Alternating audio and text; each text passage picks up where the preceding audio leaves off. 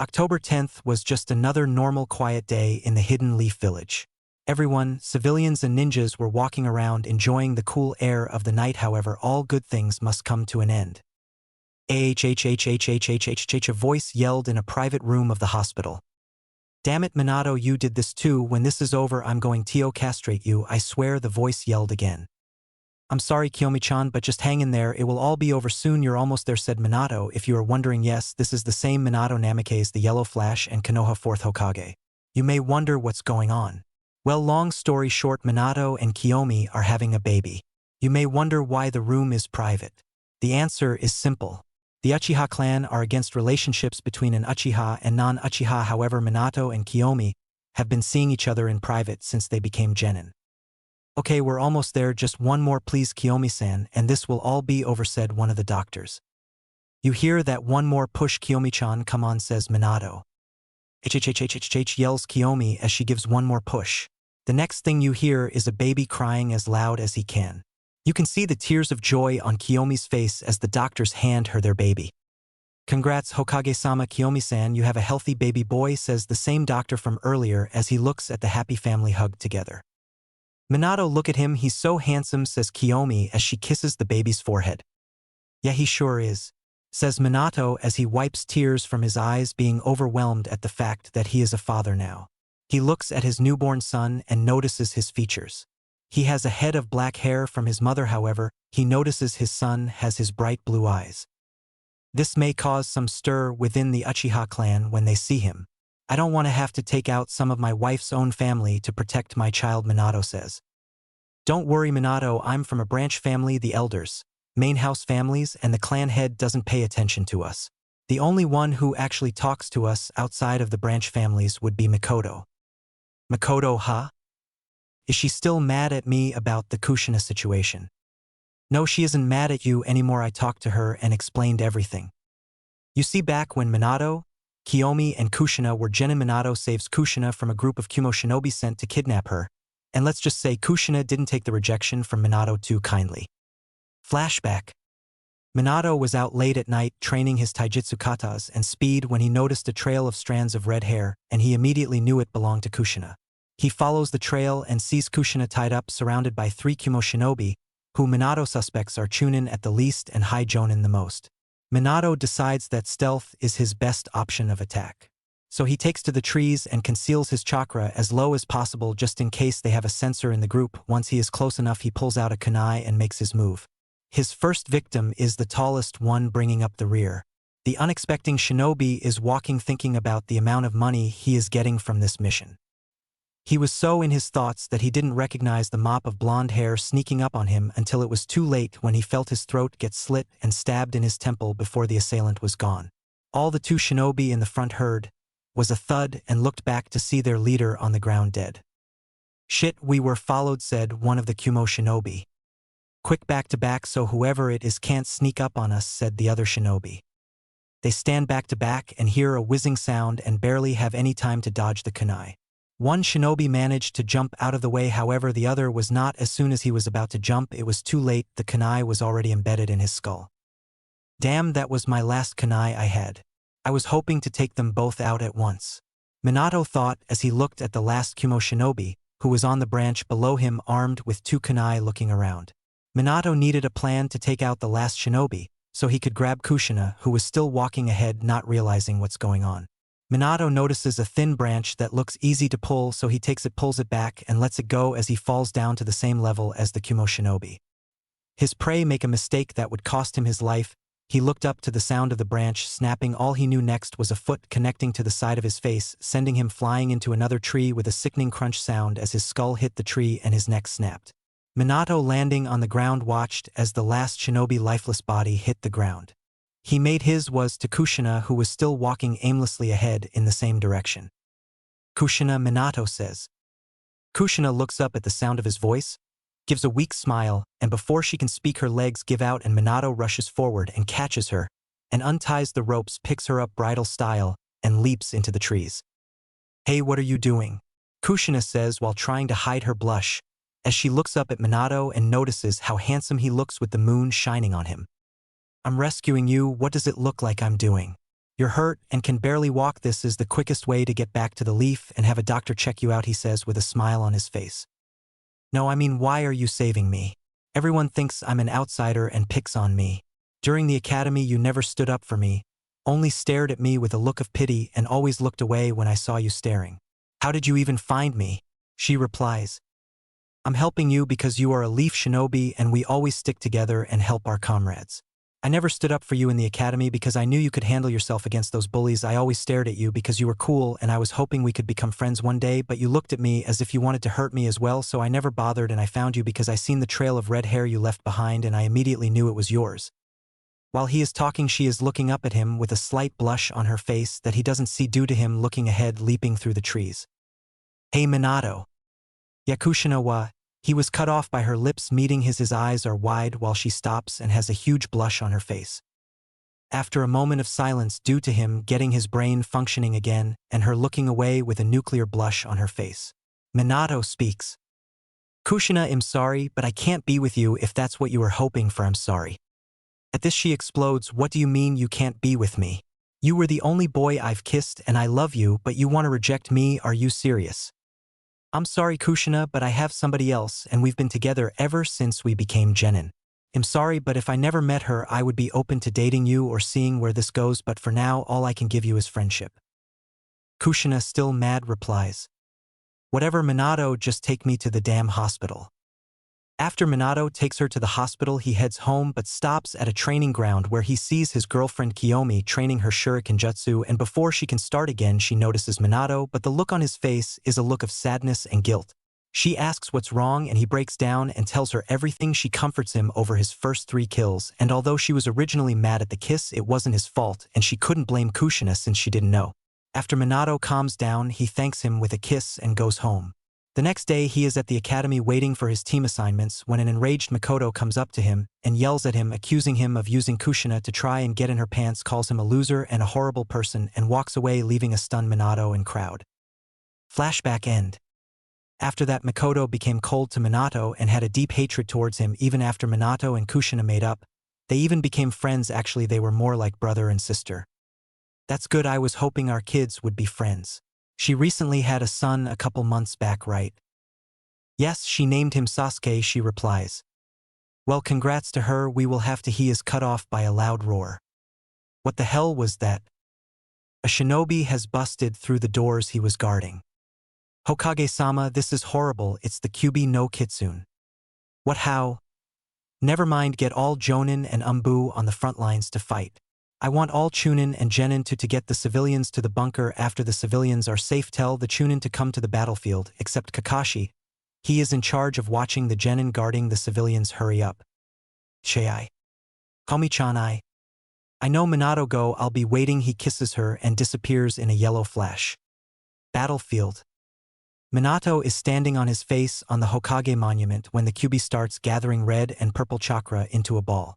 Minato sees this and gets out a tri-pronged kunai going through hand signs. When he is finished, the Kyuubi launches his tailed beast bomb, but a barrier appears absorbing the attack, sending it far away into the forest. However, before Minato can breathe, a man appears behind him and tries to absorb Minato into some kind of vortex. However, Minato escapes and the man leaves to find him. Canon fight between Minato and Madara, aka Obito. However, they don't know it's Obito. Minato flashes back to the battlefield to face off against the Kyuubi. After going through hand seals, Minato yells out, summoning Jutsu Food Cart Destroyer. Out comes a giant reed toad named Gamabunta, who lands on top of the Nine Tails. Bunta, I need you to hold down the Nine Tails while I get ready. I have a plan. Easier said than done, Minato, but I'll try. Minato, what's the plan? What are you doing? Asked an elderly man holding a staff known as the Professor of Shinobi and the third Hokage, Hiruzen Sarutobi. I'm going to seal it away to save the village from any more destruction. I'll be back. Before Hiruzen can reply, Minato flashes away. Hospital Kiyomi room. Minato arrives at Kiyomi room to tell her his plan, and what he sees before him is heartbreaking. Kiyomi is dying while shielding her son from the Ki and demonic chakra in the air from the Kyuubi. She smiles weakly at Minato with tears in her eyes, knowing she won't live after tonight. No words are said as she already knows what Minato plans to do, and he begs him to come along to be with her family one last time. Minato grabs her as she holds on to their son and flashes away to start the sealing process. Battlefield. Minato arrives back on top of Gamabunta and asks him to hold him for a little while longer so he can gather enough chakra. Once he has enough chakra, he flashes himself, his family, Gamabunta, and the Kyuubi away. After they land in another part of the forest, Minato sends Gamabunta back to his summons world and faces the Kyuubi. The Kyuubi, realizing he is free, gets ready to attack when golden chains made of chakra hold him in place while creating a barrier to keep anything from leaving or entering. Kushina, Minato, and Kiyomi yell, seeing her condition. She is battered and has bruises all over her body with some cuts on her arms while her clothes are torn up. Minato, I was attacked by a man in a mask claiming to be Madara Uchiha. He ambushed me and ripped out the Kyuubi from the seal. I know, Kushina, it's not your fault. He snuck up on you. He also fought me, but I managed to get a hit on him with my Rasengan and he retreated. Now I'm about to seal him into my son. I know it's wrong, but it's the only option. I can't reseal it into you as it would just break out again. This is the only way. Kushina smiles sadly, knowing he is right. Can I hold him, please? She asks weakly.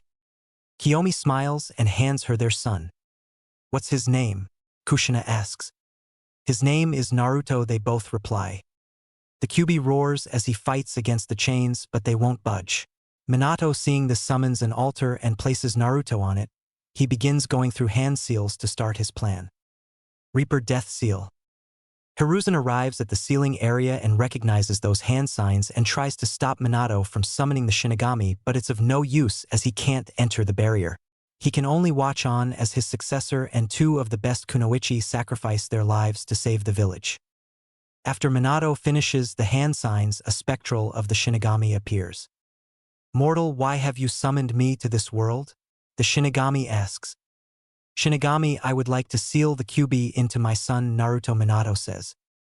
Very well, however, the cost of this sealing is your own soul, says the Shinigami as he begins to chant while he stabs and cuts open his stomach. After the chant is done, the Shinigami reaches out and his spectral-like hand goes through Minato as he winces from the pain. The hand then grabs hold of the Kyuubi, but for some reason the chains weaken enough and the Kyuubi lashes out at Naruto to kill him. However, Minato, Kiyomi, and Kushina jump in front of the Kyuubi claw and are impaled by it. On the outside, Hiruzen can only watch in horror and sadness as all of this is happening when two Umbu appear behind him. Hokage-sama, the civilians are secure in the bunker with Genin on watch with Kakashi Hatake on standby, says one Umbu.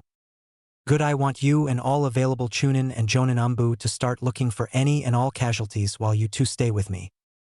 Hi, Hokage-samathi, reply both Umbu leave, however both Jonin stay behind. In the barrier, Minato and Kiyomi have just finished saying their last words to Naruto. Canon speech just replace Kushina with Kiyomi. Meanwhile, Kushina says a few words of her own. Naruto, this is your Oba-chan. I wish we could have had more time to be together. You would be like the son I never had. I leave to you all the Uzumaki sealing items. It's all I have left in life. Something tells me with you being the son of Minato, you will be interested in Fuinjutsu. She pauses to cough, but blood comes out.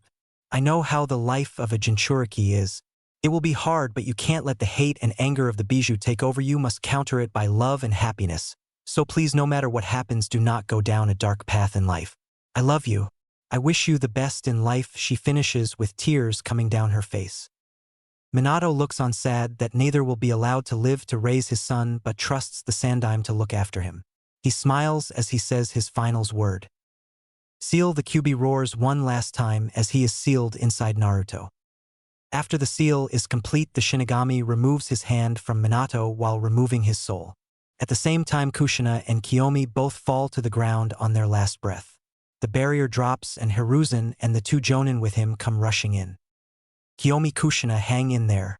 I have medical help on the way. It's no use, Hokage-sama. We're done here. It's time for us to move on.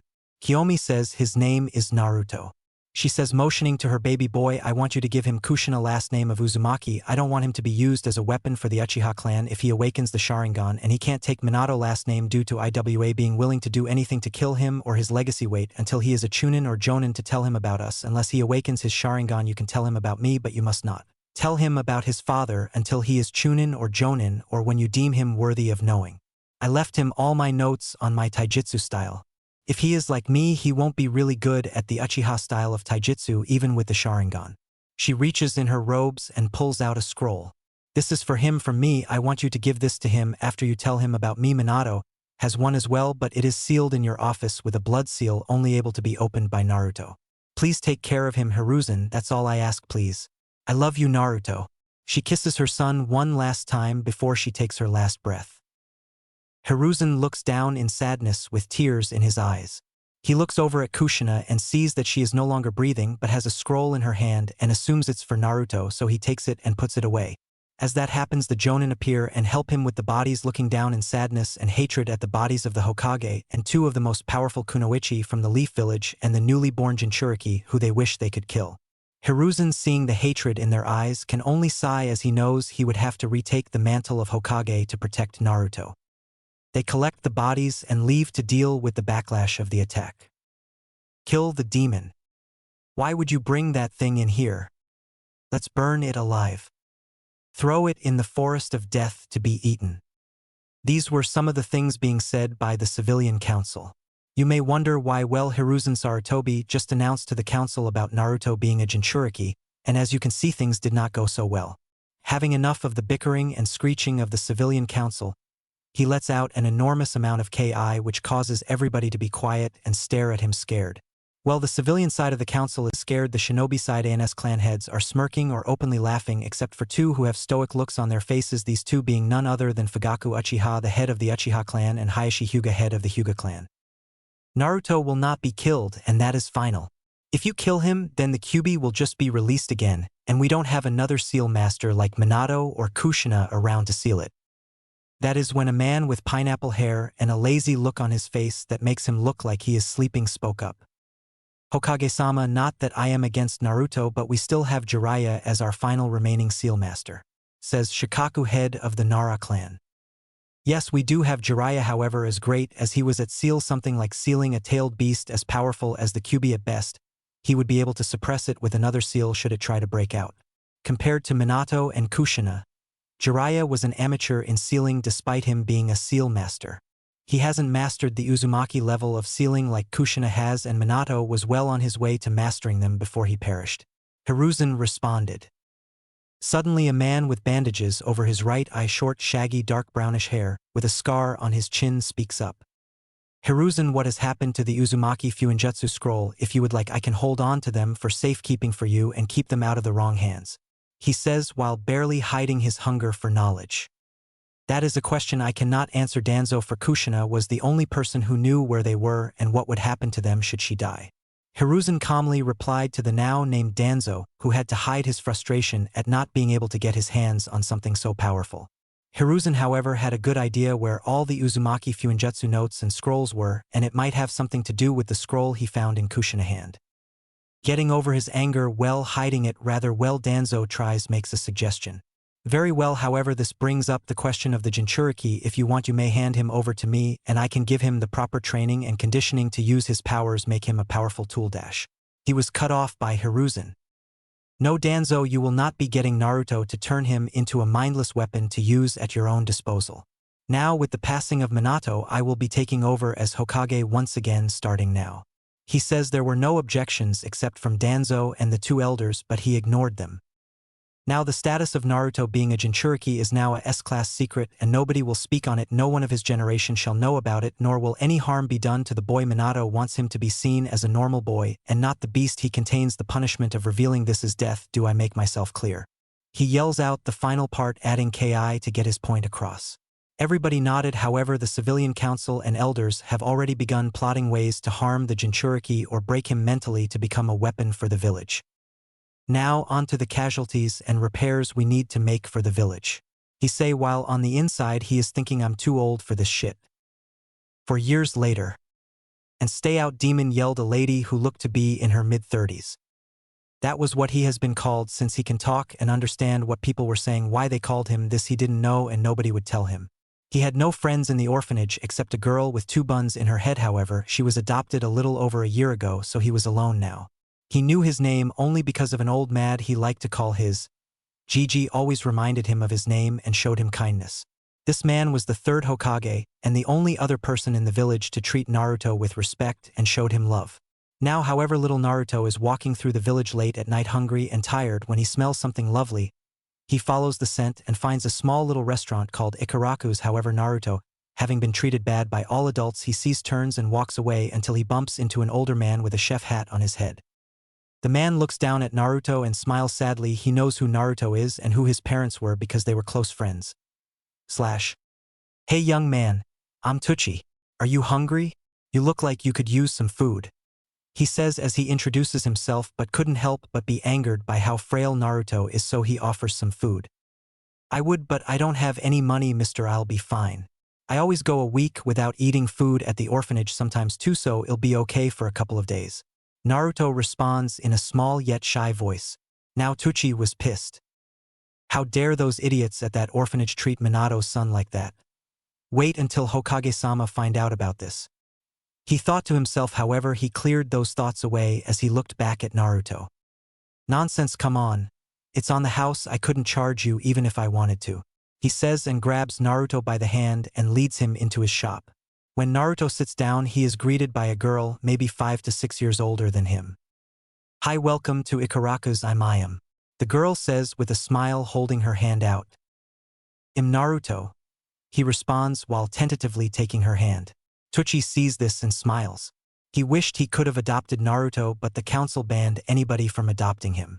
His thoughts were interrupted by the sound of Naruto's stomach growling. Laughing, he says, I'll get you some ramen. Naruto, just sit there. He goes and starts to prepare the ramen.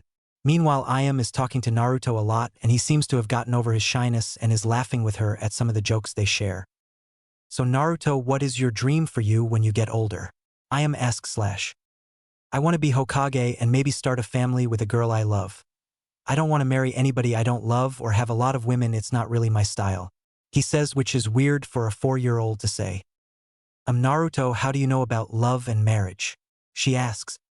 Well, I couldn't get any kid books at the orphanage, so I could learn how to read, so I seen some orange book with a man and women on the cover of the book and started reading it. I didn't understand some of the workouts, but they sounded interesting to try out, I guess, because in the book the man and women were sweating and breathing hard after they were done, but I got uninterested when he started working out with 10 women at one time. Like, how can he do that? It's not possible, he says, while Ayam is blushing up a storm at Naruto for reading a porno, but he didn't know. Meanwhile, Teuchi was finished with the ramen for Naruto and had a tray with 3 large bowls on it. If he is like his parents, this won't even be enough to fill him, he thought as he remembered his best customers spending a fortune on ramen.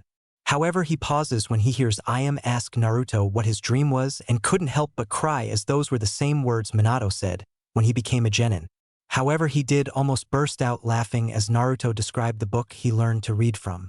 He might have to give Naruto the talk in a few years.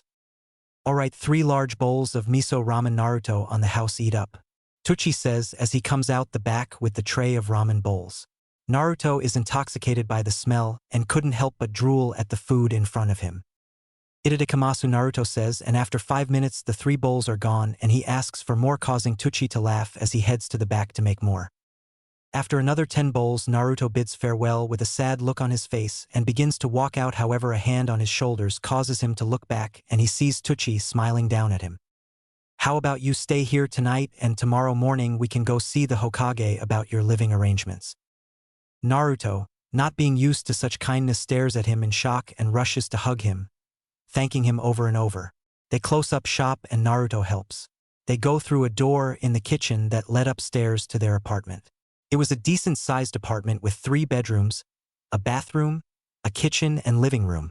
Ayam leads Naruto to the extra room where he will be sleeping and gives him one of her father's shirts, so she can wash his clothes for him since it's all he has. The shirt was so big all you could see was Naruto's head. Everything else was covered up. Naruto fell asleep that night with a smile on his face and had the best sleep he has ever had. Next morning, Naruto wakes up and goes to the kitchen and sees Ayam making breakfast. She greets him as she gives him some food to eat before saying they are going to see the Hokage later, so the shop will be opening late. After everyone eats, they get ready to leave. However, when they open the door, the Hokage is there with 2 Umbu behind him, one with gravity-defying hair in a dog mask and a taller one with brown hair. However, Naruto, being used to the feeling of hatred, can feel it coming from this certain Umbu in a monkey mask. Hokage-sama. Teuchi greets them with a bow. We were just about to come see you to talk about something important about Naruto. Yes, I was coming here to tell you the civilian council wanted you arrested. However, I know better than to believe anything they say, so let's go to my office. He replies. They got to his office and began to talk. So Teuchi, do you mind telling me why Naruto was living in your house now? Hiruzen asks, but doesn't really care, but has to do it for the elders minus Danzo are in the room. Well, Hokage-sama, in all honesty, Naruto does not live with us. He was staying there for the night since he doesn't have anywhere to live. As I told you earlier, we were on our way to speak to you. However, I believe it would be best if Naruto were to explain what happened. Teuchi replies. No, that boy has nothing to say during this meeting, we won't hear it. Says the old lady who is one of the elder advisors named Koharu. She lost one of her daughters and husband during the Kyuubi attack and holds a deep hatred towards Naruto and blames him. She didn't want Hiruzen to become Hokage because he would protect the boy she wanted to harm. Koharu, behave yourself, let him speak. He has a right to speak as much as us during this meeting. After all, it is about him. Go on, Naruto tells us what happened. Replied the other elder advisor named Hamura. He lost family as well to the beast when it suddenly attacked. However, he had his suspicions about the attack because as far as he knew, Minato just checked the seal the day before and seen Kushina's condition before the burial and noticed it looked like she was on a serious fight. He didn't blame Naruto. Hell, he felt sad for the boy knowing what he contained. He wasn't against Hiruzen becoming Hokage despite voting against him. He was only looking out for his friends/teammates' health and believed the stress would kill him. Naruto, nodding at him, told them everything from how he was treated in the orphanage to him being kicked out. However, what he said next shocked everyone. I know about the law that prevents anybody from adopting me for being a demon and disgrace to the village. The lady at the orphanage made sure to tell me that every time somebody was adopted, especially when my only friend was adopted and taken away, but I will not say her name, I don't want her treated badly like I am. Is it possible for me to have my own place? I know how to clean since the orphanage had me cleaning up every day while they took all the kids out to play or walk around the village. He says, not noticing the shocked/angry looks on 4 people in the room and a look of smugness on the other. Very well, Naruto, I will find you a place to stay after I am done at the orphanage. However, I want you to stay with Ayam and Teuchi until then. Don't worry about opening up shop today, Teuchi, I'll cover the amount you would make. How much exactly do you make on a Friday? Hiruzen asks. Teuchi and Ayam are standing there in shock over the kindness, but he begins to run numbers in his head for about 2 to 3 minutes before he responds. We make about 1,500,000 Ryo on a Friday due to a lot of ninjas returning to the village from missions and are always hungry and want something that can be made quickly. He replies. Hiruzen, knowing how ninjas eat, isn't shocked that much but wasn't expecting that much. However, he writes a check to Teuchi and says to take it to his secretary so she can deposit it to his account. Teuchi bows and leaves with Ayam, leaving Naruto behind to finish his meeting with the Hokage. Orphanage. Hiruzen walks up to the orphanage and sees the helper for the day at the orphanage, a girl named Kurama Yuhi, a fresh Chuunin who has been helping at the orphanage on her off days ever since she was a Genin. She sees him walking in and greets him. Hello, Hokage-sama, may I ask why you are here today? She asks. Yes, I am here to see Naruto Uzumaki for the day. It's time for our usual lunchtime at Ikaraku's. He says, but it's a lie since Naruto just met them yesterday, while inwardly seeing how she would react to his name, knowing she lost the only remaining family during the Kyuubi attack. When he went to the front lines to hold the beast off, she later found him dead under rubble during the cleanup, and it took a lot for her to get back into training. To his surprise, she took on a sad look and let out a heavy sigh. I was actually going to talk to you about that. He has been beaten a lot while staying here. I was walking around helping out 2 years ago when I seen the matriarch beating him a broken pipe, claiming it was his fault, but he told me not to say anything, and every time I came after that he would always stay away from me and say he doesn't want me to associate myself with a no-good demon brat. Although the Kyuubi heals him physically, it's the mental scars I'm worried about. But I haven't seen him all day. In fact, I hadn't seen him last night when I usually come check in to start my shift, and his room was empty. She replies with tears coming down her face. It's alright, Kurinai, Naruto is safe. He is with Teuchi and his daughter Ayam right now until I find him an apartment later on today due to the law surrounding him being adopted. However, I am going to need all the money I've sent here for him to be taken care of with. He says, I'm sorry, Hokage-sama, but for the past 4 years I've been working here, his money account was always empty. I assumed they would spend it on him. However, I doubted that since all his clothes we poorly taken care of and looked like he was stitching them up to wear them more. Kurinai, are you telling me the orphanage has been stealing his money from him? He gets a nod back, but what gets him even more angry is when she says they always have new clothes and jewelry for themselves and clothes and toys for the kids minus Naruto. Kurenai, over the last 4 years I have sent over 400,000 Ryo and you're telling me they haven't spent any on Naruto. He gets another nod. Thank you Kurenai, I will need you to watch the orphanage for 2 weeks while I look for new caretakers. I'll double the pay since you are a Chuunin and you will still get your Chuunin pay on top. Think of this as a B-rank mission. He says she is so shocked that all she can do is nod in agreement. He leaves to talk to the lady who is in charge of the orphanage along with her help that were all about to lose their job, however they didn't know it. What he sees disgusts him. The children at the orphanage are throwing food around, more specifically at the wall, but what's on the wall is what gets him mad. On the wall is a picture of Naruto that looks to be taken right after he was beaten with the words demon on it, and somebody drew 9 tails behind him, most likely one of the adults who are sitting in a chair laughing about getting rid of the demon child while counting money. He walks up to them slowly before speaking.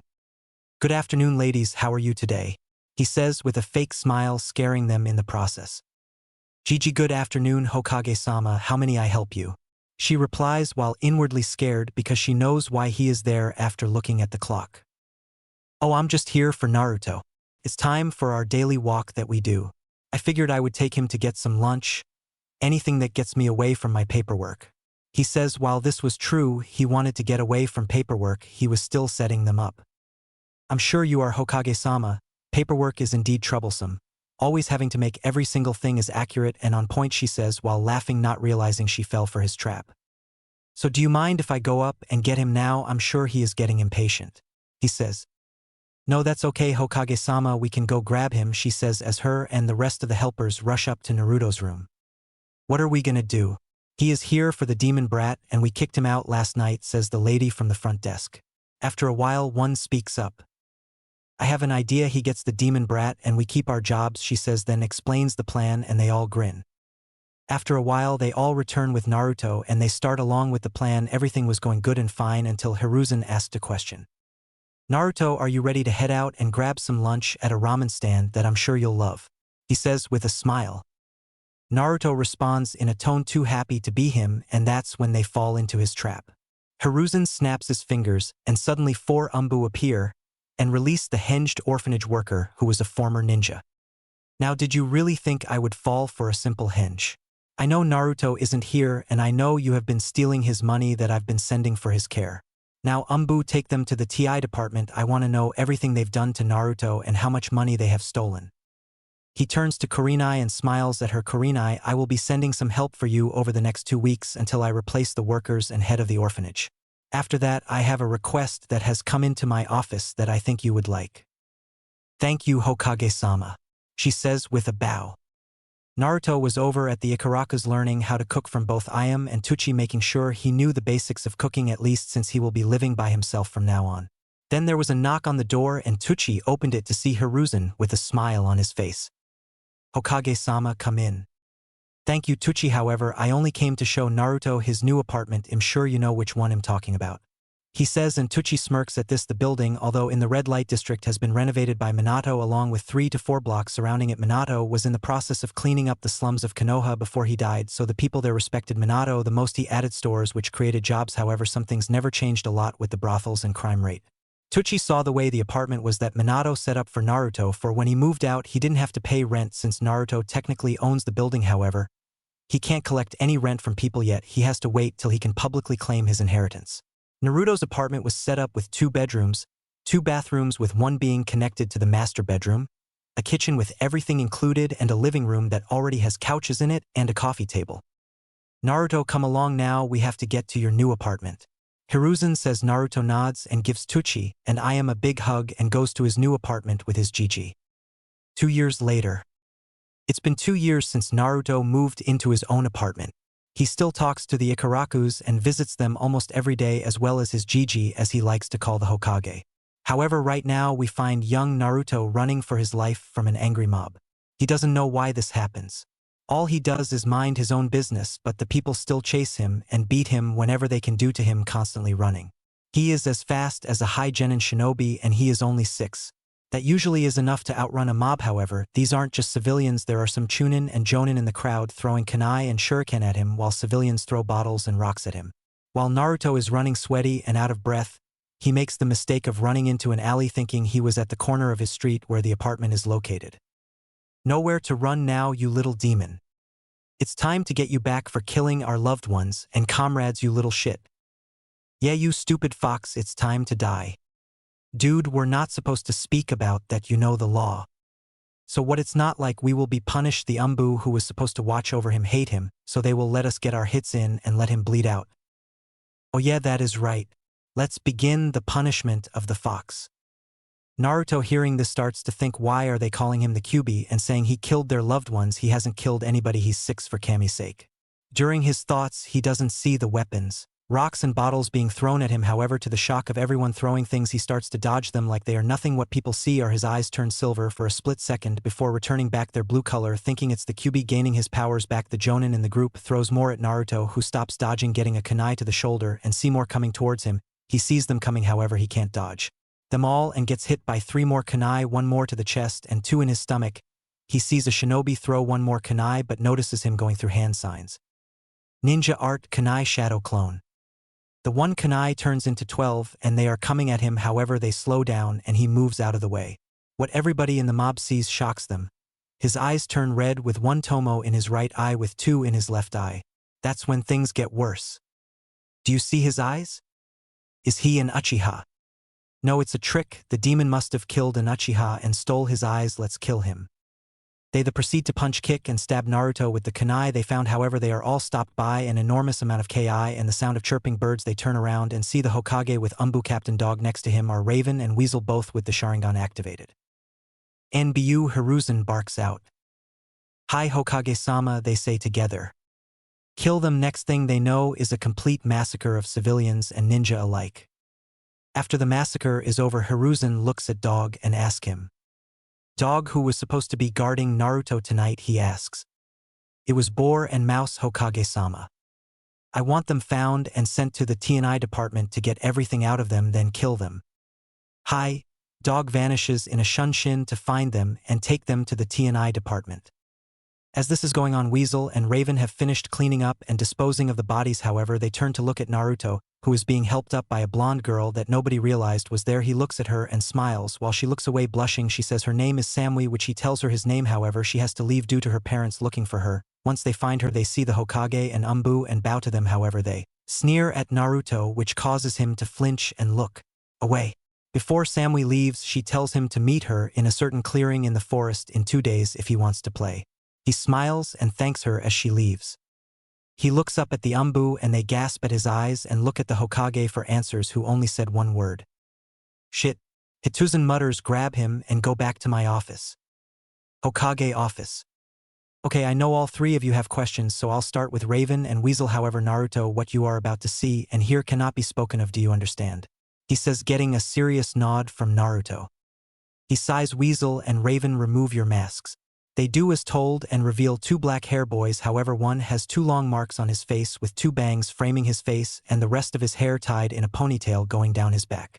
This is the current heir of the Uchiha clan, Itachi Uchiha. However, next to him is another guy with short spiky black hair with a smile on his face that gives warmth compared to the stoic look of Itachi. This man is Shursui Uchiha, best friend of Itachi and cousin of Kagami Uchiha. Now Naruto, I'm sure you have questions and I will answer them for you. Naruto nods and fires off all his questions. Why was I able to dodge all those kunai and shuriken? Why do the people of this village treat me like that? Why did they call me the Kyuubi? And where was my damn Umbu guard? Naruto, the reason you were able to dodge those shuriken and kunai is because you have unlocked a dojutsu belonging to the Uchiha clan from your mother. He says, getting a gasp from all 3 occupants in the room. Now before you get mad at why you were not raised by the Uchiha clan is simple. 6 years ago on your birthday, the Kyuubi attacked the village. Nobody knows why though. However, it was up to Minato, who you know was the 4th Hokage, to stop the beast, but it was only by sealing it away, and he needed a newborn baby, and seeing as how you were the only baby born, he had no choice but to use you for the sealing process, thus making you a Jinchuriki, or power of human sacrifice. Now this does not make you the Kyuubi itself, only the container. Now as to why you were not raised by the Uchiha clan is because the Uchiha clan head and elders would have tried to break you mentally and use you as a weapon, and I know that Minato did not want you to be used as a weapon but seen as a hero and live a normal life. However, I messed up by revealing your Jinchuriki status to the council. However, I had no choice in the matter as the Jonin who were with me at the time already told the elders and some of his ninja friends what happened. I did make it a S-ranked law to not speak of it or harm you in any way to protect you. However, it seems nobody took me seriously, which is resulting in deaths of civilians and shinobi alike. He explains as for the Umbu guards that were supposed to watch you apparently hated you for holding the QB as well and left their post and let you be caught and beaten, nearly being killed. However, I had dog-tracked them down, sent to the T&I department. Naruto nods at that, still getting over the fact that the QB is sealed in his gut. However, he realized something. Hey Gigi, you never answered my question about how I was able to dodge all those kunai and shuriken. Before Hiruzen could speak, Shursui spoke up for. He did answer your question. It is due to your Sharingan everything slows down for you, allowing you to dodge and anticipate and predict your opponent's movements. He replies. Then Itachi spoke up. What Shursui says is true, however you are a special case. Most people when they unlock the Sharingan only have one tomo in each eye, however you have one in your right eye but two tomos in your right eye. He explains. Yes, I understand that. I'm talking about before the Sharingan unlocked. I was just standing there waiting for the kunai and shuriken to hit me, but I felt hot and my body started to dodge on its own like I had no control over my movements. I'm sorry Naruto, but that we cannot explain as we have never heard of that happening before.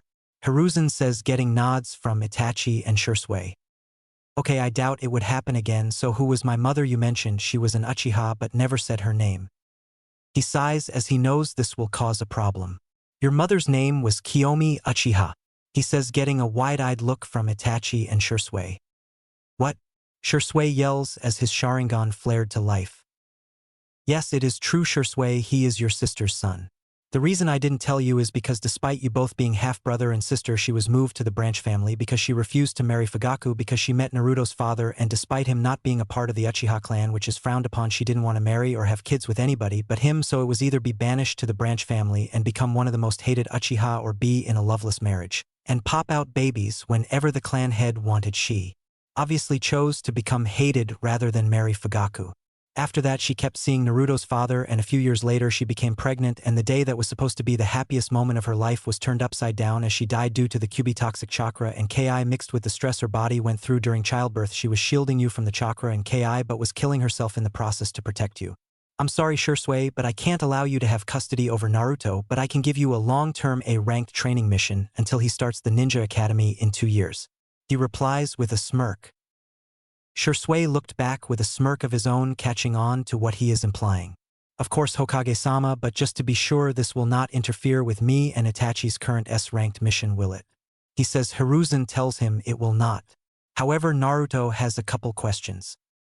Hang on Gigi. I have 2 questions. Number 1, what will he be teaching me?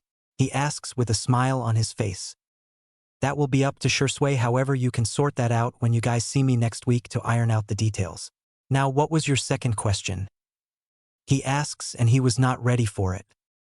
I didn't know you read those orange books too. They must be really popular. He said, pointing to the orange book that fell on the floor from his robe. Hiruzen had just stood there in shock and was curious as well. Naruto, where did you read this book at? He asks, hoping Kakashi didn't give one to him. Oh, those were the only books I was able to find and read at the orphanage. Somehow when I wanted to read, all the kid books would be missing. So I found those and taught myself how to read. He replies innocently. Okay Naruto, just don't read them anymore. Okay Gigi, but I have another question. What's a pussy and why would a guy want to pound it hard and fast? He asked innocently. The result of the question was 3 men falling to the ground, having no choice but to give him the talk now. After a long and embarrassing talk with Itachi, Shursui and his Gigi, Naruto went home and went to sleep. 2 days later, Naruto is in the forest around the village looking for the girl Samui. He finds her sitting by a river and they play tag, hide and seek, and Naruto has to save her from invisible ninjas promising to play again. They play some more throughout the week and even bought a yin and yang necklace with each other's name on the back. Samui has the yin symbol, but with Naruto's name on it, while Naruto has the yang symbol with Samui's name on the back. They even went as far as to be each other's first kiss, which had them both blushing up a storm and sit in awkward silence, unaware of the blank masked Umbu that had been watching them, that left and reported to his master, who told Samui's father, and the next day she was told Naruto had been killed by a rogue ninja and they were moving to Kumo. After that day, Samui never showed any emotion towards anybody but still wore the necklace she had with Naruto. A couple days later, Naruto is in the Hokage's office. He was down these past couple of days not seeing Samui. He still wore the necklace but kept it tucked in so nobody would see it. Naruto, it's good to see you now. All we need is for Shursui to arrive. No sooner than he said that did Shursui appear via Shunshin. Now Shursui, since you are here, the details of this mission are simple. You are to train Naruto as much as possible for the next 2 years until he starts the academy, because I fear that the teachers will try to sabotage him and teach him wrong. He says, "Hi Hokage-sama." Shursui replies, "Now Naruto, this scroll is from your mother. It has her taijutsu style she used because she was no good at the Uchiha style." Shursui laughs at this because he remembers his sister when he was younger watching her struggle with the Uchiha interpreter fist. Anyway, she left this for you along with her ninjutsu she created. Handing Naruto a scroll. "Thank Gigi, but can I ask a question?" Getting a nod, he continues, "I've seen some shinobi putting stuff in scrolls and making it disappear into the scroll. How did they do that?" he asked out of curiosity. He is just like Minato. It's a good thing both Minato and Kushina left their notes behind on Fuinjutsu. Hiruzen thought to himself, holding back his tears.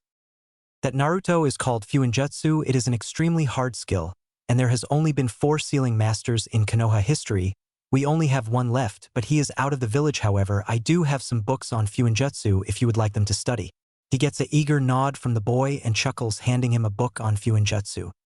"Now you both are dismissed. I expect good results from this training. Now you are dismissed." They both leave. Now Hiruzen is sitting there looking at his stacks of paperwork and is about to get started when his secretary walks in with a cart with 3 more stacks of paperwork, causing him to cry anime tears, yelling at the picture of Minato. "How did you do it?" Causing his secretary to walk out with a sweat drop. In the training field, Shursui is sitting with Naruto going over what he will teach him. "Okay Naruto, first things first, I'm going to teach you how to unlock your chakra. After that we will be working on your taijutsu, ninjutsu, shuriken jutsu, and genjutsu. I'll leave the fuinjutsu to you since I know nothing about it. Finally, we will work on upgrading your Sharingan to its mature state. It becomes mature when you have 3 tomo in each eye like I do." As he turns on his Sharingan. "Now I want you to sit in a lotus position and try to unlock your chakra. You've only unlocked a small amount due to the Sharingan activating, however, it isn't completely unlocked. Try to remember what you felt in your eyes when the Sharingan activated and pull it to the surface, you understand?" He gets a nod from Naruto and lets him begin. After about 3 hours, Shursui was about to call it quits for the day. However, he felt something coming from Naruto. Inside Naruto's mind. He was trying to search for his chakra when he wound up in a sewer-looking area with pipes leading in 2 different directions. He feels hated coming from his left, so he goes the opposite way to his chakra, and instead of finding a small amount he sees quite a lot and pulls it, and all of a sudden he was fading from his mindscape. Outside his mind. Shursui is walking to Naruto when all of a sudden chakra starts to flow from him, and it hits a certain point before stopping. Naruto opens his eyes to see Shursui staring at him with a smile on his face, but inwardly he is freaking out. Geez, he already has as much chakra as a mid-Chuunin. I need to teach him chakra control ASAP. He thought before he could speak. Naruto said something first. "Shursui, I thought we were here alone." Getting a confused look from Shursui. "What do you mean we are alone?" he says. Naruto only looks over the shoulder of Shursui and nods his head slightly. Shursui, understanding, asks how many. Naruto holds up one finger. Shursui, getting the hint, Shunshin in front of the person in the trees, which happens to be a blank masked umbu with northeast written on it. Before the umbu can react, Shursui puts his tanto through his chest, killing him, but takes the mask for evidence.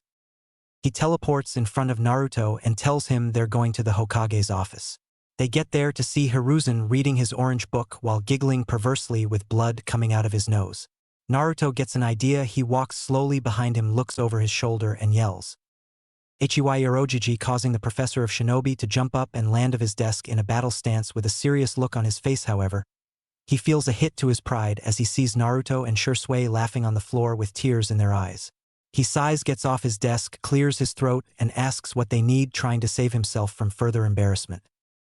"We have a problem, Hokage-sama," Shursui says with a serious voice, causing Hiruzen to go into what Naruto calls Hokage mode. "What problem?" he asks in a serious voice. All Shursui does is pull out the mask of the umbu he killed.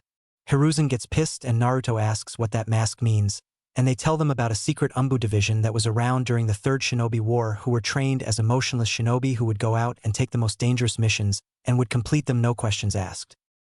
Who would do such a thing to their own shinobi? Taking away is not right and makes them basically mindless drones or better yet monsters who could possibly turn on their own comrades. Naruto says angrily as his Sharingan turns on but quickly turns off before anybody can notice. Hiruzen answered this question. His name is Danzo and he is cold and ruthless. He claims all he does is for the good of the village, but in reality it's for himself. He wants to be Hokage and tried to kill me once, but I couldn't put it on him due to him being able to his evidence as if it never happened. This is what he looks like. Hiruzen shows him a picture of Danzo. Naruto, seeing him, gains a wide-eyed look on his face. I've seen him at the orphanage a lot. He would come in and hand the ladies at the desk a lot of money, and he would leave with 5 kids. He would come by once every 3 months and do the same thing. He would look at me with a look of want in his eye. So on top of him being a pedophile, he also is a jealous lunatic war lover. Shursui and Hiruzen both sweat drop at his last sentence of Naruto calling Danzo a pedophile. Naruto, why didn't you say something sooner to me about this? Naruto just gives him a look. Seriously, I'm the most hated person in the village except that purple-haired lady with the trench coat. Who would believe me instead of you? He says. Hiruzen nods at this. Nobody would believe a child about this, let alone the demon brat. He sighs and says he will deal with Danzo in due time. In the meantime, you can use the Hokage's personal training ground around behind the Hokage monument. It'll key in your chakra signatures. Minato put a seal back there that keeps any chakra from getting out and another so you can't see anything from the outside, only from the inside. Getting a star-eyed look from Naruto saying how cool the yondaime was. Hiruzen chuckles at this and leads them to the Hokage training ground after keying in their chakra signatures, so they can just walk through the shield with no problem. They all leave Shursui to continue his S-ranked mission with Itachi and Naruto to go spend some time with the Ikarakus before going home to get started on his Fuinjutsu. It's been 6 months since Naruto has been training with Shursui and has been working on his chakra control and Fuinjutsu. So far Naruto knows leaf balancing. He can do that with multiple leaves, Sinban balancing, tree walking, and water walking. Now he is trying to combine the leaf and tree walking exercise. He does this because he and Shursui estimated by the time he graduated he could have as much chakra as an elite Jonin or Umbu, so due to his reserves constantly growing. Dang, Naruto mumbles under his breath as the leaves fall off his body again while walking up the tree. Shursui, seeing this, just chuckles slightly. He's upset that he can't get the leaves to stick to his body while tree walking, while most Chuunin wouldn't even try this. He will be a splendid ninja. He thought. He then clapped his hands, getting Naruto's attention. Okay, Naruto, it's been 6 months and you have low Chuunin control over your chakra, which is good since you have mid-Chuunin reserves. However, due to the seal, your reserves will start growing faster the harder you train. Now I want to know how far along you've come in your Fuinjutsu. He asks / Oh, that it's really easy. I'm already at level 3, so I can make storage scrolls, explosive tags, security tags, and my personal favorite, a tag that shoots out paint and feathers at anybody who activates it. He proudly says, getting a sweat drop from Shursui. Seriously, the hardest area to study in ninja training, and he makes a pranking seal as if it was nothing. I know he would be good, but not this good so fast. Sheesh. / Okay, I'm not gonna ask about that last one. Getting a sheepish grin from Naruto. Now we will begin working on your taijutsu with and without the Sharingan, so you can get used to fighting with and without it. You never want to become too reliant on your eyes. Now let's begin. He says with an evil grin, scaring Naruto, who barely dodged the punch.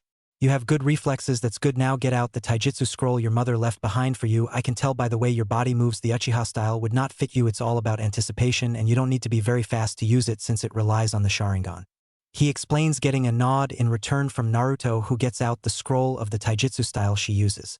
Kame style was written on the scroll. It was about endurance and strength. However, Naruto would have to make some minor adjustments to adapt to it, so he would be able to use it along with his speed without losing the strength, but it was perfect for him since he could use it with and without the Sharingan. 3 months later. The past 3 months could be described as hell or fun depending on who you are. For Naruto it was torture, but if asked, Shursui, life couldn't have been better. He introduced Naruto into a training regime that would leave him battered and bruised at the end of the day. In the last 3 months, his taijutsu reached academy level, which is ahead of most kids going to the ninja academy except for some clan heirs. Speaking of clan heirs, he met some of them. Shikamaru and Choji, they hit it off. Naruto and Shikamaru would play shogi sometimes, or sometimes just lay down and watch the clouds, and Naruto found out how relaxing it can be and made it a habit to watch the clouds after a training session of it ended early. Choji, on the other hand, was more interested in eating all the time, having challenged Naruto to multiple ramen eating contests that would put grown men to shame. Naruto leads the series 11-10. Naruto met some more as well, and he met Hinata Hyuga, who was shy and had confidence issues. Kiba Inuzuka, who was brash and kind of rubbed Naruto the wrong way, but he was a good guy. He met Shino, who he thought was weird at first but learned that his clan is really antisocial and only speak when needed. He also found out about the insects and how the Aburame clan used them to Naruto, fascinated by this. He met Ino Yamanaka, who Naruto wasn't really a fan of. She was always trying to boss somebody around and yelling about something. It was annoying, but her blonde hair reminded him of his first and only best friend Samui, who he hasn't seen in a long time and always gets sad thinking about her. Then he met Sakura Haruno, a civilian from a merchant family. He recognizes her pink hair from an older lady who would always lead the mobs when they would chase him and beat him before he started training and got his new apartment. Last but not least, he sort of met Sasuke Uchiha, who he later found out from Shursui was Itachi's younger brother. He stumbled upon Sasuke watching him practice a jutsu he could never get right and would see his father walk away when he couldn't perfect it. He asked Shursui about this and explained to him that it is the Uchiha rite of passage. After you master the jutsu, you can wear the Uchiha crest on your clothes. Naruto then understood why his father was acting like that. But back to the training. Speed up Naruto focus. Shursui says as he sends punches and kicks at Naruto. He is only moving at a high Genin speed while sparring with Naruto. He didn't let Naruto use his Sharingan this time around, wanting him to work on his natural reflexes. While fighting, Naruto was doing pretty well until Shursui decided to speed up to mid-Chuunin, and that's when things got bad for Naruto. Shursui was relentless in his assault against Naruto, breaking through his defenses, but as this was going on, he saw Naruto's body start to give off heat and pressure like Ki, but it was calm and relaxing. Next thing Shursui knew, Naruto was dodging his attacks like it was nothing, and Shursui's Sharingan couldn't predict his dodge pattern anymore. When he looked at Naruto, he seen his eyes were silver, but he felt very little chakra being used. After one last strike to the face, all Naruto did was tilt his head to the side, and the unexpected Shursui was hit in the stomach by Naruto, causing him to cough up spit. When he regained his composure, he saw Naruto passed out on the ground. His breathing was heavy, but he was alive. He picked Naruto up and shunshined to the Hokage's office. Shursui arrived in the Hokage's office, seeing him finishing up some paperwork. However, when he saw Naruto, he started to panic, but Shursui just held his hands up and said he was fine. Shursui report. What happened? He asked, serious. I honestly have no clue. I know what happened, but I can't really explain it, he says with a sigh. He then explains what happened during training with Naruto. The Hokage just sits there thinking about this. Shursui, I want you to take it easy on Naruto for now, only train him using high Genin low Chuunin speed and strength. Clearly whatever happens to him isn't normal and causes stress to his body, as we can see. However, how is his training going? He gets a smile in return. Well, for the first 6 months I trained him on chakra control since he has mid-Chuunin reserves already. Getting a wide-eyed look from the Hokage, he continues. I've taught him leaf balancing, senbon balancing, tree walking, and water walking. Currently he is trying to combine tree walking with leaf balancing. It's not going good for him, but he will get it. His Fuinjutsu really impressed me since he does it on his own.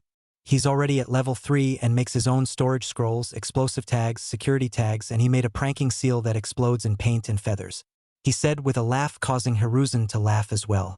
His taijutsu has come along great the past 3 months. We started working on it. His mom was right to leave him that taijutsu style. He is a natural at it. I would say he is about academy level, borderline low Genin right now. I would say he would be at high Genin by the time we are done training, he says with a proud smile. Good, and I assume you haven't taught him any ninjutsu yet because you are working on conditioning his body and chakra control right now. He gets a nod in return. Good, now on to other matters. Any progression on the S-ranked mission? All I know so far, as well as Itachi, is they just walk around ready to snap at anything. That's why I keep Naruto away from them, because I know they would take their anger out on him, he says with a sigh. Alright, continue to train Naruto. You have only just over a year left. Make your sister proud, Shursui. Dismissed. Shursui picks up Naruto and takes him home before leaving himself. Naruto's mindscape. Naruto wakes in the same sewer as last time, but this time he follows the pipes with red chakra filled with hate and malice. He walks until he sees a giant cage with a piece of paper with word seal on it and notices the large fox with 9 tails behind it. He walks close to the cage but has to jump back to avoid a claw that lashed out at him. However, what causes him to fall on his face is the fox is asleep with drool coming out of its mouth. He takes a deep breath and yells, "Oh, I fox, wake up, you're drooling." This causes the fox to jump up looking around, and when he finally fully wakes up, he notices Naruto standing there. "Huh, what? Oh, it's you. What's up?" it says, causing Naruto to sweat drop. "What? No evil monologue about how you're the all-powerful Kyuubi no Kitsune. No threats to rip my guts out or eat me. Threaten to break out?" he asks. "No, it's too much work and a waste of words. Besides, I knew you wouldn't pay attention to it anyway. So why are you here?" "I was training and passed out due to exhaustion and woke up here. So I have some questions for you if I may." He gets a nod from the fox. "Okay, why did you attack the Leaf Village? Why is my mind a sewer? Are there more like you, and what's your name? You have to have one right." The Kyuubi is there in shock because nobody has ever bothered to learn its name. However, it responds, "I didn't attack the Leaf Village on my own. While I was ripped out of my previous container Kushina Uzumaki by a man who claimed to be Madara Uchiha. However, I knew he wasn't him because I've been under Madara Genjutsu before when he used to attack the first Hokage before I was sealed into my first host Mito Uzumaki, making her the second Jinchuriki ever only after my creator. After Mito sealed me, the first Hokage decided to capture my brothers and sisters, the other 8-tailed beasts. We range from one tail being the weakest to me, the 9 tails the strongest of them all. After Hashirama captured them, he gave them away like useless items to the other villages to create peace, but all he did was gave them ideas to create Jinchuriki and turn them into weapons for war. There have been 3 major shinobi wars already, and I've seen them all. Now the reason for your mindscape looking like this is because of your childhood before you met your uncle and got your own place to live. However, if you notice it isn't as bad as it should be, that's because of the fond memories you have of the walks with the old monkey you call your Gigi, the moments you spend with the Ikarakus, the time you played with the bun-haired girl, and then my personal favorite, the little blonde girl you met before she disappeared. That is why your mind looks like this. However, it is up to you to change it. Now for your last question. Yes, I do have a name. However, I will not be telling you because you are not worthy to know it yet. Once you get strong enough, I will tell you my name. However, I have not deemed you ready yet. It says, getting a nod of understanding from Naruto. You know, you're a lot different from the typical Uchiha. They are usually walking around like the sun shines out of their ass and walk around like they have sticks shoved up their ass. Yeah, I know the only person I know from the Uchiha clan that doesn't act like that is Shursui. Other than that, they all act like that. Even Itachi, who he says is a good person, walks around like that. However, I've been noticing some tension coming from the Uchiha clan lately. I can sense the negative emotions coming from them. Why is that? So you've noticed that would be my doing. I wanted to give you something like an edge, so I gave you my ability to sense negative emotions on top of the regular sensory abilities you had. I've sort of enhanced them so your sensory abilities can be as good as Mito Uzumaki if you train them. Now I believe it is time for you to wake up soon, but I'll give you one more question. Is there any way to let you out? I mean, I know I can remove the seal, but that would kill me. Is there any other way, because from what you told me you don't deserve to be sealed away? The Yondaime used the Reaper Death Seal to seal me away. He is such an idiot. He could have just used the Uzumaki-tailed beast sealing ritual and he would still be alive, but I guess he never bothered to learn it. Shame, my old was too weak and only had enough chakra to summon those chains of hers. Now the only way I know to counter is to summon Kami. However, you need to be a level 10 seal master by Konoha standards, and it requires you to have Jonin to Kage level chakra reserves. However, you only have to worry about the sealing level part. Because of my chakra, I can give you some to make up for the chakra you need, so you're at a level 4 already after 9 months.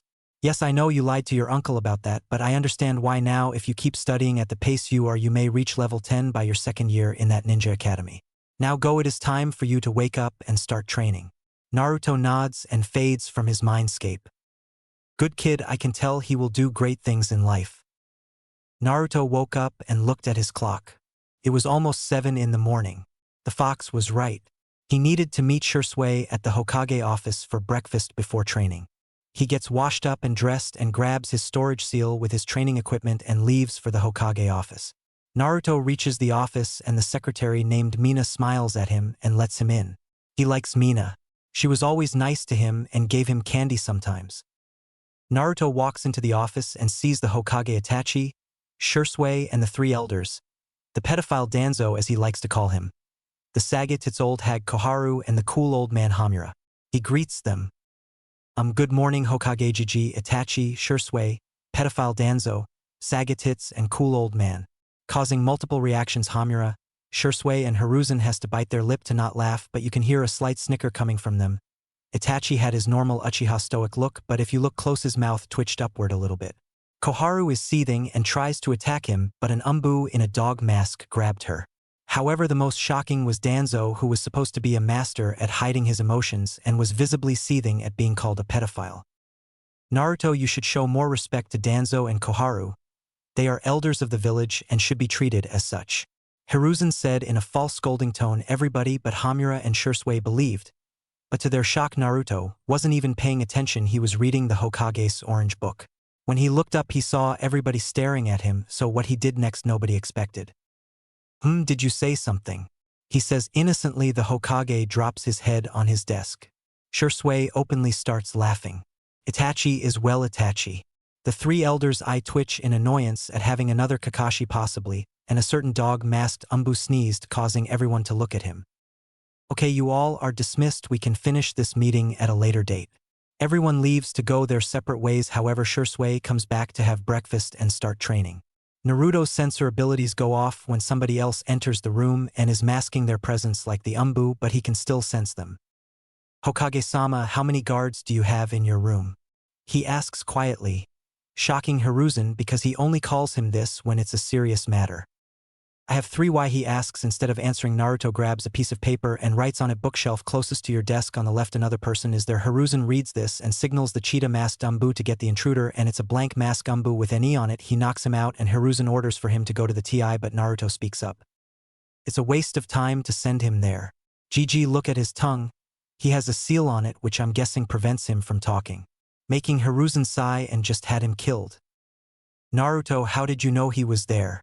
Shursui asks. Hiruzen nods. Did you guys forget I'm a censor? He asks with a deadpan voice, and they smack their head with their hands. Speaking of censors, I talked to the Ninetales and he gave me his negative emotion sensing abilities as well as the reason for attacking the village.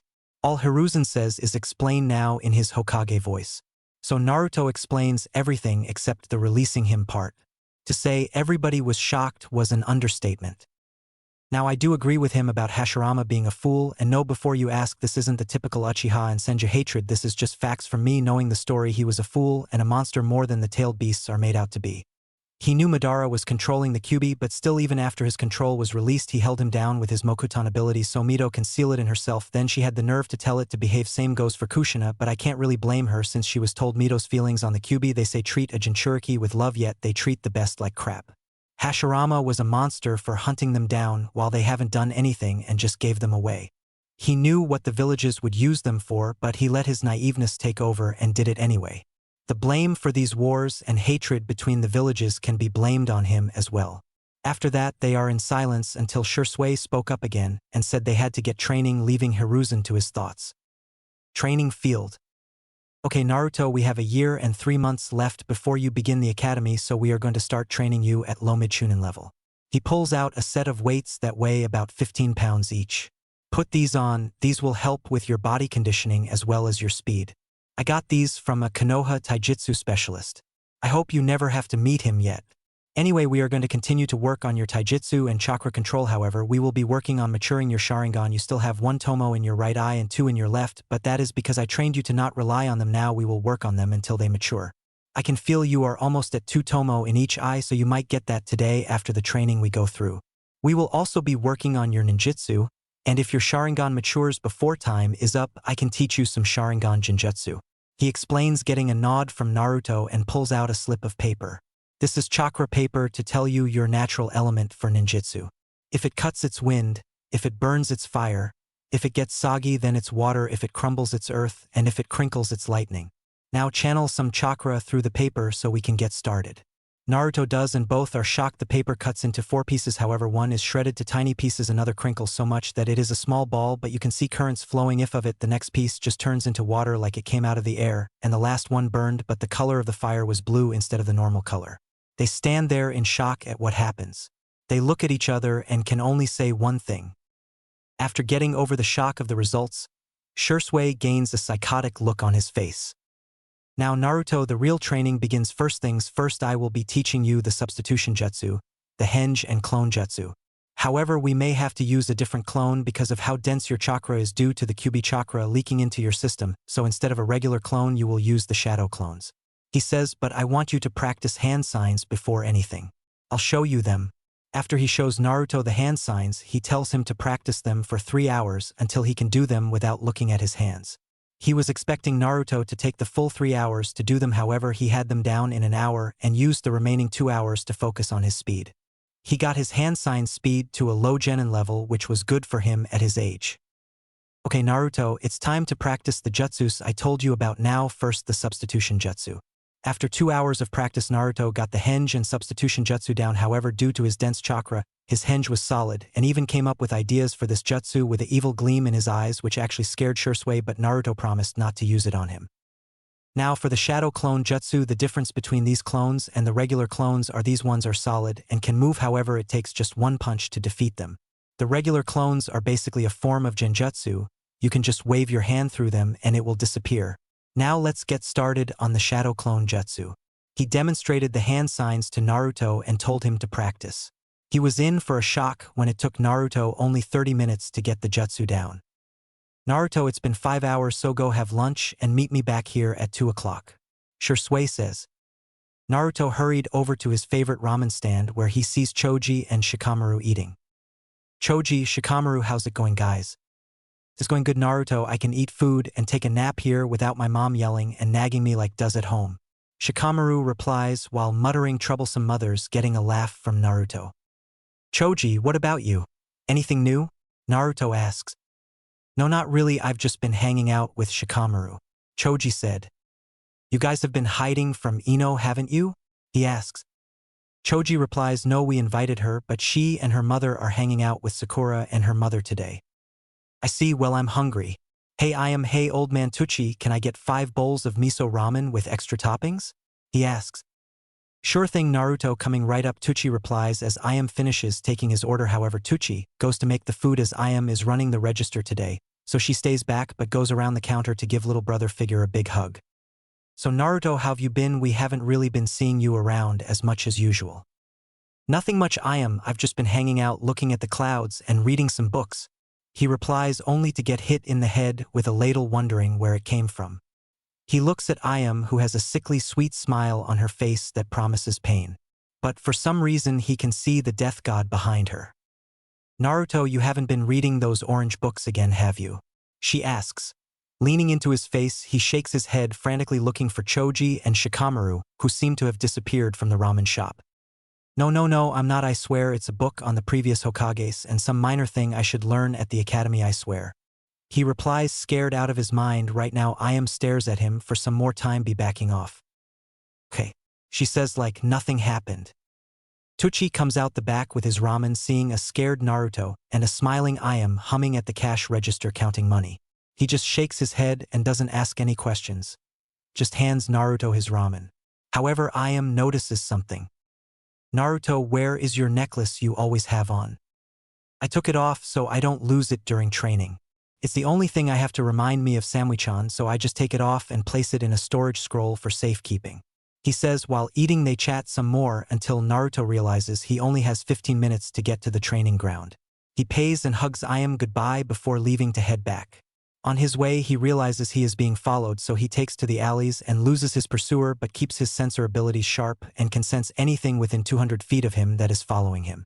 He makes it to the training ground, sees Shursui standing there waiting for him. Good, now that you're back we have 6 hours left, so I want 30 laps around the training ground, but do not take your weights off. After that we will be sparing taijutsu only. I will be moving at mid-Chuunin speed to try and advance your Sharingan. Now get moving. Naruto says nothing but takes off running, and 1 hour later he is done with his laps and sees Shursui running towards him at mid-Chuunin speed, so he activated his Sharingan and prepares for the fight. He just manages to block the punch Shursui throws at him and throws a kick towards Shursui, who blocks as well. They break apart and settle into their fighting stance, Shursui in his interpreter stance and Naruto in his Kame stance. What follows next is just an all-out taijutsu fight that would make a certain green jumpsuit wearing Genin would want to take Naruto on as a student. Despite Naruto not being used to moving at Chuunin speeds, his Sharingan makes it easier for him to follow. Every time Shursui would throw a punch or kick he would block or dodge while striking at Shursui's opening, but it would be blocked by Shursui.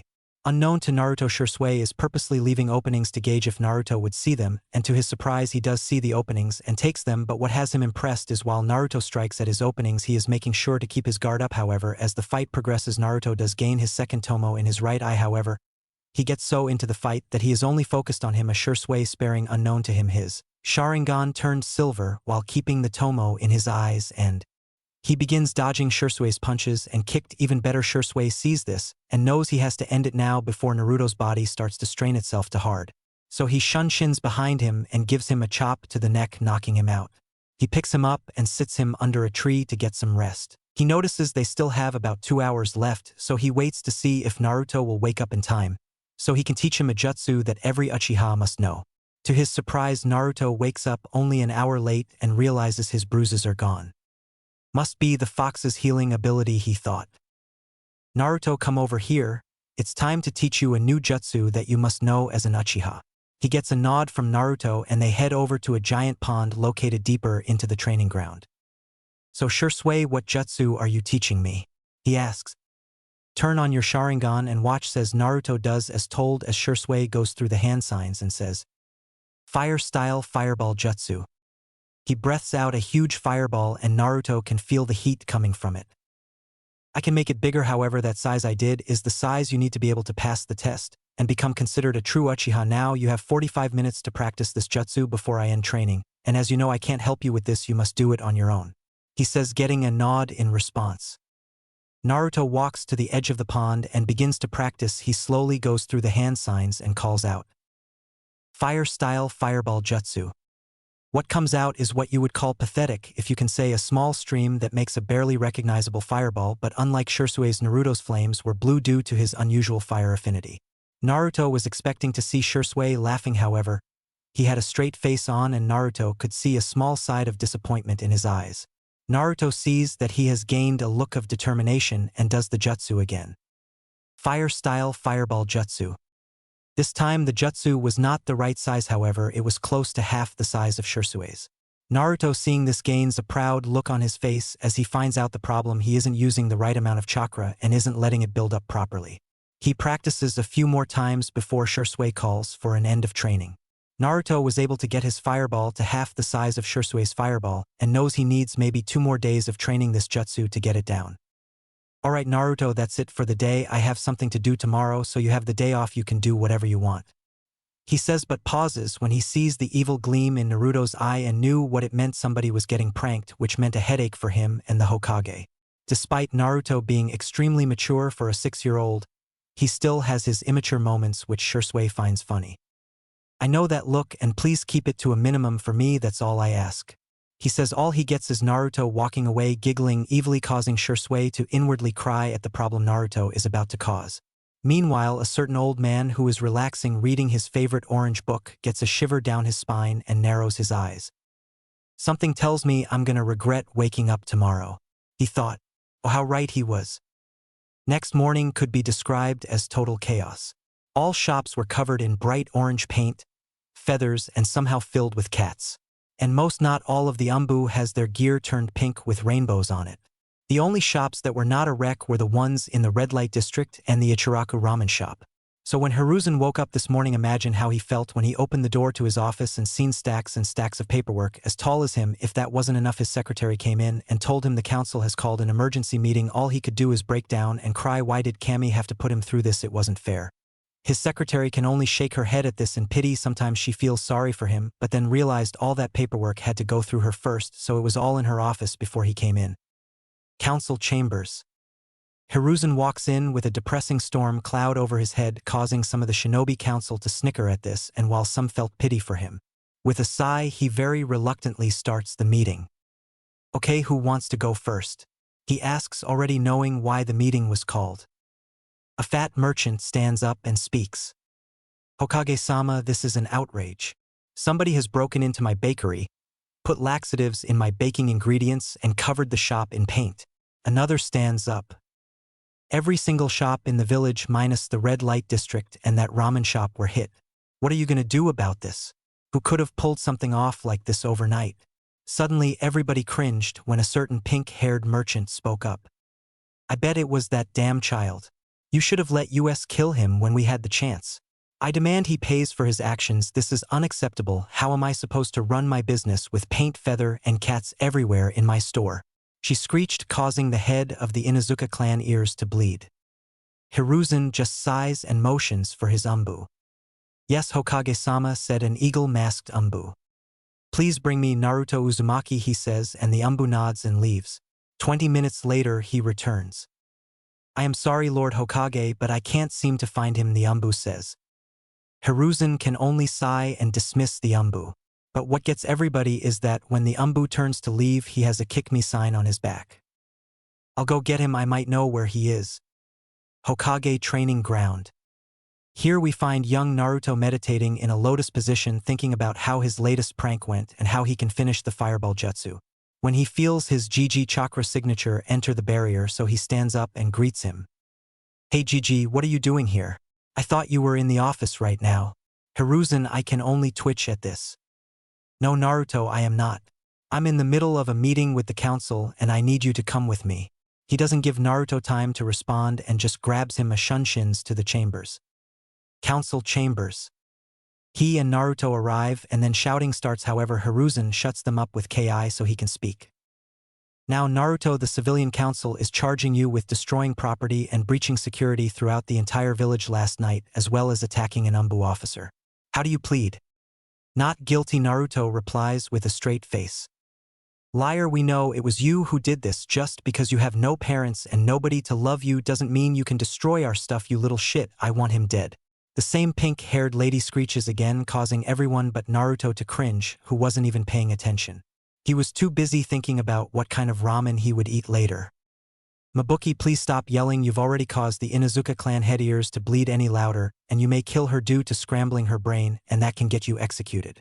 Now, as for Naruto's charges, the death penalty isn't even needed. If anything, he would have to pay a fine for the damages and do community service since he is a minor.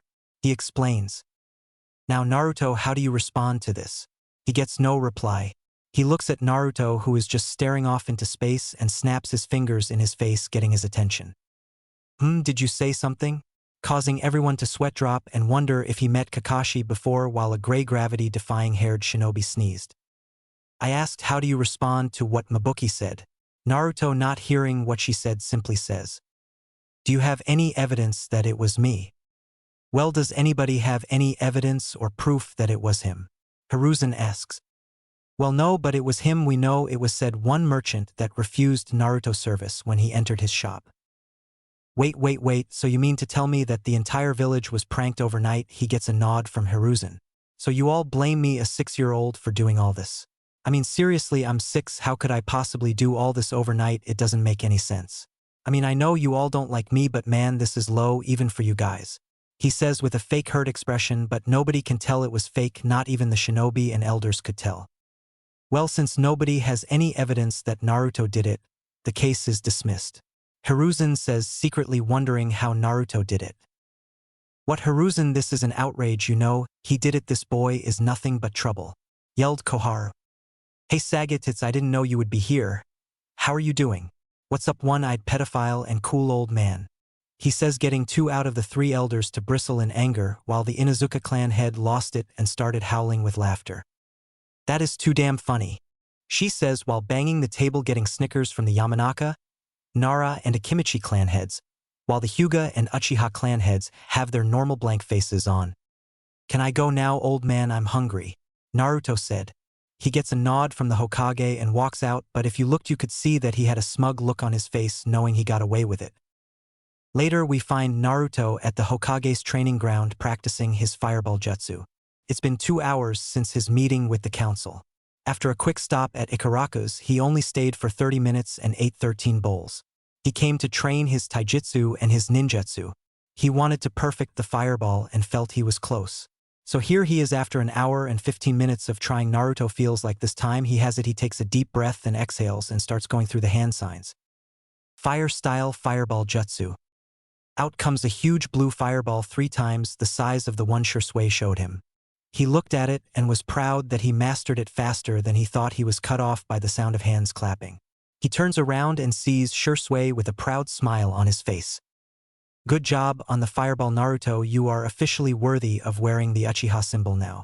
So other than that, I know I said you had the day off, however now I'll start working on maturing your Sharingan. He says. Shursui, you mentioned maturing the Sharingan, but is there a level above the 3-tomo Sharingan? Naruto asks, causing Shursui to freeze. Should I tell him about the Manjikyu? I don't want him to try and gain just for the power and drive him crazy. He looks at Naruto and sees him playing with some foxes that usually hang around the training ground. He smiles at how pure-hearted Naruto is despite everything he has been through. He decides to tell him about the Manjikyu Sharingan. Naruto, come here. Naruto walks over with the pack of foxes he was playing with and sits down while they lay down next to him while the smallest climbs in his lap. Okay, you asked if there is a level above the 3-tomo Sharingan, and the answer is yes, there is.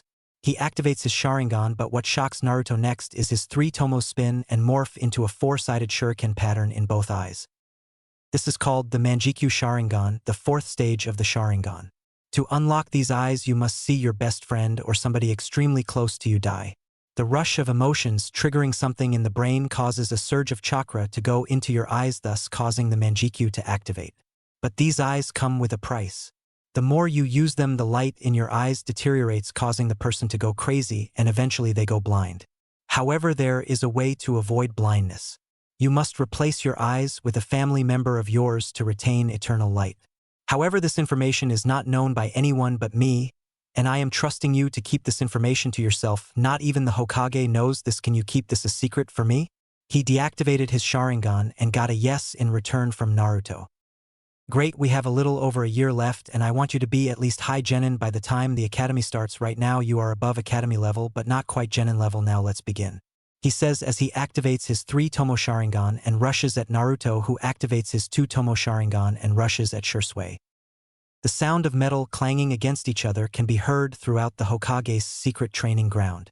If you look close, you can see Shursui and Naruto fighting with taijutsu as well as using kunai and shuriken. It's been 3 months since Naruto mastered the fireball jutsu and so far has only done the nature manipulation for fire and water. However, he doesn't know any water ninjutsu yet. For fire, Shursui taught Naruto the fireball jutsu, fire dragon jutsu, and phoenix flower jutsu. Originally, Shursui wanted Naruto to be a mid to high Genin when he reached the academy, but at the rate Naruto was growing faster than he thought, at this rate Naruto would be high Chuunin by the time the academy starts. His taijutsu, due to the constant sparring, is at low mid Chuunin level with his Sharingan and high Genin to low Chuunin without it. Speaking of his Sharingan, the 7-year-old finally matured his Sharingan when 3 rogue Chuunin tried attacking him while he was out in the forest during a morning run before meeting Shursui. He was on his last lap. When he sensed them, they came at him from different directions. He had no choice to use his Sharingan. He was doing good, however. He just ran 49 laps, so he was tired. Just as he was about to pass out, he was saved by Shursui, who knocked them out before turning them in. However, the biggest leap for Naruto was his Fuinjutsu. He went from level 4 up to level 7. He could now create barriers, blood seals, and chakra suppression seals. He hasn't talked to the Kyuubi, however. He understood why the fox didn't want to talk. It was waiting for Naruto to become worthy enough to know his name. However, what Naruto didn't know, he was closer than he thought. His genjutsu would never work without his Sharingan due to how dense the Kyuubi chakra made it. However, he could detect and break up to high B rank genjutsu and high A rank with his Sharingan. He was broken out of his thoughts when Shursui landed a punch to his gut, knocking the wind out of him. Good spar, Naruto. Now we have 1 year left and I will teach you some Sharingan genjutsu and wind manipulation. I don't have any lightning or water jutsus in my arsenal, however. I'm sure your month we left you some water ninjutsu in that scroll of hers. Now another thing we will work on is your hand speed and work on cutting down the amount of hand signs you would need for a jutsu. Now do you have any questions? Shursui says. I do have a question, but it isn't about the training. He says. Okay, ask away. What's going on with the Uchiha clan? Why do they all seem so tense and on edge? I've noticed they've isolated themselves even further from the village by not allowing any non-Uchiha clan members in. And the other night I heard 2 of them talking about some kind of plan that would take place next year. So what's going on? And don't bother lying to me, I'll be able to tell. Shursui was inwardly cursing his luck for his nephew being so observant. With a sigh, he decided to tell Naruto the truth. After the Kyuubi attack, the Uchiha clan was blamed for the attack after some people, ninja and civilians, claimed to see a Sharingan pattern its eyes during the attack, and we weren't on the front lines the entire fight. We were told they needed us to help secure civilians after and injured to safety and keep watch. Shortly after the attack, two of the elders, I'm sure you can guess who, had the Uchiha clan relocated to the outskirts of the village, claiming it would be for better security of the village. However, we were the only clan moved around. All this happened before Hiruzen officially retook the Hokage position, so he couldn't do anything about it since it happens in private while Minato was alive, so since it during his reign he would be the only one to cancel that order. However, he is dead now. Years later, the village continued to ostracize the Uchiha clan, and they have gotten tired of it, so me and Itachi have been undercover trying out the plot. However, with what you just told me, I can only think of one thing they would result in doing, and that is a coup d'etat, but that would just cause a civil war and possibly start the Fourth Shinobi War, and the world cannot handle another war. Shisui explained. Naruto took all of this in shock that the Uchiha would really go as far as starting a civil war to get the respect they want and to clear their name. I think you should tell Gigi what we just found out, but leave me out of it. I won't tell anybody about this because I know there are spies in the village, from the one-eyed pedophile and his emotionless booty tag Umbu. He probably plays with it while they sleep. He says, getting a sweat drop from Shisui. Seriously, he's only 7 and he already knows about that kind of stuff. He thought, however, Naruto had a point. He did need to tell the Hokage about this. Alright Naruto, you're dismissed for the day. We start the rest of your training tomorrow, he says as he shuns to the Hokage's office, leaving Naruto by himself. He seriously needs to teach me that, he said to himself. He said as he walked off, if he would have turned around he would have seen the group of foxes that usually play with him disappear in a cloud of smoke, as well as a lizard-looking creature with wings disappearing a cloud of smoke as well. Hokage's office. Shisui arrived in the Hokage's office, but to his shock and luck both Hiruzen and Itachi were in there. Good, you're both here. I think I made a major breakthrough in our mission, Itachi. As soon as he said that, the Hokage put his hand up and dismissed his Umbu. He let out a chakra pulse looking for any intruders from route and found none. Then he put up a privacy seal in his office and let Shisui speak. Okay, the only thing that I've been able to come up with is that the Uchiha clan are planning a coup d'etat, he said, getting a shocked look from both Hiruzen and Itachi. How did you come up with that idea, Shisui? It doesn't make sense. The Uchiha clan isn't that big and are outnumbered in the shinobi side by a ratio of 25-1. How would they possibly plan a coup with such low numbers when luck clearly isn't on their side? Itachi says. However, Shisui instantly replies. Think about it, Itachi. The Uchiha clan have grown tired of how the village and people are treating them. What better way for a power hungry that thinks with their fighting instead of their actual brain? A coup d'etat is the perfect plan to overthrow a village that treats them like shit. You are the most level-headed Uchiha and a Sharingan prodigy, second to none other than Madara Uchiha himself, yet your eyes are not good enough to see what's right in front of you. You know I'm right in this. The Uchiha clan cannot simply see the forest for the trees. They believe that a coup would work when actually it would fail, resulting in the near extinction of the Uchiha clan unless they have something big planned, maybe outside help from another village or help inside from some ninja or ninja clans. He says. Hiruzen meanwhile has a serious thought on his face, then decides to speak up. Shisui, although I am not disregarding your assumption, you've given me some good points to look at, but I need actual proof. If they are planning a coup d'etat, then I will try to sort this out peacefully. We cannot afford to have a civil war break out, he replies, getting a nod from Shisui. He looks at Itachi, who has a thoughtful look on his face. Itachi and Shisui, I want you both to try and figure out what they are planning and report anything you find to me. If they are planning a coup, I want to know when and how they will pull it off. Dismissed. He drops the seal and Itachi vanishes while Shisui stays behind. So Shisui, how is your rank mission? I assume he has made progress. Hiruzen days. Yes, he has made a lot of progress. It's a good thing you had me train him before the academy. They would have wasted his talents. I did, however, lie to Itachi about him being the most level-headed Uchiha and being the best Sharingan user, only behind Madara. Those titles belong to Naruto, but he doesn't train with his Sharingan all the time. Sometimes I fight him with my Sharingan activated while he leaves his off. If I had to gauge his skill level, I would say without his Sharingan he is high Genin to just under mid Chuunin taijutsu wise. However, with it I would say mid to high Chuunin. However, his speed I would day high Chuunin. Ninjutsu only, since he only knows jutsu for only one of his chakra natures. However, I have a feeling that he will be an all-around shinobi with skills in every area. I do have one request. I suggest introducing him to Anko. I believe she would do great knowing Kiyomi had a child and is around. You know how much Kiyomi helped her after she returned to the village and how much of a mother figure she was to her. I believe I can bring her to the Hokage private training ground and have them spar. I'm sure his stance will make her realize who his mother is. I think they would do well for each other. I can key in her chakra signature to give her a place where she can train besides the forest of death, since nobody can spy on her. Also, I believe in a few years Naruto will be able to remove her curse mark. The Hokage is shocked by this. What makes you think he will be able to remove it even when Jiraiya can't and he is a seal master? He asks. Well, according to Naruto, Jiraiya must be a seal master at suppressing things and creating barriers. However, Naruto says that if Jiraiya wasn't specifically studying Juinjutsu and how to remove them, then he will never be able to remove it. Which makes me wonder what he was doing while he was supposedly checking her seal to see if he could remove it. Anyway, can I bring her to meet Naruto tomorrow? Hiruzen thinks but finally agrees to this, however tells Shursui to tell her what she discovers tomorrow is a S-ranked secret. Shursui nods and vanishes to the dango stand where he sees Anko sitting with Kurenai, another purple-haired kunoichi named Yugao and another one with black hair and red marks on her face. This was Hana Inuzuka, the current heir to the Inuzuka clan. Hello ladies. He greets them. Kurenai Yugao and Hana gives him a regular greeting. Anko, on the other hand. Hey Shirsu-chan, what's up? Are you still looking for that date from me? Sorry, but I'm currently looking at somebody else to break my barriers down and ravish me like a wild stallion. She says, getting a shake of the head from Shursui and a blush from Kurenai Yugao and Hana.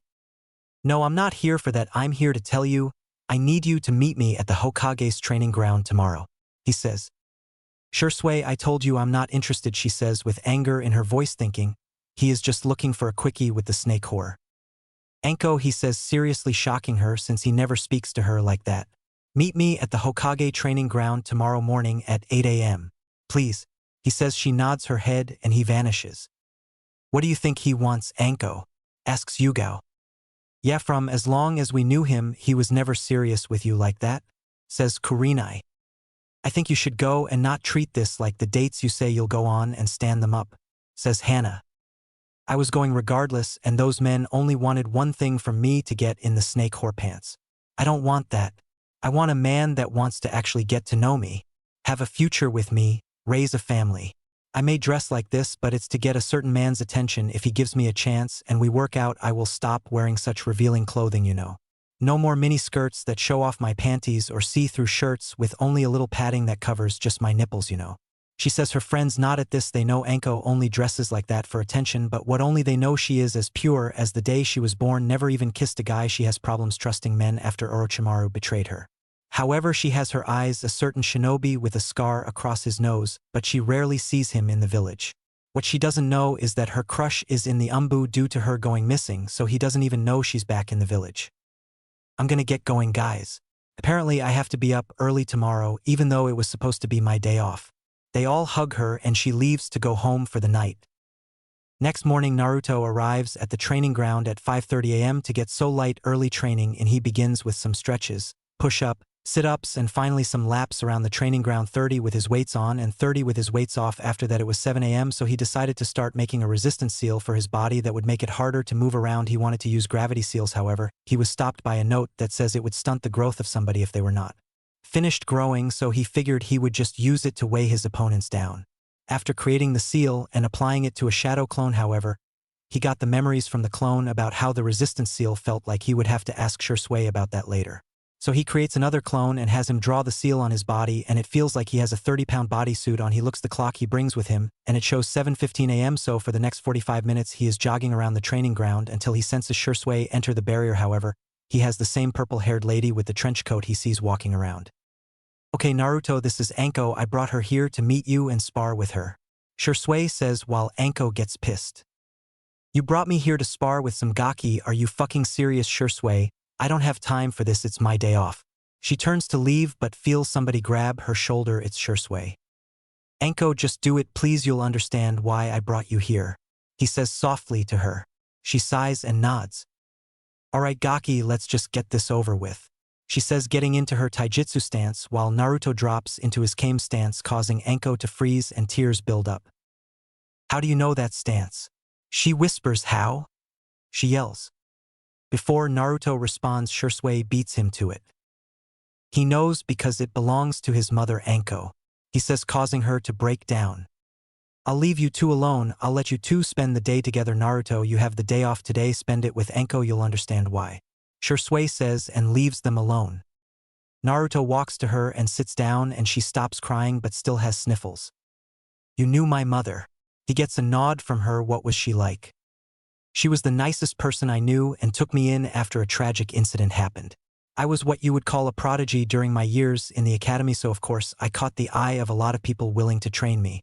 However, the one that wanted me the most was Orochimaru. He was one of the legendary Sannin who wouldn't want to train under him, so after I graduated the academy, he took me under his wing and trained me. However, we went on a training trip, and that's when things went horrible. I didn't know he was experimenting on humans and killing them. I didn't even know he was responsible for a lot of our Jonin and civilians going missing, so during our training trip, he trained me in poisons and medicine.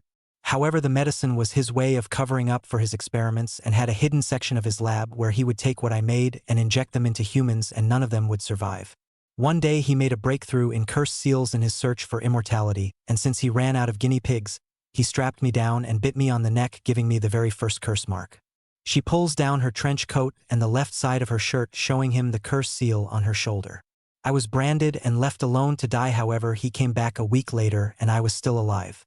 He was surprised by that but was mad I wouldn't use the curse mark, so he changed it up, and all it does is cause me pain. I was rescued by a squad of Umbu who were returning from a mission and brought me to the Hokage, who had to have me taken to Teuchi department, get everything he did out of me, but to their surprise my memories of all the experiments he did were wiped out by one of the Umbu who was a spy for Orochimaru and part of the Yamanaka clan. However, didn't cover his steps and was executed. However, the village found out about me and treated me like shit. Ever since, because of the curse make, I became known as the Snake Whore, and I was ready to kill myself because all of the friends I had betrayed me and treated me like the rest of the village.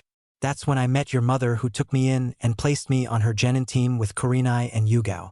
She became like a mother to us, but me and her were the closest, and she tried to adopt me at one point, but the Uchiha clan head at the time found out and forbid it to spite your mother for not wanting to marry his son. He also banished marriage and relationships outside of the clan because she showed no interest in marrying somebody from the clan. There you have it, my story. I was close to being raised as your sister and I was robbed of that. I didn't even know she was pregnant with you. I guess she kept it a secret, since I have a feeling your father isn't an Uchiha.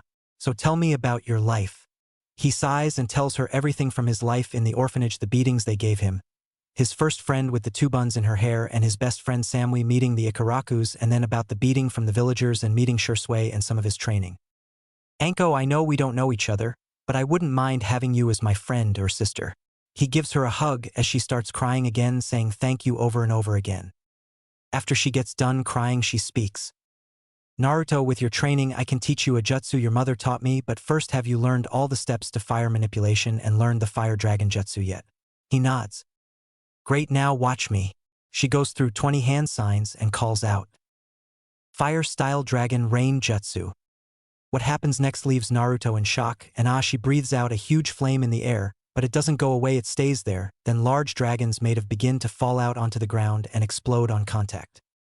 Wow, Ankone, that was so cool. I need to learn that as well as the other jutsus she left behind, he says with stars in his eyes.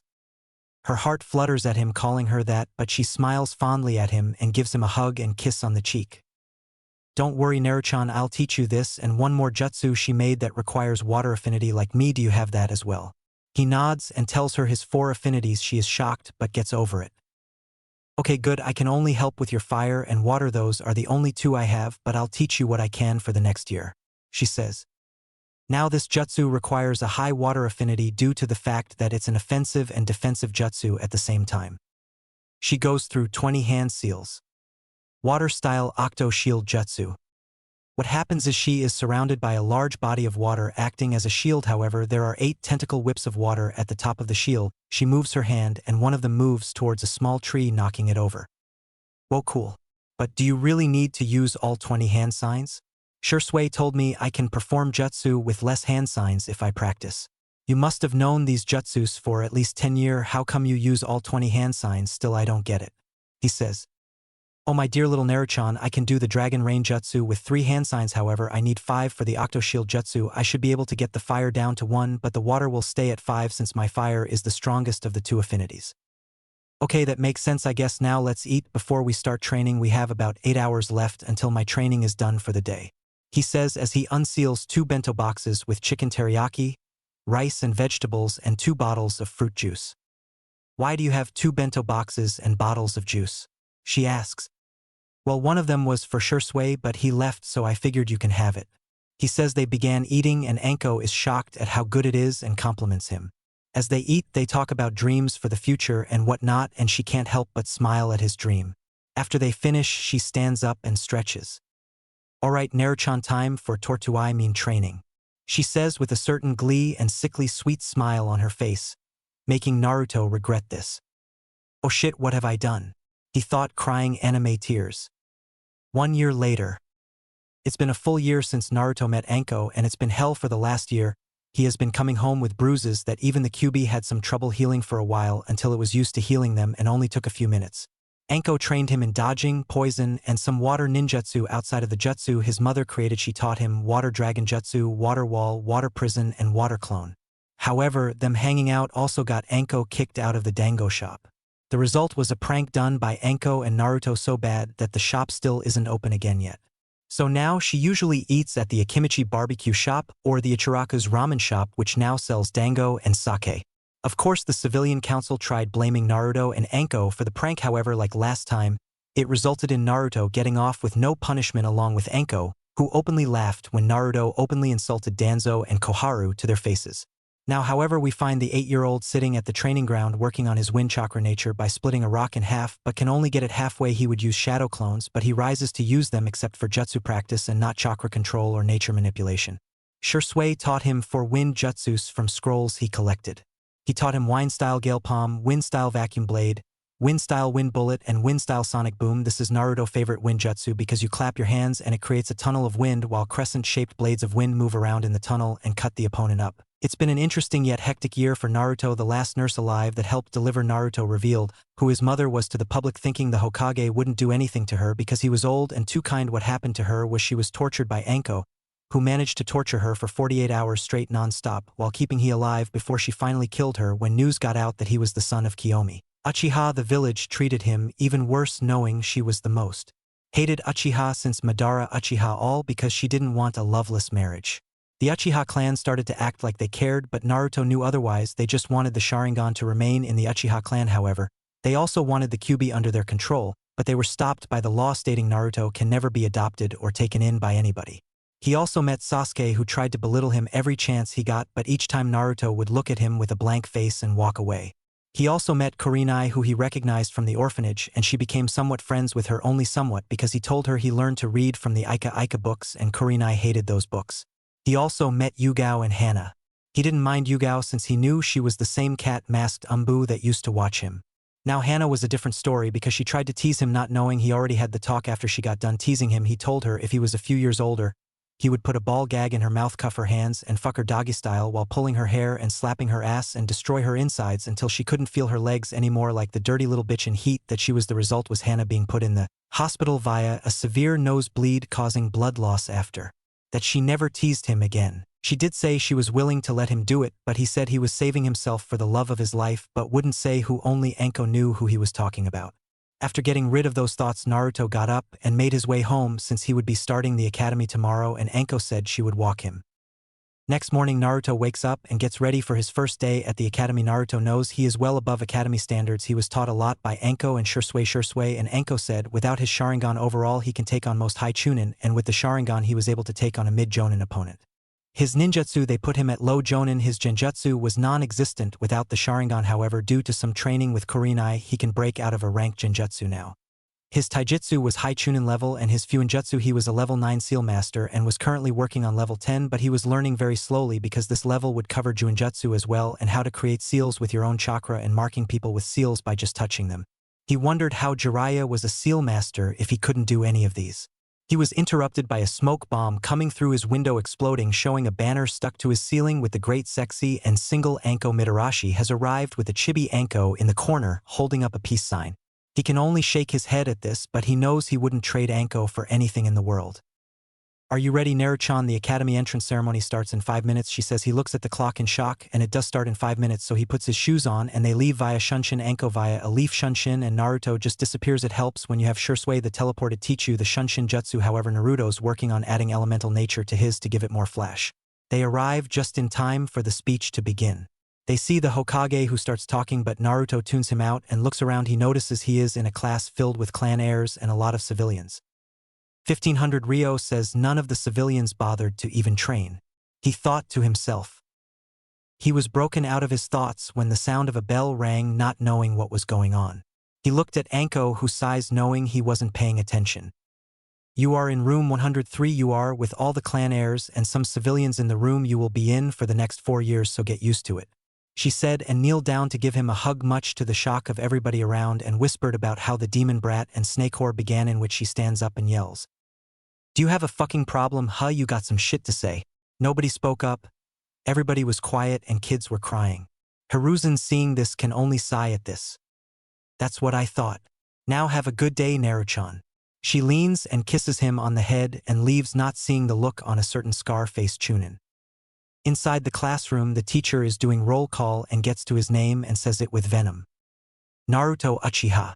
Yes, that's another thing, he had to change his last name to Uchiha. Much to his displeasure, Uzumaki sounded much better.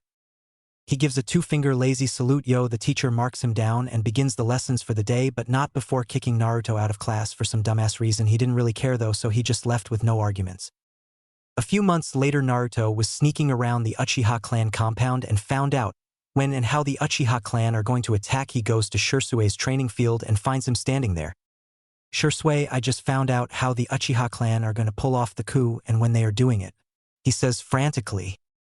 "Yeah, I know as well. Itachi just told me 5 minutes ago." He says with a sigh, "I have an idea on how to stop the coup from happening." He activates his Sharingan and then his Manjikyu appears. "I have gained a genjutsu called Koto Amatsukami that allows me to send suggestions into someone's brain and make them act out those suggestions without them even knowing. However, I only have one shot at this because with my eyes only being a Manjikyu and not having eternal light, I can only use it once.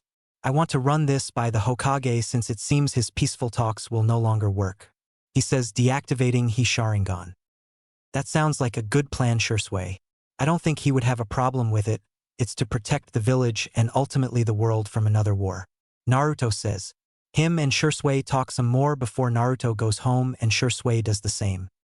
However, the next day we find Naruto in class looking at the clock. He has 1 hour left before he can leave. After an hour, the bell rings. Naruto goes home and practices his Fuinjutsu some more. When he senses Shirsue's chakra fluctuate, he arrives to see Shirsue being attacked by 10 blank mask Umbu with his Sharingan activated, and is surrounded by a green ethereal warrior fighting of the Umbu, but Naruto senses he is low on chakra and has a hole in his chest and is coughing out blood. So Naruto activates his Sharingan and rushes into battle. However, Naruto notices that these Umbu are only low Jonin level ninja in terms of skill, so he jumps down and creates an shadow clone and goes through 2 hand signs while the clone is seen holding a sign. Naruto and the clone calls out. Wind style Sonic Boom Jutsu. Fire style Fire Dragon Jutsu. Collaboration style Dragon Cyclone Jutsu. The wind tunnel and crescent wind blades combined with the fierce blue fire of the clone's fire dragon created a larger dragon that ate up 4 Umbu who were not expecting this and burned them alive while cutting them up.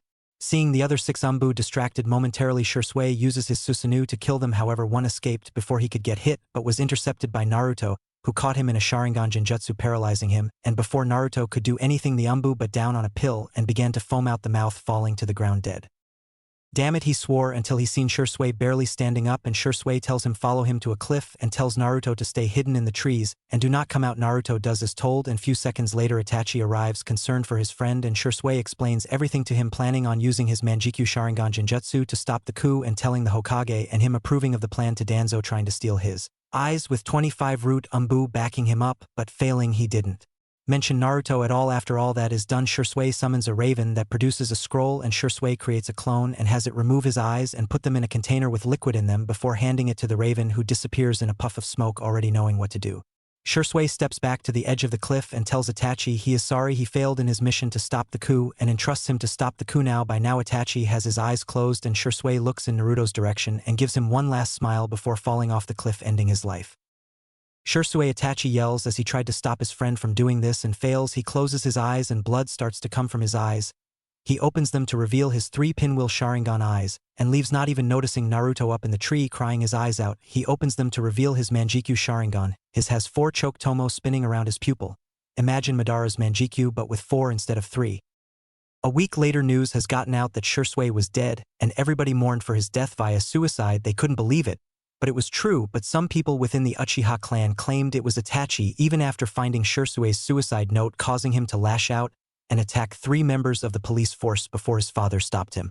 Meanwhile, everyone who knew how close Naruto was to Shursui went to check him, and he wasn't home and he wasn't at the Hokage training ground. They looked all weak, but gave up knowing he was alright since it's literally impossible to sneak up on him and they didn't feel his chakra spike. Meanwhile, Naruto was sitting in the same tree. He watched Shursui take his life in staring at a kunai activating a deactivating his manjikyu. He hasn't been training with it yet because he doesn't know what his can do. He is removed from his thoughts when the same raven Shursui summoned appeared in front of him. It dropped a scroll in Naruto's lap and disappeared. Naruto opened the scroll and channeled chakra into it before a bot fell out along with the vial with Shursui's eyes. Naruto, I know this will be hard for you to cope with it. My death was necessary for the village. Even if I succeeded in stopping the coup d'etat, I would most likely have died within the year anyways. You see, Naruto, what nobody knew was that I had multiple tumors grow in my body that would have required the world's best medic to remove, and she is no longer in the village. I am talking about Tsunade Senju, the granddaughter of the first Hokage Hashirama Senju. Now do not go blaming her for not being here to save me. I didn't find out until a week before we discovered the Uchiha clan's plan to take over the village. I am happy, Naruto, that I got to meet you and spend time with you. I cherished every single moment I spent with you. Despite you being my nephew, I couldn't help but look at you as my little brother that I always wanted but never got. I have left my eyes to you because, like I told you before, you will need to gain eternal light, and despite having the QB sealed in you, it cannot stop your eyes from losing the light, only slow down the process. I want you to practice with your manjikyu and master them and transfer switch my eyes with yours. When everything starts to become a blur, once your eyes reach that stage, they will deteriorate at a faster pace. I would suggest you having somebody you trust do the transplant for you. Keep my eyes on you at all times. You cannot let them fall into the wrong hands. Like someone likes Danzo, the ability to basically control someone's mind would be dangerous. I so suggest placing a barely noticeable blood seal on your body and keeping them there until you need them. Now I'm here to tell you the abilities of the Manjikyu Sharingan. The first is the Genjutsu. I have Koto Amitsukami. It lets you go into the mind of someone to either give them suggestions or take info out of them without them even knowing you did it. The second ability is the most powerful Genjutsu that can only be broken by another Manjikyu Sharingan only if their will is stronger than the caster of the Tsukuyomi. This Genjutsu lets traps your opponent in a world you control for 3 days. However, in the real world it only lasts 3 seconds. Third, we have Amaterasu black flames that burn for 7 days and 7 nights and can only be extinguished by the caster of the flames. Next, we have the ability to control the shape of the Amaterasu flames called Kagetsuchi. Next, there is the Kamui and long-range and short-range move to absorb anything including yourself into your own pocket dimension. The left eye is long-range while the right eye is short-ranger. Next, we have the Susanoo, an ethereal warrior made of chakra, the ultimate defense of the Manjikyu Sharingan used for offensive and defensive fighting. Finally, we have the Izanagi and Izanami. Izanagi is a genjutsu that allows you to control reality and cheat death. The cost is the eye you use goes blind, and the only way to regain the eyesight is an eye transplant or unlocking the Rinnegan. The Izanami is a genjutsu that affects your opponent through physical contact between them and the user, and unlike the Izanagi where you alter destiny, the Izanami decides for you. That is all I know about the Manjikyu Sharingan and abilities. I need you to burn this note after you read it. You cannot afford to let the Uchiha clan find this note. I'm sorry, but this is goodbye forever. Naruto, please do not fall down the path of darkness, and do not go looking for revenge. I have a feeling Danzo may come after me for my eyes, since I seen how he was looking me when I told my plan. Let things run its course, and if Danzo comes after you, then you may take him out. However, don't do anything foolish. I have high hopes for you, and I know your mother would be proud of you to see the man you will become. See you again someday, but not to swoon. Hopefully grow up and start a family, preferably with that girl Samui if you ever find her again. I'm sure your mom would like some grandbabies. I'm rambling now. Stay strong. Work hard and never forget who you are. Shursui Uchiha. Naruto burns the note after reading it again one more time and using his Sharingan to remember it word for word. He gets up with a look of determination. He places a small blood seal on the inside of his bicep and stores Shursui's eyes in it. Then he gets up and begins practicing his Manjikyu abilities. Meanwhile, a certain fox in a cage looks on at Naruto's determination and notices the darkness that was forming again simply vanished. It was at that moment where the QB deemed Naruto worthy and would leave him a few parting gifts for when he is finally set free from his prison in a few years. After a few hours of practicing his Manjikyu, he found out he can use Kamui, Amaterasu, and Tsukuyomi, which means he will be able to use Kagetsuchi and the Susanoo, but isn't pushing it. He needs to master what he has now. And with that, he returns to the village and enters his apartment to see Anko sleeping on the couch peacefully. He grabs a blanket and places it over her, causing her to wake up, and when she notices him, give him a hug and asks if he's okay, and he tells he about the letter Shursui. wrote for him excluding the part about Danzo and the Uchiha coup d'etat. He did however scare her. She found out he will go blind, but she was relieved when it was a way around it, so she was determined to learn medical ninjutsu to help him out. When the time came for the transfer, it was past midnight. When he finally went to sleep, he still has the academy to go to after all. He wakes up the next day feeling like a huge weight was lifted off his shoulders. He decided to walk to school for one, and can already feel the hateful stares he is getting but ignores them. He also senses the umbu following him. One is Cat Aka Yugao, another is Boat, who is leaking hated at him. However, he also feels one more hanging far back that is emotionless and knows that one belongs to Root. So Danzo already is trying to get me. Sorry, you pedophile, I don't roll that way. He thought as he turned down an alley and Shunshins to the school, losing both regular and Root umbu that was following him. He arrives at the classroom just as the teacher says his name. Naruto Uchiha is absent yet again. He goes to put another red mark, but Naruto stops him. I'm right here, sensei, he says, causing everyone to look at the door. Yo, he says. However, everybody starts calling him names, which he doesn't listen to because he is busy thinking about Samui again. She should be here with me right now. He thought, unaware that she was thinking the same thing in Kumo. Since she moved there, she has adopted a serious stoic look on her face and doesn't speak much. She is a second in her class only because the number one girl was the Two-Tails Jinchuriki, who had previous training already. She kept her blonde hair in the same style and never took the necklace off. Unless she was training, she doesn't talk to her parents at all, and they honestly don't care. It's funny how they treated Naruto with hate but love. The Jinchuriki that live in Kumo, Naruto told her the second day because she told him her secret of believing monsters lived in her closet and under her bed, and he told her about the Kyuubi. She can't wait for the day she can go on a ninja mission to look for him because she still believes he is alive. Back to Naruto, he finally stops staring off into space and comes back after the insults come, and in typical Naruto fashion he responds. I'm sorry, what was that he said? Making everyone including the teacher fall over. He shrugs and goes to sit down. The class remains the same except he didn't get kicked out, he was just ignored, not that he really cared. Lunchtime came around and he took out a bento and started to eat and look up when somebody stood over him and he saw Sasuke along with his fan club and Kiba. For some reason, as far as Naruto remembers, they don't like each other. Hey look everybody, it's the loser from the loser side of the Uchiha clan, Kiba says, getting laughs from everybody. Yeah, losers, stand up and bow to your superior as I'm a part of the main family and son of the clan head. Sasuke said. However, Naruto just ignored him. However, what Kiba said next set Naruto off.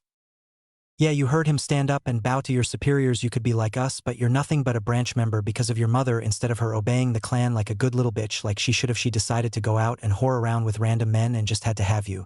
I bet if she was alive she would lay down and spread her legs for me as well. The next thing Kiba knew, he had a fist in his stomach and was coughing up blood a lot from a broken rib puncturing his lung. The teacher with the scar across his nose sees this and rushes over. Naruto, what the hell is your problem? Go home, you're suspended for a week, you aren't supposed to. He stopped talking when he saw the cold look in Naruto's eyes. Shut up, Naruto said before walking off. The teacher picked Kiba up and took him to the hospital to be treated. Later that day, Naruto is in the Hokage's office with Kiba, the scarred teacher, and they were waiting for his mother to arrive.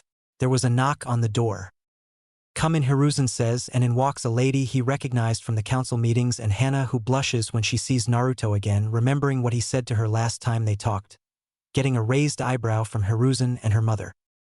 I'm glad you could make it on such short notice. However, there was an incident in school between these two which landed Kiba in the hospital, but he was able to get treated and patched up.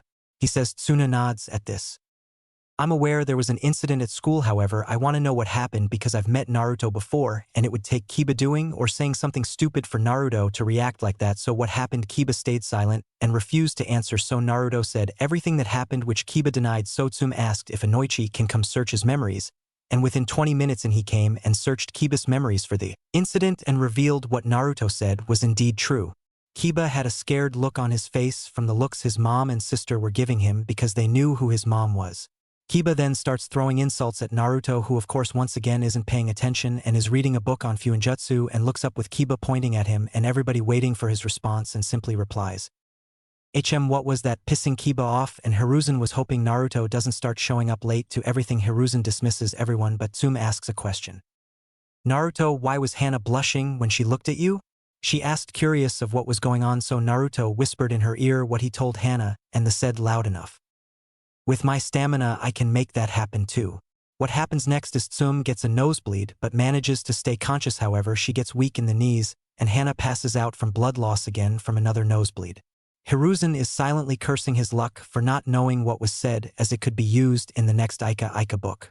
Everybody leaves but Naruto, who stays behind to hang out with his Gigi, and Taki leaves at night and smells blood and notices 2 chakra signatures killing everything. However, one is fluctuating like his does. When he uses the Kamui to teleport himself into his dimension, he activated his own Kamui and went into his own dimension and traveled around the Uchiha clan district, seeing Itachi killing his own clan. So this is the way you chose to deal with the coup, Itachi. I don't know if Shursui would approve of this, but I'll trust your judgment if Shursui wanted you to deal with it. He thought to himself just as he was about to leave, until he noticed a guy in a mask walk up to Itachi and say something to him before leaving. Interesting, so that is the guy claiming to be Madara Uchiha. I've seen pictures of Madara, and this guy doesn't even have the right body size, and I can tell he uses a jutsu to disguise his voice. Something isn't right here. He thought before moving towards his house, before exiting his pocket dimension and going to his house. I need to practice the Kamui more. Takes 4 seconds for me to activate the Kamui. That's too long for me. I need it to be instinct activated. Then I can start trying on the Kagetsuchi and Susanoo. I need to learn some more of my mom's ninjutsus as well.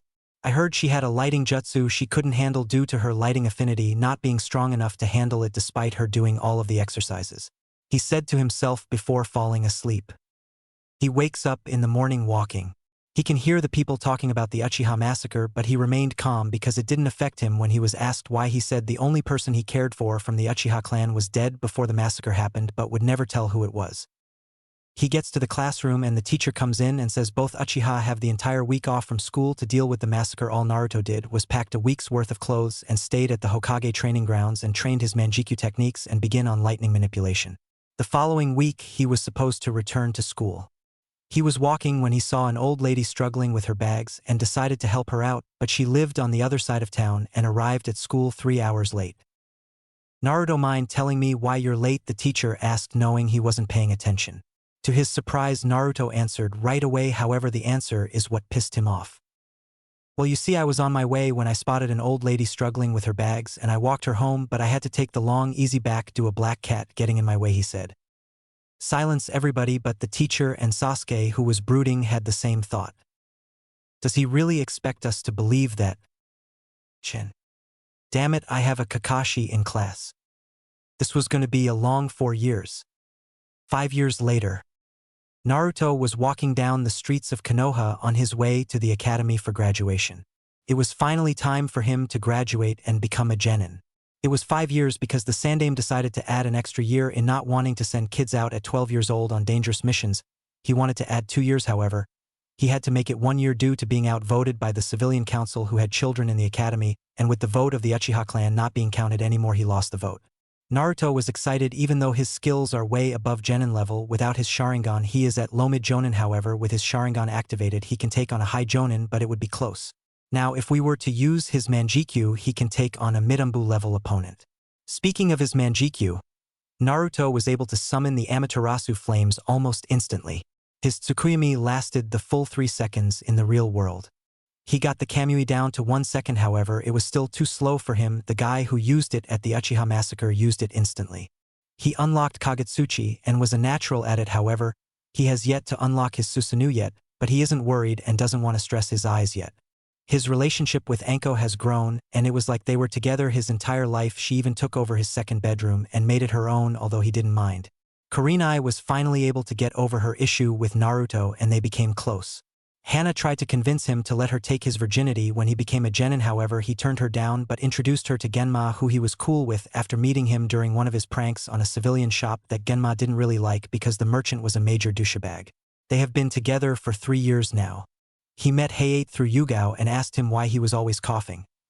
He told him he had a lung disease that nobody found a cure yet, and Naruto vouched to find it for him. Kurenai was secretly dating Asuma, who Naruto met a few years ago. After his return from the Guardian 12 position, he decided to let them remain a secret. Now the 13-year-old has finally reached the academy and is ready to take the exam. Why, hello Naruto. Nice of you to join us. After all, you're only 3 hours late.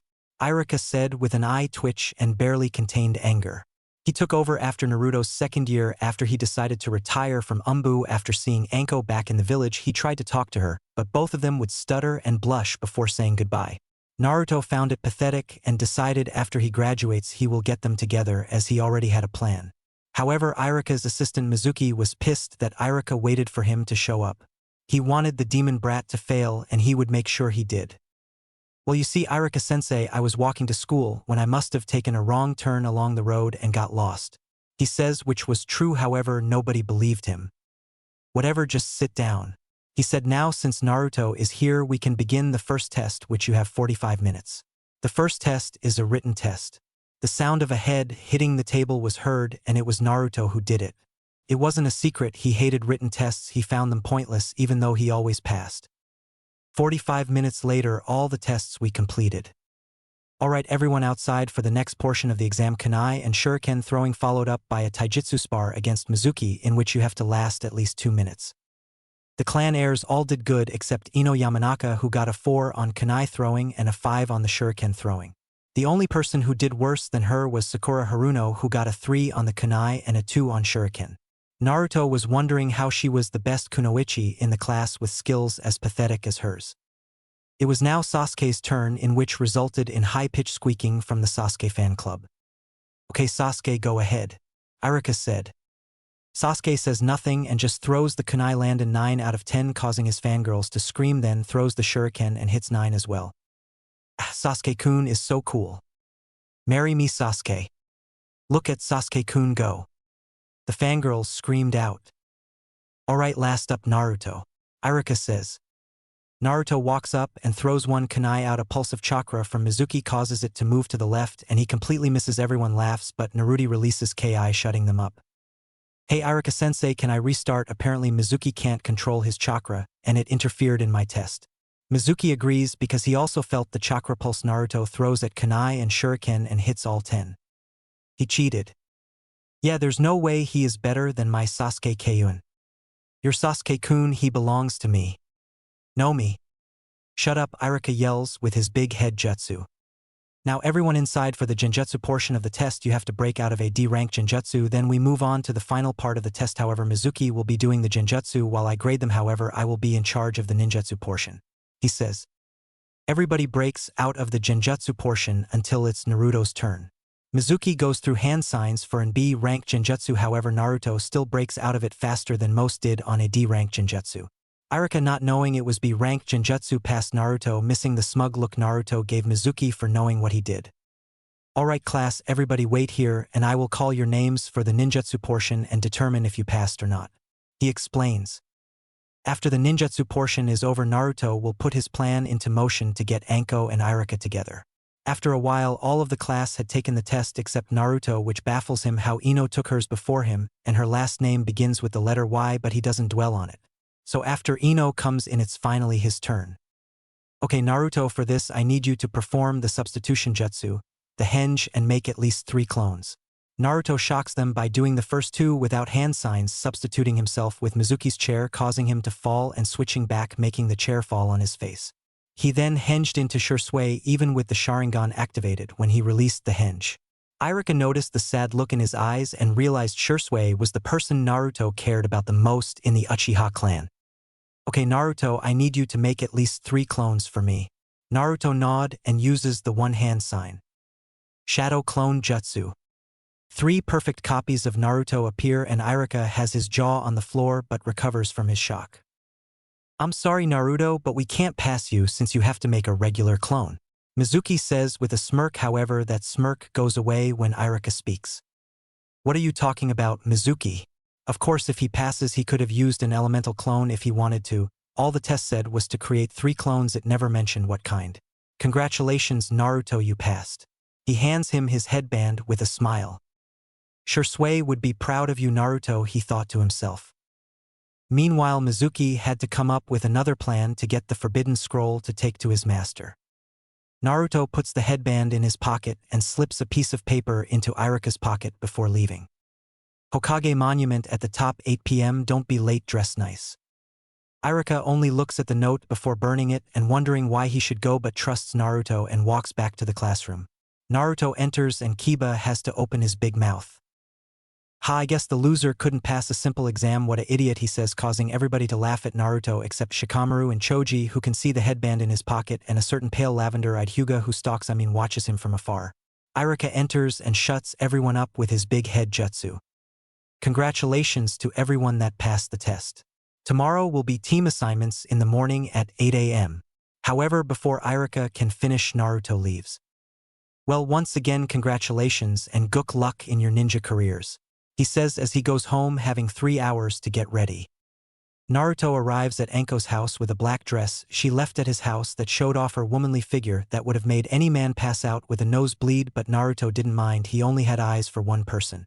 The dress went down to her knees and had a slit going down from the middle of her left thigh to her knee, showing off her leg, not in a slutty way but enough to tease the man she wore it for. Naruto remembers taking the dress off and taking care of it while staring at it with a sad smile, thinking she would never get to wear it. However, today was the day she would get her chance. Naruto hung the dress on the front of her bedroom door with the same note and vanished when he felt her chakra signature closing in on her apartment. She walked in, saw the note and wondered what he was up to, but decided to go anyway. At 8 p.m. Iruka arrived in a black suit with a red shirt that had left the top button unbuttoned. He finished with it off with red dress shoes that looked really expensive. As he was waiting, Anko arrived in her black dress with some black 6-inch heels that complemented the dress, and she has on purple lipstick and eyeshadow. She saw Iruka there and blushed at how handsome he looked since he had his hair down and Iruka had his jaw hanging open. He couldn't believe how beautiful she looked. She had Kurenai come over and do her hair for her. She has her hair down, which reached her mid-back, which was straight, but at the end was curled up due to a curling iron. Hey Iruka, what are you doing here? She asks, looking away shyly with a blush on her face. Hey Anko, I was told to come here at 8 and it seems you got the same note. You look very beautiful. I mean that's a nice dress. He responds. Thanks, why you don't look too bad yourself. She replies. Damn it Anko, get it together, you don't stutter, you're better than this. She thought to herself. They stood there in awkward silence between the two of them until somebody clearing their throat made them turn around. It was Naruto with his usual spiky black hair slicked back thanks to 15 jars of hair grease, and has on a waiter's outfit with a white towel on his left arm, standing next to a table with candles and some sake and wine glasses. Good evening, Yumino-san, Mitarashi-san, welcome to the Hokage Monument Private Restaurant. My name is Naruto, and I will be your server this evening. If you follow me to the table, I will go and grab your meals while you enjoy the sunset. He says. They both walk over to the table and Iruka pulls the chair out for Anko while Naruto pours them some sake. He leaves to get the food prepared for them. Wow, the sunset is so beautiful from up here, she says, gazing out at the view before her, unaware of Iruka staring at her with a loving smile. Not as beautiful as you, Anko, he says, making her blush and look away. However, he reaches over and grabs her hands, making her look at him. Anko, I have to be honest, you are the most beautiful girl I've ever met, and I have been wanting to tell you that since the academy, but I was too shy to say anything. When you went away with Orochimaru, I was happy but sad at the same time. Happy because you were living your dream of training to become one of the best kunoichi, but I am sad because I didn't know when I would see you again. When I heard Orochimaru was a criminal wanted for human experiments and killing multiple of our shinobi during the process, I begged Hokage-sama to go after you, but he couldn't let me go. So we made a deal that if I passed the Chuunin exams in 6 months and impressed the judges, he would promote me and personally place me in Umbu to look for you. I looked for you every mission I went on and had to give up 5 years ago because I couldn't find you. I retired from the Umbu and became an instructor at the academy. I was going to walk away after the speech, but then I saw you standing with Naruto and I felt relieved that you were alive, and every time we talked I would want to tell you how I felt, but the nerves just got in my way. I guess what I'm trying to say is I love you, Anko Mitarashi, more than you can imagine. He finishes and looks at her. She has tears in her eyes and he reaches over to wipe them away. Why now? Why tell me this now? I fought. When I returned you hated me like everyone else. You were one of my best friends. I thought you betrayed me like the rest did, avoided me and talk shit about me being the snake whore that nobody wants, just to use me for a quick fuck and move on. I haven't been with anybody because that's not how I am, and it was hurting me that you weren't around, you weren't there for me. Yes, I met Kurenai and Yugao, but it was too late by that time. I had already began not caring anymore and stopped taking shit from people. I wanted to kiss you so much when I see you again, but I couldn't bring myself to do it. I was mad at you, but my feelings for you caused me to act shy around you. So why tell me now? She asked. I honestly don't know why, I just feel like I can't hold in my true feelings for you anymore. That would be my doing, Naruto says as he returns with the food. I placed a seal on both of your chairs that makes you tell each other your true feelings. I got tired of watching you two stutter like some idiots around you, so I made this plan to get you guys together. Anko, you deserve happiness the most out of anybody in this village, and as my sister, I couldn't let you live your life alone. I saw the look you had on your face when you showed me the dress when you tried it on. Irika, I saw the look in your eyes every time I mentioned Anko around you, so I knew this had to be done. He says as he takes the seals of their chairs. Now before we get to the food, I have one more surprise for you, Anko. She gets a curious look on her face. I have finished studying Juinjutsu and mastered all levels to sealing levels by Konoha standards, and the first 2 of the Uzumaki sealing levels left behind by a woman who would have been my godmother. The reason I am telling you this is because when you were sleeping over my house, I took that time to study that curse seal on your neck. He says as she reaches up to her neck to cover the seal. What I've discovered about the seal is it has 3 layers. The first layer is one that feeds off nature energy, and it mixed with his own sinister chakra that gives a rush of power and acts like a drug that should be addicting. My guess is whoever he puts the curse mark on uses the power once and immediately get addicted to it, drawing them to him for training to get more power. The next layer is a mutation layer with DNA from all kinds of animals. My guess is you are supposed to transform temporarily into some kind of beast if you draw on enough power. The final layer contains what only I can say is a part of his soul. Why it's there I don't know, but I can destroy it even though it's a small portion of his soul. He will still feel pain like his insides are burning. There was also supposed to be a tracker seal on you. So he can know where you are, but I guess he was in such a rush to finish this and messed up the tracker seal. The seal only causes you pain because you are resisting the power that is flowing through you. He says shockingly that he studied the seal without her knowing, and found out all of that while Jiraiya only found out about the nature chakra and Irika because Naruto was a seal master even greater than Jiraiya. So what are you trying to say to me, Naruto? She says he knows she is serious because she never calls him that, it's always Naruto-chan. What I'm saying is after your date I can remove it for you. The only downside is you will be in pain because of the nature chakra and his chakra being forcefully removed from you, and you will have severe chakra exhaustion and some of your organs will start to malfunction without a medic around. I have a medical seal that will repair your body after the seal is removed, since I can't place it on you while I'm removing the curse seal, so I will have to place a paralyzing seal on you so you can't move. I need you to be completely still and the pain will be excruciating, and I just wanted to check if you would want to go through that or want another suppression seal placed on it. If you want it removed, we have to go to the training ground we use, but Irika will have to wait outside since he isn't allowed in the barrier that protects it from anybody not keyed into the barrier. I have everything set up there for the removal. But if you want the suppression seal, I can do it now. It's up to you, he says. She gets a thoughtful expression on her face taking all of this, and she can either go through excruciating pain and almost die to have it removed, or just get a suppression seal placed on it but still feel pain from the seal, although a little she makes up her mind. Naruto, what would happen to you during the seal removal? I know something will happen to you, so what is it? She asks. I'll only have chakra exhaustion, but due to the QB I should be good in the morning. Yes, I know about the QB Irika, I've known for 7 years. He cuts Irika off as he is about to speak up. On top of that, I'll just be sore in the morning, but I should be fine as the day goes on. You, however, Anko, will need to be on bed rest from the strain on your body for maybe 3 days. Oh, and your chakra control will be bad, maybe taking you down to Chuunin level control, but that's only because your reserves are going to expand over the 3 days bed rest, so you will go from mid-Jonin reserves with high Jonin control to low Umbu level reserves with Chuunin level control. He says, okay, I want this shit off tonight, I'll have Yugao stay with me the next 3 days. She says she is happy that it will hurt like hell, but it's worth it, and if it's anybody she trusts the most with this, it's Naruto. Great. Naruto claps his hands once and clears his throat to put back on his waiter voice. He removed the lids on the plates of food. For the lovely young lady, we have chicken katsu served with white rice and tonkatsu sauce with some gyoza on the side. He says, thank you, my good man, this looks divine. Anko says, playing along with Naruto in her own proper rich voice. Now for the gentleman here, we have Goya champuru served with fried rice, and on the side we have kale kobachi. He says. Irika, deciding to play along with them, says, thank you, kind sir, I shall recommend this restaurant to the highest people possible. They all stare at each other before breaking out in laughter. Now for dessert, I have prepared a triple chocolate cake served with ice cream. He says he puts the dish on the table and sees Anko drooling at the sight of the cake and ice cream. She stands up and gives Naruto a big hug, which he returns. Thank you so much Naruto-chan for doing this for me. She whispers to him. Irika, seeing this, can't help but smile at this. Anko sits down and they begin eating and talking about missions and random stuff. It was now 10 p.m. and they were at the training field getting ready for the seal removal. Naruto gives her a t-shirt and some sweatpants and tells her he doesn't want her to ruin the dress after her fantastic date, so she goes into the woods and changes, placing her dress in a storage scroll. She come back ready but nervous until Iruka kisses her on the cheek and says she'll be fine. She blushes but walks to Naruto. She has a look on her face and nods at her, getting what he means. She rushes and gives Iruka a passionate kiss before running towards Naruto to begin the removal. They reach the ceiling area. Iruka can't see inside, so he is worried for Anko but will trust Naruto if Anko does. "Okay, Anko, are you ready?"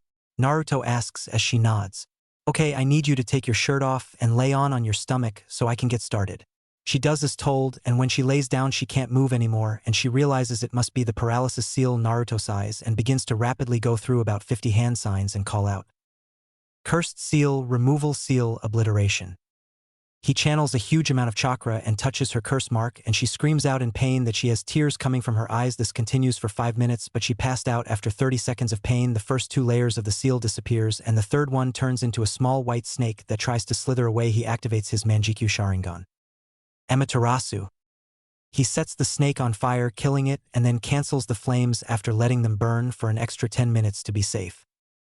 In the hidden sound village, Orochimaru is on the ground, screaming on the ground, writhing in pain. It feels like his body is burning from the inside out. He medic, a silver hair med teen wearing spectacles, was doing whatever he could to stop the pain but was having no luck.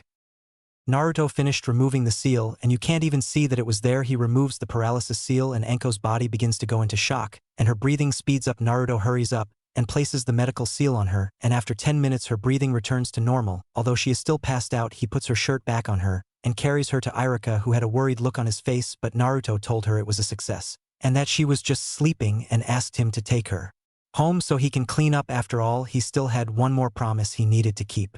After Iruka leaves, Naruto enters the barrier again after making sure to key in some of the Kyuubi chakra so the barrier security alarm doesn't go off. Naruto sits down and creates a clone with a paralysis seal for himself. The clone nods at what to do as he goes into his seal. Naruto's mindscape.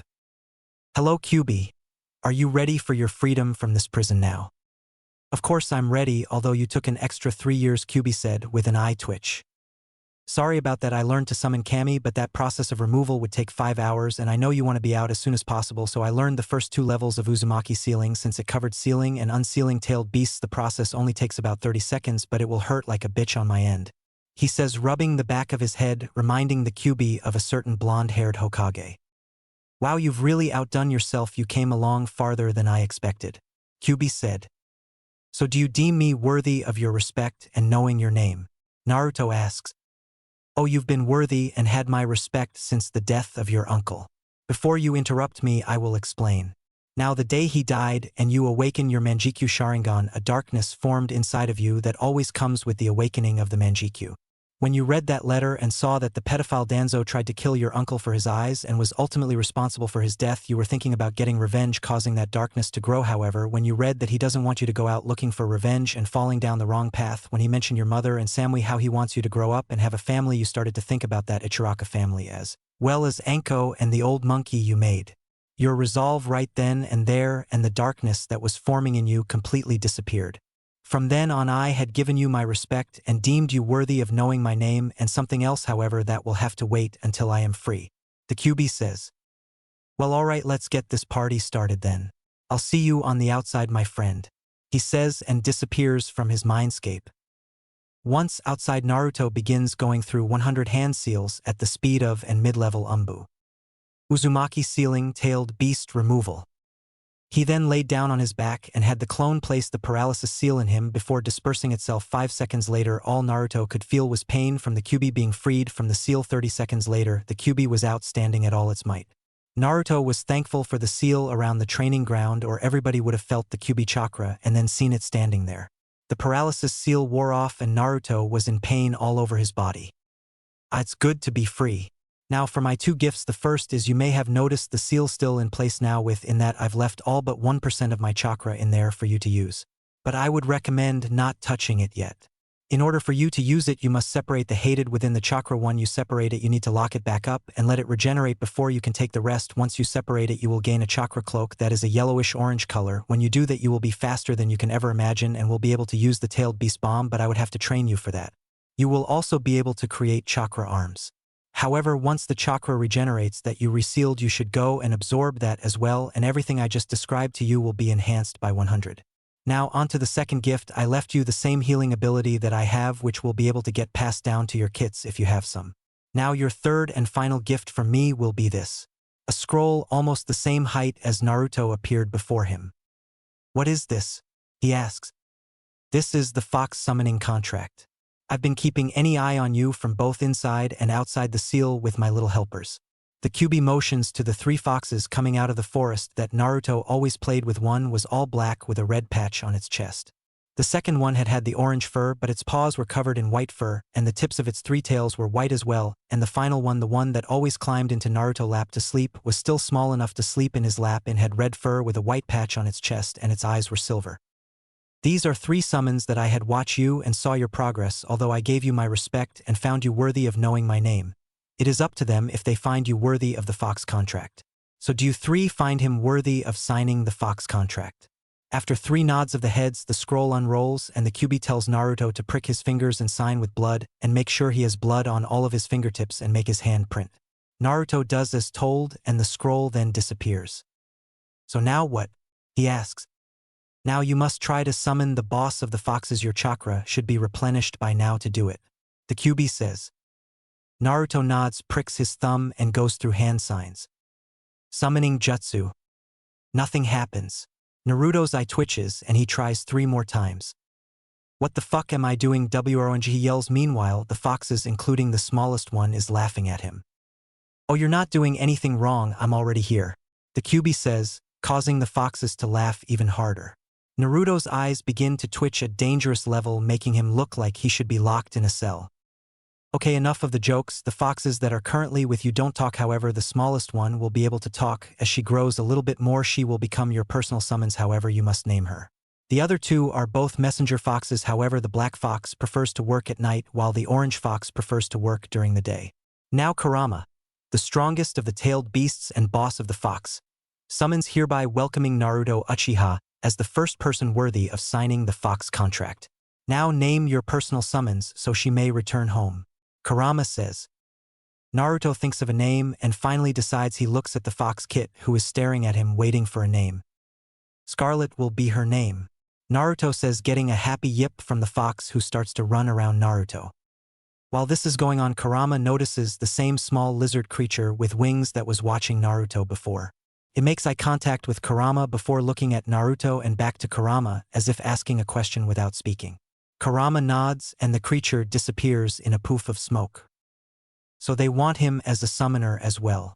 That is interesting, but they have my blessing to give him the contract. Kurama thought. Well, I better get going. I only have a few hours left before I have to be at the academy for team assignments, and my body hurt. He gets a chuckle from Kurama, who nods and disappears along with the other 3 foxes. Naruto collects everything and shuns to his house. He decides to sleep on the couch, too tired to move to his bed. He wakes up the next morning at 7:30, so he showers and puts on his outfit. It's the same thing Shisui wore, except Naruto's didn't have the high collar or the Uchiha clan symbol. He simply refused to wear it, and he didn't have a sword on his back.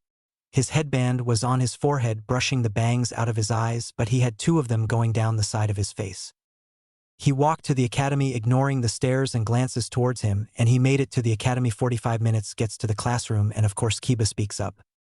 Hey loser, this is for people who graduated, now get lost. Causing everybody to laugh at Naruto. Yeah, Naruto baka, you failed yesterday, only 1 Uchiha passed, and the best one at that, so leave. Said the pink-haired bit, I mean Sakura. Yeah, Naruto, are you that dumb to forget that only people with a headband are allowed? I know your mother did something dumb, but that doesn't mean you should follow in her footsteps. Yelled the blonde, but I mean Ino, causing the other kids to laugh even harder. Before Irika could respond, Naruto spoke in a calm voice that reminded Sasuke of his brother, which pissed him off. You idiots clearly didn't learn from the last time somebody insulted my mother. I guess Kiba wasn't much of an example when he was put into the hospital by one punch. So clearly I need to make another example out of somebody, preferably you, Ino. Perhaps you would like to be sent to the hospital by Irika-sensei next. How about it? What about you, Sakura? You're a ninja now, although a pathetic one. You're even weaker than you were when you came into the academy. You and Ino are both at the same skill level that can barely be considered academy level. For your information, I passed yesterday, just didn't put my headband on. Now shut the fuck up, you good-for-nothing fangirls, and Kiba, stop acting tough or I'll simply tell your mom and sister. Let's see if you act like this around them. He turns to Irika. Sorry, I'm late, Irika-sensei. It's okay, mind telling me why you were late. He knew why he was late, but he had to act like he didn't. Yes, I was getting some last-minute training last night and overdid it. My body is still sore. He says and gets a nod from Irika. However, Ino and Sakura decided to speak, but each were interrupted by a kunai landing as it was near their heads.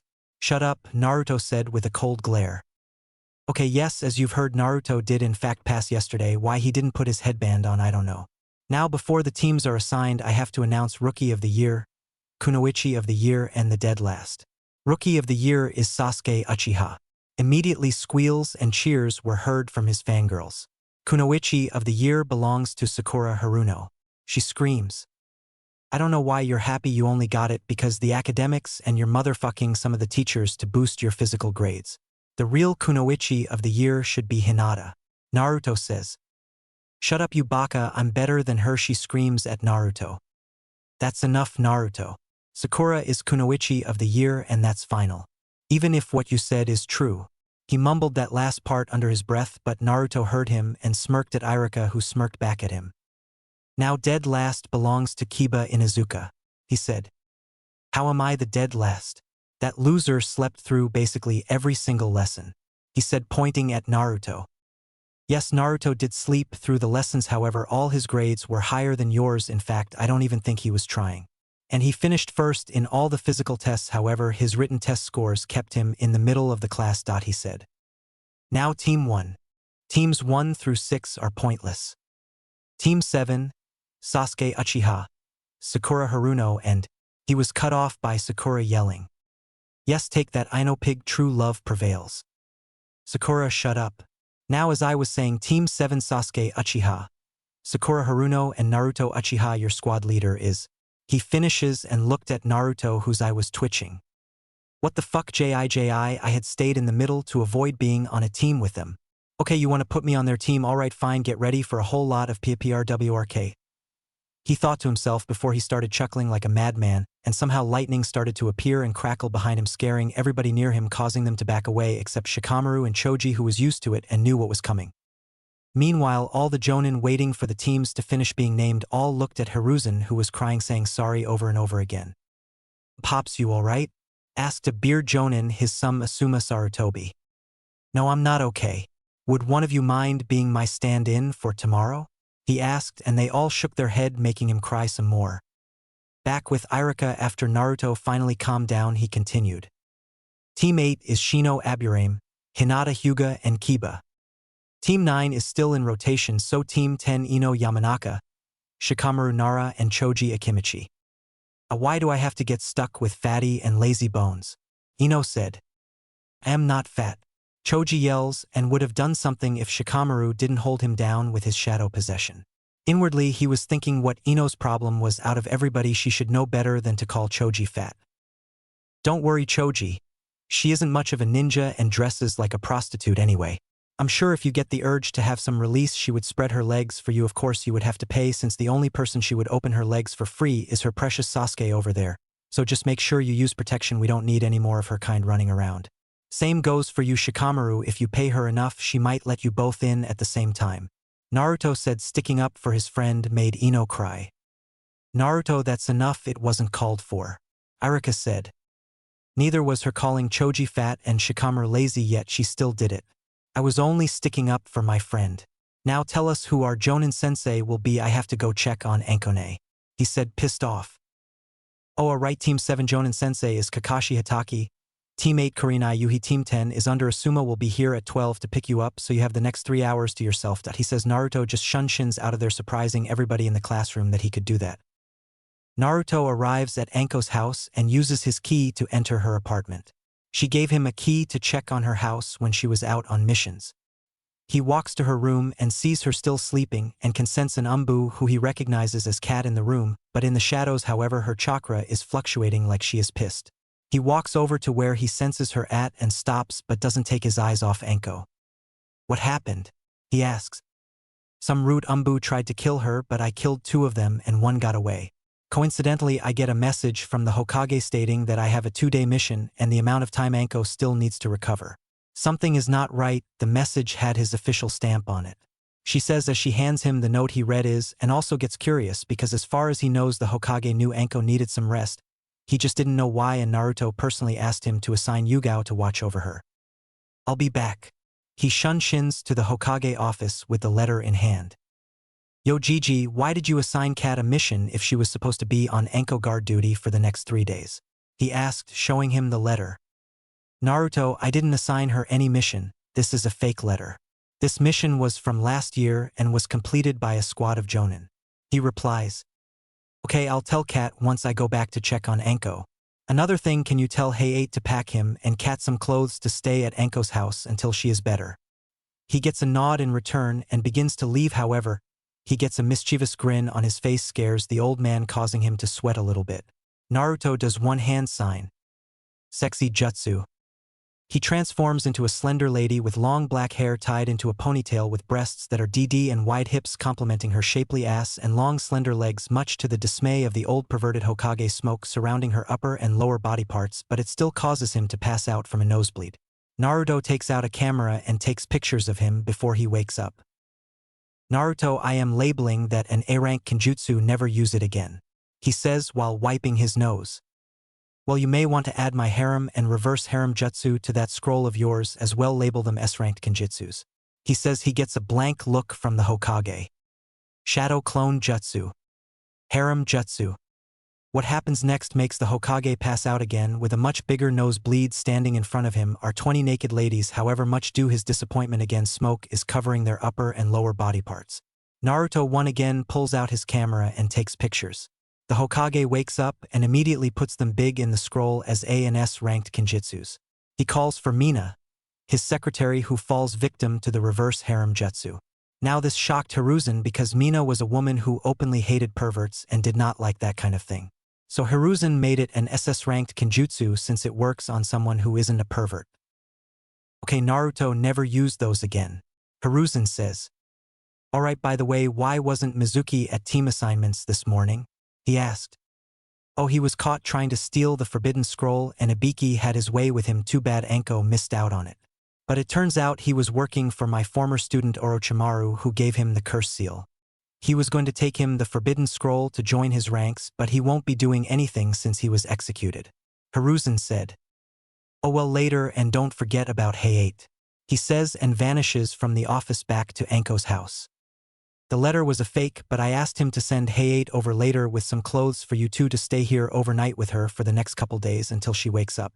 Oh yeah, I have these for Hayate. It's medical seals that won't get rid of his sickness, however it will stop the pain and his coughs as well. As he hands her about 100 seals. All he has to do is place them on his chest and the seal will instantly activate, but he has to change them once every month. He tells her before heading back to the academy. He returns to the classroom seeing Kiba trying to talk up Hinata, who isn't paying attention to him. Shikamaru is sleeping. Choji is eating a bag of chips. Shino is sitting by himself quietly. He looks at Naruto and gives him a nod, who nods back, and then he finally sees Sasuke being hounded by his two most loyal fangirls who are arguing about who will marry him and have his babies. He shakes his head and sits next to Choji, who offers him a bag of chips. Even after what I said to her earlier, she still fawns over him. Oh well, it can't be helped. He says they wait for about 10 more minutes before the Jonin senseis arrive. The first 6 teams left, then 5 minutes later Asuma and Kurenai arrive at the same time, pick up teams 8 and 10. However, Naruto notices Kurenai has a slight limp and gives her a knowing smirk that he picked up from Anko, and in return Kurenai gives him a glare that's basically tells him to shut up or die. He simply smiles at her and she leaves with her team, leaving him alone with Sasuke and Sakura, who is still pestering Sasuke about something. He falls asleep and wakes up 3 hours later when Kakashi decides to show up and Sakura shouts, "You're late." My first impression is that you're all idiots. Meet me on the roof in 5 minutes. He disappears in a puff of smoke and they go to the roof. Now introduce yourselves, your likes, dislikes, and dreams. Kakashi says. Sensei, can you go first so we know it's done? Sakura says. Are you kidding me? She was supposed to be the kunoichi of the year. Naruto thought. Oh okay, well my name is Kakashi Hatake. I have a few likes and some dislikes as well. My dreams for the future, well, I don't feel like telling you. All he said was his name. Sakura thought. Okay, Pinky, you first. Kakashi says, pointing at Sakura. My name is Sakura Haruno. What I mean the person I like is. She looks at Sasuke and squeals. My dream for the future. She looks at Sasuke again and blushes with a squeal. Okay, your dislikes? Kakashi asks. Naruto Baka and Ayano Pig. Okay, you next, the brooding one. He points at Sasuke. My name is Sasuke Uchiha. I have no likes or dislikes. I don't have a dream because what I have I will make a reality that is to restore my clan and destroy a certain someone. He says with a dark look on his face.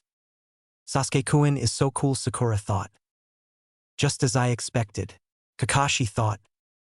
Dude, Itachi would kill you multiple times over before you would even blink. Naruto thought. Okay, last one. Kakashi said, uninterested in what he has to say, unlike he was with Sasuke, something Naruto picked up on. My name's is Naruto. I like my precious people. I dislike child abusers, rapists, and pedophiles. My dream is to find somebody that was taken away from me as a child, become Hokage and start a family, he said. However, nobody was paying attention to him, but he didn't really care. All right, meet me training ground 7 for your graduation exam at 7 a.m. Kakashi says. Wait, I thought we were already Genin. Sakura said. No, that was just a Genin hopeful exam. This test tomorrow is the real one and 66% of the teams never make it. So I'll see you tomorrow at training ground 7 at 7 a.m. Oh, and I suggest you don't eat breakfast, you'll throw up. He vanishes in a puff of smoke. Sakura once again asks Sasuke on a date, yet he refuses and she turned blame Naruto, but he left as well. So she decided to do what she usually does. She goes to stalk Sasuke. Well, watching over him from afar is what she calls it. Next day, Naruto wakes up at 8:30 and eats breakfast. He left at 9:45 via Shunshin. He arrived at training ground 7 where Sakura yelled at him. You're late. Kakashi-sensei said to be here by 7, it's almost 10, you baka. She swings her fist at him, but he just leans back and she falls on her face and starts to complain about her dress being ruined. 10 minutes later, Kakashi arrived. Yo. You're late. Sorry, I was on my way when a black cat crossed my path, so I had to go the long way around. Liar. I bet I know that cat, Naruto thought. Anyway, you have until noon to get these bells. Kakashi said as he pulled out 2 bells and a timer. But wait, Kakashi-sensei, there's only 2 bells and 3 of us. Sakura replies. Quite observant of you, Sakura. The one who doesn't get the bell gets sent back to the academy. He says. I can't afford to not be on a team with Sasuke-kun. I need to get those bells for us. Then he will love me and ask me to marry him. Sakura thought. I need those bells I have to pass in order to kill him, our resident emo thought.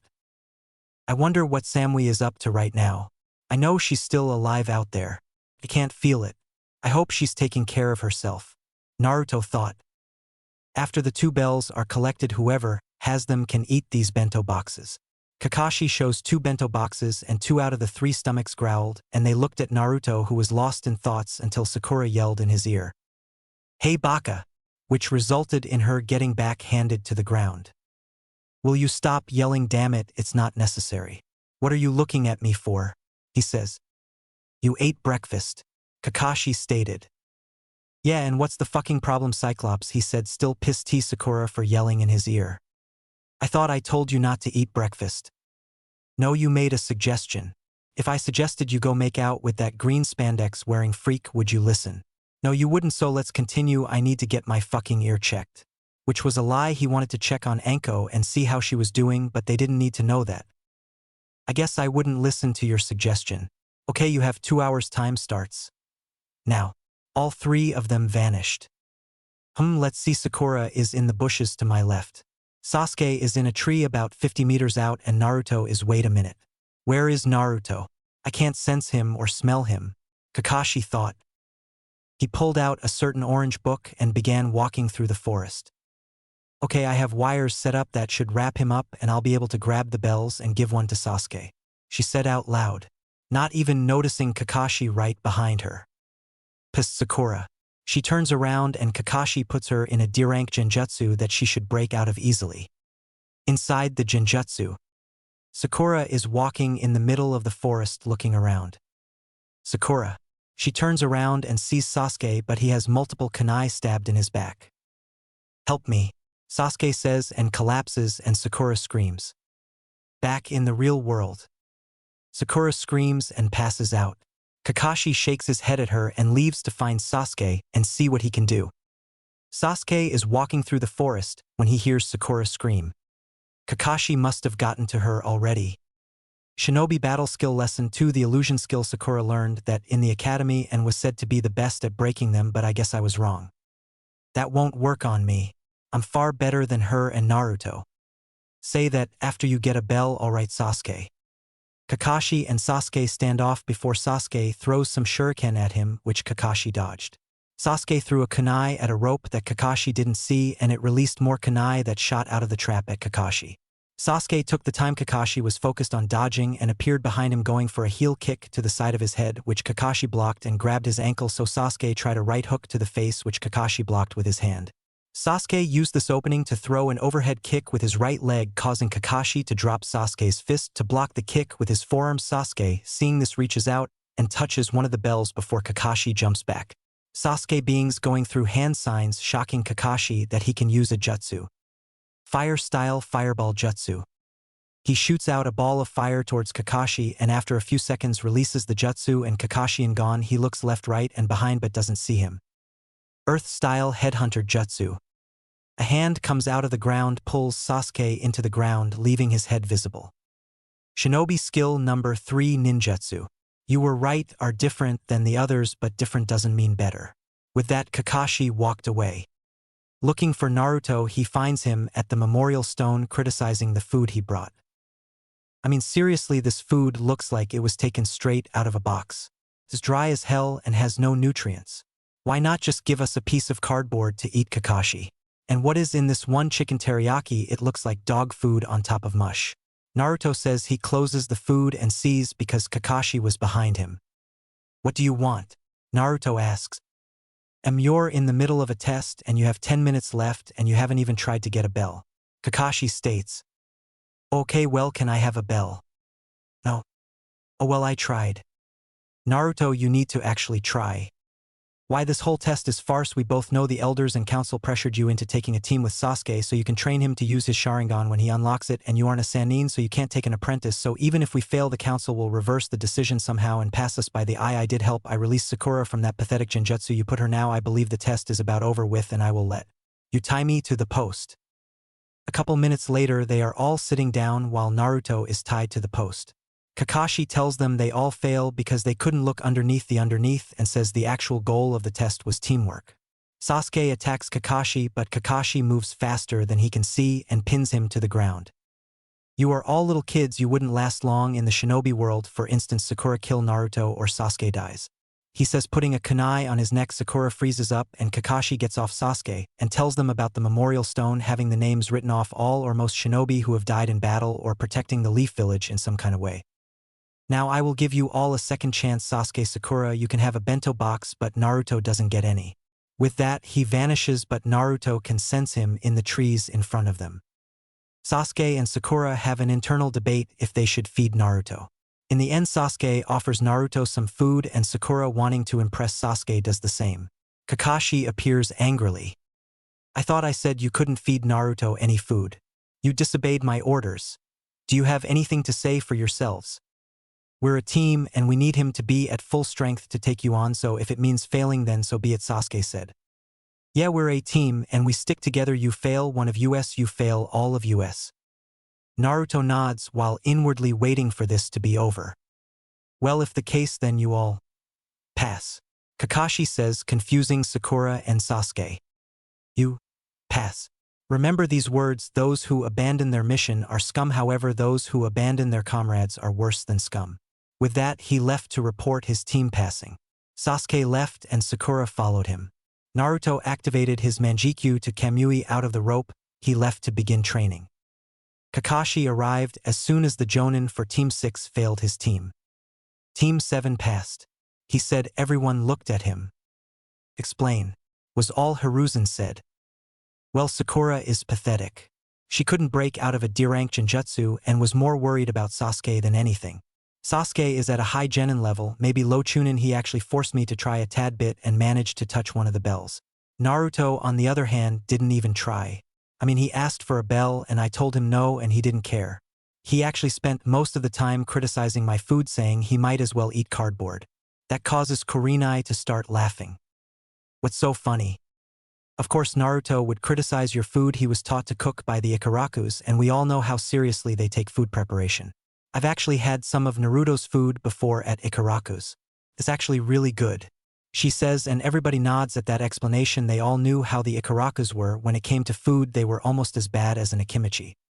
Team 8 passed as well. Hokage-sama Shino was the leader who came up with a plan of him trapping me with his bugs, and Hinata close my Tenketsu points and Kiba give the finishing blow, although Kiba tried to protest with a plan that made absolutely no sense until Hinata agreed with Shino's plan and Kiba reluctantly agreed. Shino is around the same level as Sasuke, however he relies on his bugs too much and would be a sitting duck in a taijutsu fight, so I would have to fix that. Hinata should be mid-Chuunin for how long she has been training in taijutsu by the clan head, but her confidence issues puts her around mid-Genin, and Kiba is high Genin low Chuunin. He is just a horny little boy who hits on any female moving. I would need to fix that as well, Kurenai said. Team 10 passes. Ino is just like Sakura, which baffles me since she is the heir to the Yamanaka clan. However, Choji and Shikamaru are both high Genin level. Asuma says, "Alright, you are dismissed and good luck." Hiruzen said. All Jonin left the office, leaving him with his book, until Mina walked in with a smile and 6 stacks of paperwork on a cart behind her. The Hokage starts to cry and wishes he never retook the seat.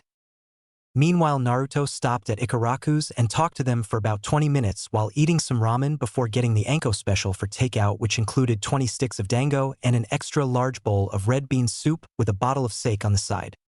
He pays and says goodbye and starts to make his way to Anko's apartment when feels a chakra signature following him, so he goes into an alley and suppresses his chakra and jumps to the roof. To his surprise, it's Hinata that is following him and looks confused that he disappeared from her sight.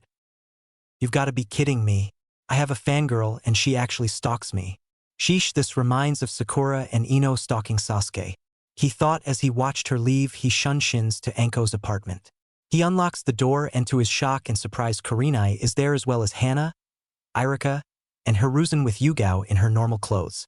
However, what gets him is Anko is awake and on the couch with them. She sees Naruto and rushes to him and grabs in bone-crushing hug, thanking him over and over again. Hiruzen decides to speak up. "Okay, what's going on? Why did you need us all here, Anko? Why are you here, Gigi? Don't you have paperwork to do?" Naruto asks. "I'm just a shadow clone. The original me is still at the office. Once I disperse, he will get my memories," the clone said. "So let me get this straight, you send a shadow clone to do something for you if you need to be in 2 different places?" He gets a nod, yet you don't use the shadow clones to help you with your paperwork. All he gets is a blank look from the clone before it dispersed. Few seconds later, you can hear the Hokage scream across the entire village. "Fuck." Hiruzen then appears at Anko's apartment before he can knock. Naruto opens the door looking at him with a smug smile. "You knew, didn't you?" he asks Naruto, who nods happily. "So why didn't you tell me?" "You didn't ask," Naruto said, making everyone laugh. "Okay, why is everyone here, Anko?" Kurenai asks. "Well, first things first, I have a boyfriend," she says and kisses Irika on the lips. Kurenai, Yugao, and Hana squeals happily for their friend. Now the actual reason is this look. She puts her hair up in her high ponytail and pulls down her shirt by her left shoulder. Everybody minus Irika and Naruto wonder what's so special about the shoulder. "I don't get what's so great about your shoulder that you had to call us all over here," Hana asked. "What's missing from my shoulder?" Yugao notices and says, "No way, but how?" "How what, Yugao?" Kurenai asks. "Her curse seal is gone," Yugao says, shocking everyone. Anko then explains what happened 2 nights ago about her meeting up with Irika because of Naruto and the removal of the curse seal. She was done. She looks at Naruto and notices he has a takeout bag. "What's in the bag, Naruchan? Your lunch?" "Nope, this is 1 Anko special from Ichiraku ramen, 20 sticks of dango, an extra large bowl of red bean soup, and 1 bottle of sake," he says, handing it to her, and she eats like it's not tomorrow. After hanging around a few more hours, Naruto and everyone get ready to leave. As Kurenai leaves, Naruto calls out to her. "Yes, Naruto, can I help you?" "Yes. Can you tell Hinata to stop stalking me around the village? It's getting out of hand. I caught her today by going into an alley, jumped to the roof, and suppressed my chakra so her Byakugan couldn't find me. I've told her before I don't like her like that, and it's annoying at this point." "I'll talk to her, Naruto. She said she liked you, so I told her to give it a shot and talk to you." I never knew you told her you didn't like her. I guess she thought you were joking, but I'll talk to her tomorrow. Thank you, and tell Asuma I said hey. And use protection, all right. He disappears as soon as he says that because kunai flew right when his head would have been. It's been 2 months since Naruto was assigned to this Genin team, and he hated it. Not the D-rank missions because money was money, and also it was them helping a lot of old people he has helped before, so imagine the look on everyone's face when they found out he was never lying about why he was late. His favorite mission had to easily be the Tora mission. To his surprise, this was the same cat that always crossed his path. So when he saw Tora, they had a good old Texas standoff which lasted for about 10 minutes until they rushed at each other. Everyone thinks this was going to be another Genin that gets scratched up, but to their shock and horror a field of flowers appear, and they begin running in slow motion until the end where Tora hops in his arms and Naruto gushes over Tora. "Oh Tora, you mischievous little cat, I missed you stealing my bentos and our 3-hour chases." He cries anime tears while hugging the cat, causing it to purr in happiness. However, what gets them is the shout of youth in the back, causing the sun to shine brighter. The result, an entire block of people passed out along the street. It has happened 3 times already, and the Genjutsu was placed in the Forbidden Scroll next to Might Guy and Rock Lee Sunset Genjutsu. However, the combination of the Genjutsu were labeled SS rank in the Forbidden Scroll. However, what did piss Naruto off was his sensei's complete show of favoritism these 2 months. Although Naruto didn't need the help, the man could have at least tried to help him or Sakura, however he didn't. And after the first 2 months, Naruto doesn't even call him sensei anymore. He sees the private lessons he gives Sasuke, and well, he was less than impressed by Sasuke's development. He could only guess that Sasuke would only begin copying jutsus with his Sharingan when he finally awakens it.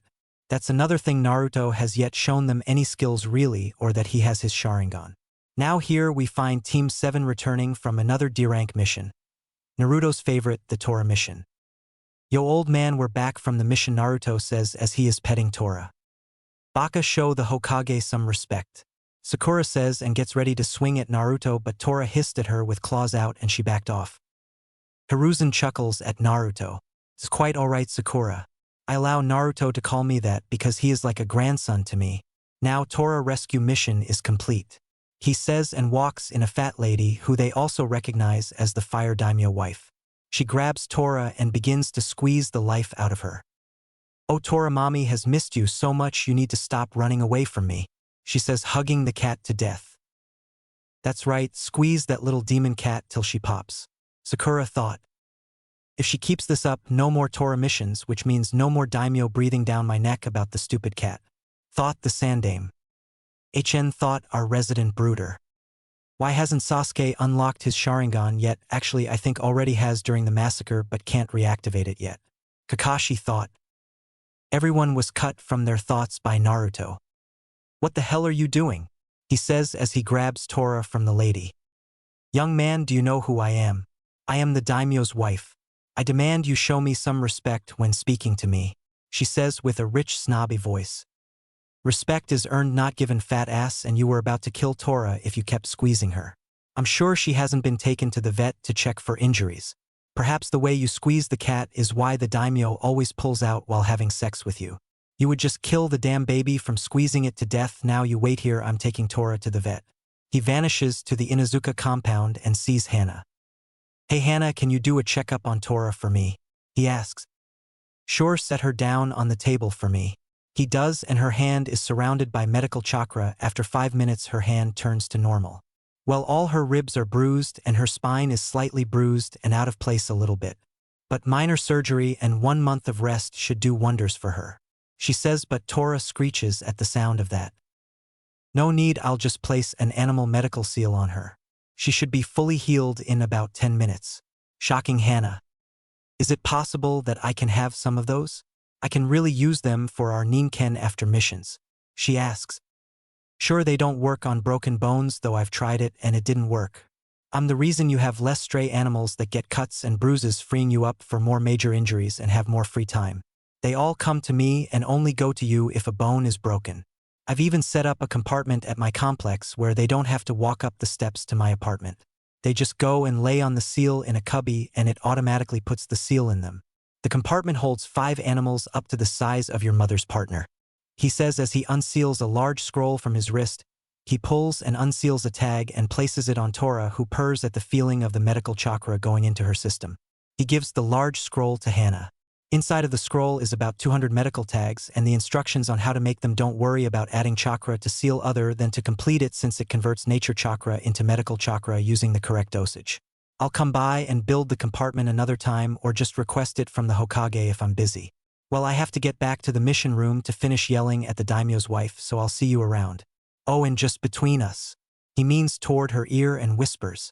If I wasn't waiting to find my certain girl, I would have bent you over this table and completely destroyed that pussy of yours by now. He blew in her ear, making her horny before leaving.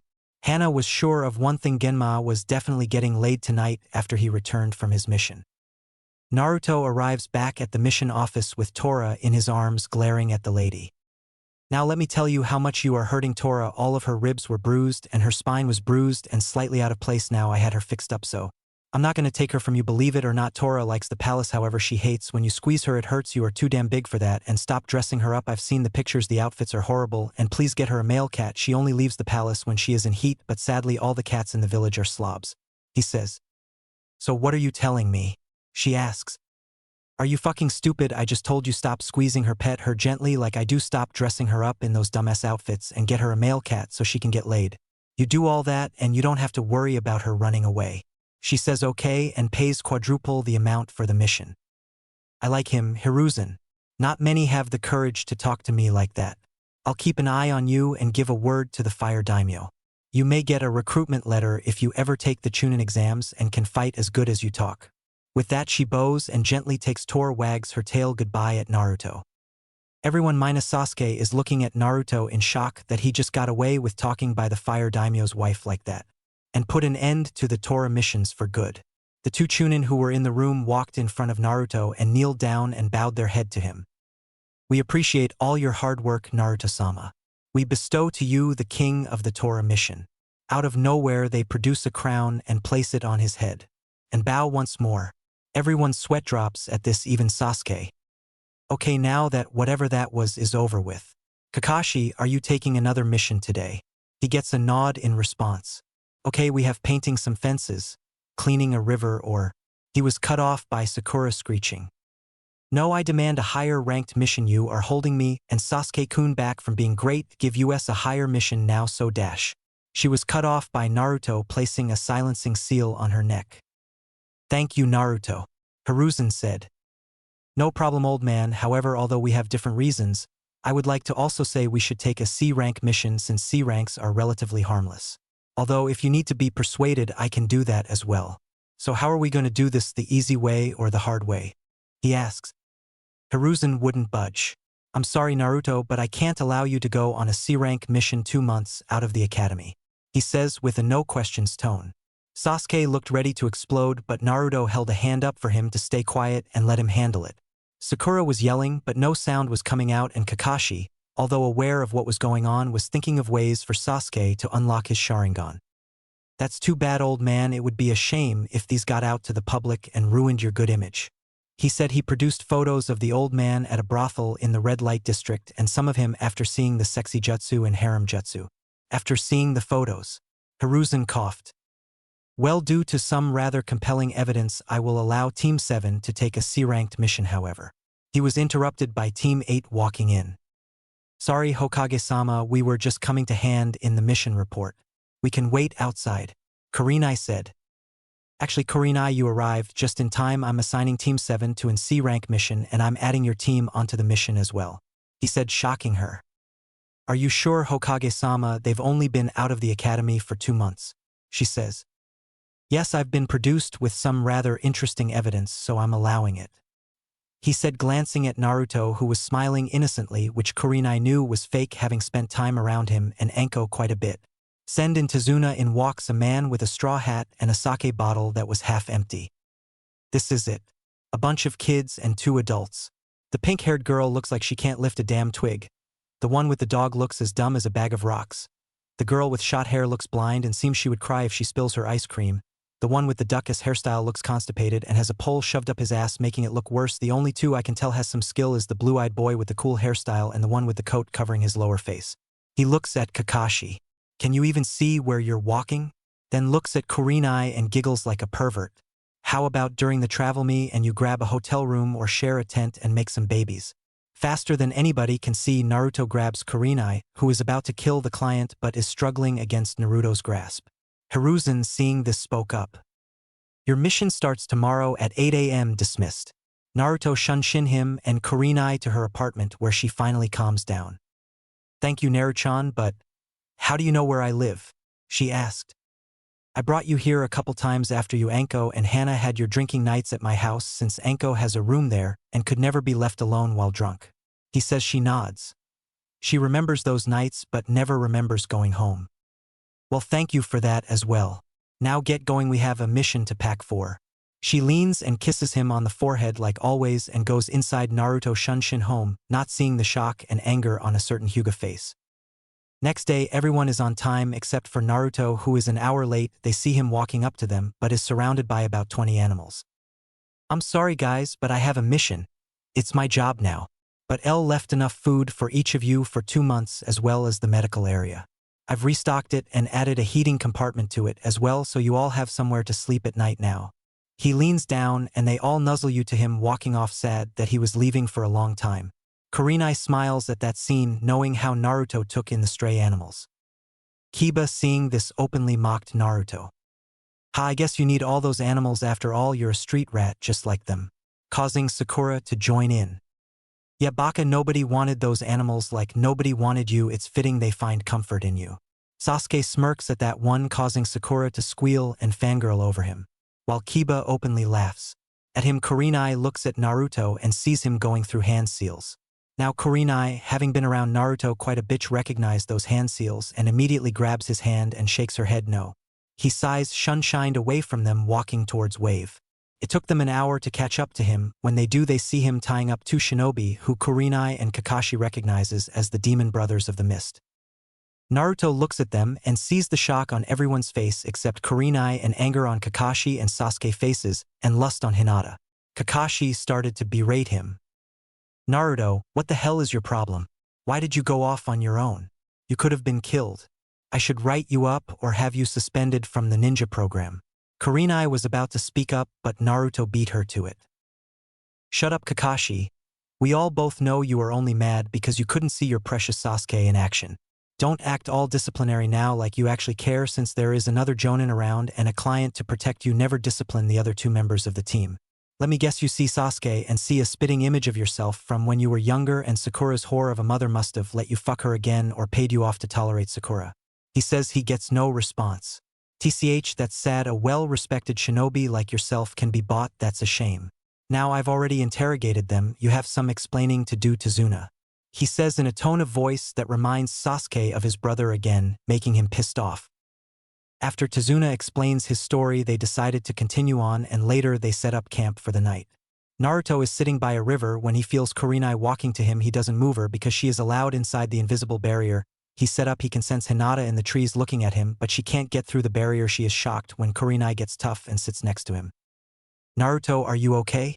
You let out a bit of anger back there, she says and wrapped her arm around him, pulling him into a hug much to Hinata's displeasure. Yeah, I'm fine now. I have to vent like that sometimes to not let any darkness grow inside me if I want to master the Kyuubi chakra, he says. What do you mean by that? Can you just force it to give you chakra because of the seal? She asks. No, it doesn't work like that. The Kyuubi chakra is filled with hate and anger, and I have to separate the hate and anger first to gain control over it before taking in the rest of it. If I have any amount of darkness in my body, the hatred will overpower me, killing me in the process before disappearing, he says. What do you mean? She doesn't quite understand, so with a sigh he tells her about him freeing the Kyuubi and the truth behind the Kyuubi attack and him gaining the Fox contract. Kurenai, shocked and amazed at this, can't help but feel proud of her little brother. Summon a fox, so I know you're telling the truth about the contract. Naruto nods and goes through some hand signs before clapping his hands together. Nothing happened, Naruto, she states. I know we have a stalker in the trees. She couldn't hear us, but now she can't see us either. Not even her Byakugan can see through the barrier. He then goes through hand signs and summons Scarlet, his personal summons, who is sleeping, as proof, and sends her back. Kurenai is amazed by this and couldn't help but gush about how cute the fox was. After talking for another hour, he drops the barrier and they leave. They wake up the next morning and Naruto tells Kurenai that Zabuza of the Hidden Mist will be waiting and has an apprentice with him. She nods and tells Kakashi. A few days later Zabuza arrives and what should have been an easy 2-on-1 since the apprentice decided to stay back turned into a train wreck because Kakashi kept getting in Kurenai's way, resulting in them both being trapped in a water prison. "Run, you guys are no match for him," Kakashi says. Kurenai doesn't say anything because she's focused on her breathing and working on a plan to try and escape. She looks up to see Zabuza create 10 water clones and Kiba and Sasuke rush in to fight them, but get easily handled. Naruto seeing this size and throws 2 kunai with at the clones, but what they don't see is a 3rd kunai with an explosive tag in the shadow that falls into the water. Kurenai saw it and braced herself. Next thing they know the 2 kunai turned into 50 and takes out all the water clone while the kunai in the river exploded making Zabuza lose control of the water prison and freeing Kakashi and Kurenai from the water prisons. Kurenai jumps to shore while Kakashi and Zabuza go through hand signs mirroring each other. Water-style water dragon jutsu. The 2 dragons collide while Kakashi goes through another set of hand signs that Naruto copies. Water-style giant vortex jutsu. A whirlpool of water forms and crashes into Zabuza, sending him into a tree. Zabuza gets up. "How did you use my jutsu before me? Can you see the future?" "Yes, and your future is death." Kakashi rushes at him to end his life but jumps back when 2 Senbon hit Zabuza in the neck and he falls to the ground. Kakashi checks for a pulse and doesn't find one. "He's dead," he says as he covers his Sharingan. Then a person in a Hunter-Nin mask appears at Zabuza's body. "Thank you for distracting him. I'll take his sword and body to turn them in." With that, the ninja disappears along with Zabuza and his sword. Naruto shared a knowing look with Kurenai who shook her head. "Good job Sasuke and Kiba, good teamwork. Sakura, Hinata and Shino, nice job protecting the client. Naruto, you're getting suspended once we head back to the village for not following orders a second time," Kakashi said. "I don't really care, Kakashi. Whoever your Jounin sensei was would be disappointed in you. I hope whoever it was isn't alive so they wouldn't see what kind of failure and sellout you've become," Naruto said. Kakashi rushed at Naruto but he simply dodged and struck a pressure point in Kakashi's back, temporarily paralyzing him. "Naruto, you can't do that to Kakashi-sensei. Apologize right now," Sakura screeched. "Shut up and go put Sasuke's dick your mouth. That's all you Harunos are good for anyway. Useless bitch," Naruto says. Now this shocks Kurenai because Naruto has a lot of respect for women and would never call one a bitch like that and not apologize. "I need to get him off that team," she thought. "Alright, that's enough. Since Kakashi is out, I'm in charge. Tazuna, how much further until we reach Wave?" Kurenai said. "We should be there in another 30 minutes if we keep to the road we're on. It's a small boat that can take us the rest of the way," he says. "Alright, let's move out. Kiba, you carry Kakashi. Tazuna, lead the way," Kurenai said. They walked and reached Wave. Had they walked faster they would have ran into a squad of Kumo shinobi with a certain blonde on the team who just left delivering a client after the Raikage refused to help the poor country but had the team escort him back. Naruto was staring off into space looking at the unfinished bridge that is humongous. If he had to guess, it would take another 2 to 3 weeks to complete. He was broken out of his thoughts when Sakura yelled in his ear, "Hey, stop daydreaming and get moving, Naruto. I swear you're such a baka. Stop screaming in my fucking ear, you stupid bitch." He yelled back. He walked away, not even caring. Kurenai stops him. "You're going the wrong way, Naruto." Tazuna said his house was this way, pointing in the direction. "I'll meet you there later. I can easily find you. Remember, I'm a sensor type as well. I'm gonna try and find out anything about this Gato by walking around the village." He says. She nods and tells him to be back by 8 p.m. That gives him 4 hours to gather as much info as needed. He walks away as they head to the house. Meanwhile, Samui, who was jumping through the trees with her team, suddenly stopped and turned around. She thought she heard a familiar name called but brushed it off as her imagination. "Samui, what's wrong? Why did you stop jumping?" asked a red-haired girl. "Nothing, Karui. I thought I heard something. Let's keep going," she said in her usual cold tone of voice. "Wow, Karui, you're really worried about Samui. You should be more worried about if your flat chest will ever grow," said a light blonde-haired boy on her team. "Shut up, Omoi. I am only 13. They'll grow later," Karui said, punching the now-named Omoi in the stomach. "That's enough, you two. Come on, we have to get back to Kumo." "Samui, I'm very impressed with your work on missions. You two as well. If you keep it up, the Raikage may give you all a field promotion to Chuunin. Now let's go."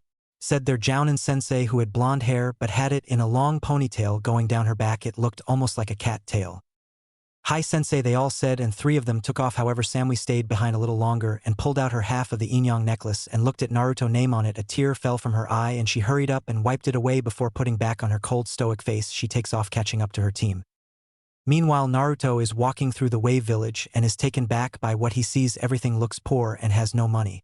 All the shops are barely standing and they have little food to eat. He keeps walking until he sees some of Gato's goons trying to force themselves on a woman and her daughter who looks to be about 14 to 15. He rushes over just as they both try to grope their breasts and kicks them away. The four goons stand up and charge at Naruto, who takes them down with ease. He ties them up and tells the woman and her daughter to leave and go home. They nod but not before thanking him and leaving. Naruto looks at the thugs and activates his Manjikyu Sharingan. Tsukuyami. 3 seconds later in the real world, he has all the info he needed and killed the thugs and burned their bodies with a small fireball jutsu. He returns to the house after walking around some more, getting a layout of the place. However, before he left, made clones go to every house he could and drop of bentos and blankets to keep them warm at night. He kept in a large storage scroll sealed on his wrists. The food was kept and fresh warm due to a tiny seal he put on all the bentos. He left a note in every house that simply said, "Gato will be no more in a week." The villagers were confused at first but held on to hope that the letter wasn't a lie and ate some of the bentos left in the house. He gave each family enough food for 2 weeks. He reaches Tezuna's house and Hinata opens the door for him and he walks in not saying a word to her. He sits down and tells Kurenai what he found out and she nods. He looks around at everybody. Tezuna is asleep in a chair. Shino is in a corner by himself. Kiba must be upstairs with Kakashi sleeping. He senses for their chakra, and he was right. Sakura was fawning over Sasuke as usual. However, Naruto noticed Sasuke had his Sharingan awakened again due to the fight but only has one tomo in each eye. That's cute, he thought to himself, and finally Hinata was surprised right next to him, sneaking glances. Tsunami comes out and her greets her. Then her son Inari came in yelling at the ninja about how they don't know what it means to struggle and that Gato and his goons will kill them. Naruto stands up and walks to Inari. "Put your shoes on and come with me," he said in a no-questions-asked tone. Inari, scared for his life, does as told. Tsunami tries to stop them but Kurenai says Inari will be fine. Tsunami nods reluctantly and goes back to cooking dinner. Naruto talks to Inari about his life and Inari tells him about how Kaiza tried to stand up to Gato and was killed in front of the village. Naruto takes Inari around the village and shows him how people are living compared to him. "See Inari, you may have it bad but remember somebody always has it worse than you. That's why I never complain about life and how it's treated me. I never let my past shape my future or hold me down. In about a week or so Gato will no longer be a problem because he is a rapist. He hasn't raped anybody from this village but that doesn't mean he hasn't tried. So next time he shows his face will be the last. Now let's go unless you want to say hi to that girl you're staring at," he says with a smirk. Inari gets an atomic blush on his face and runs home. Naruto laughs at him and tells the girl where Inari lives and to visit him sometime. They arrive at the house and Inari completely ignores his mom and rushes up to his room. Naruto enters the house 10 seconds with a cookbook in his hand. He heard Kurenai speak to him but decided to have some fun with her. Naruto, what did you say to Inari? Why did he run to his room like that?" Kurenai asks. She knew he heard her because his head moved a little bit. What did you say?" "Wrong move." She punched him over the head, making him fall to the ground. "I know you heard me," she yelled. "Okay, fine. Spoil sport, ruin my fun, why don't you?" he said with a pout, rubbing the bump on his head. "Tsunami, it seems your son has a crush on a girl. All I did was tell him to say hi to her and he blushed and ran home. He acted like I told him to go and he was cut off by Kurenai putting her hand over his mover, knowing what he was going to say next. Okay, anyway, I'm going to go take a shower. Kurenai-sensei, can you handle it for me?"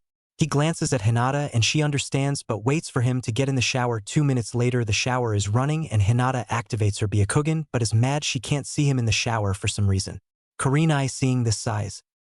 "Hinata, come outside with me. I need to talk to you about something," Kurenai says and goes outside. Hinata follows her. "What did you need me for, Kurenai-sensei?" "I'm going to be straightforward with you. You need to stop stalking Naruto. He doesn't like it. In fact, he told me that he has already told you about him not liking you in a romantic way. Why did you not tell me this when you talked to me about him?" she asks. Oh, Kurenai, I'm not stalking him, I'm just making sure he gets around safe. And of course he likes me. He was just messing around with me. I mean, he did save me from some bullies when we were younger, and he hasn't said anything about me following him around. Hinata says. Kurenai slightly slides away from her. Actually, Hinata, he doesn't like you, he likes somebody else. And contrary to what you've seen on this mission, Naruto is actually a nice kid, he doesn't blow up at people. He handled the situation the easy way, he doesn't want to have to tell your father. Kurenai said. Who does he like? Hinata asks in a dangerously low voice that sends warning signals off in Kurenai's head, so she stands up and turns toward the door. I don't know who he likes, he won't tell me even after knowing me for basically his entire life. He only told 2 people, Anko and the other I don't know who it is, he hasn't told me that either. With that, she walks into the house, leaving Hinata to herself. Kurenai enters the house and notices Shino is missing and asks where he went. Naruto came and got him and they left to sit by the dock in the back. Tsunami said, and true enough, Kurenai looked out the window and Shino and Naruto were sitting on the dock. However, she couldn't hear them and knew Naruto must have put up a privacy barrier around them.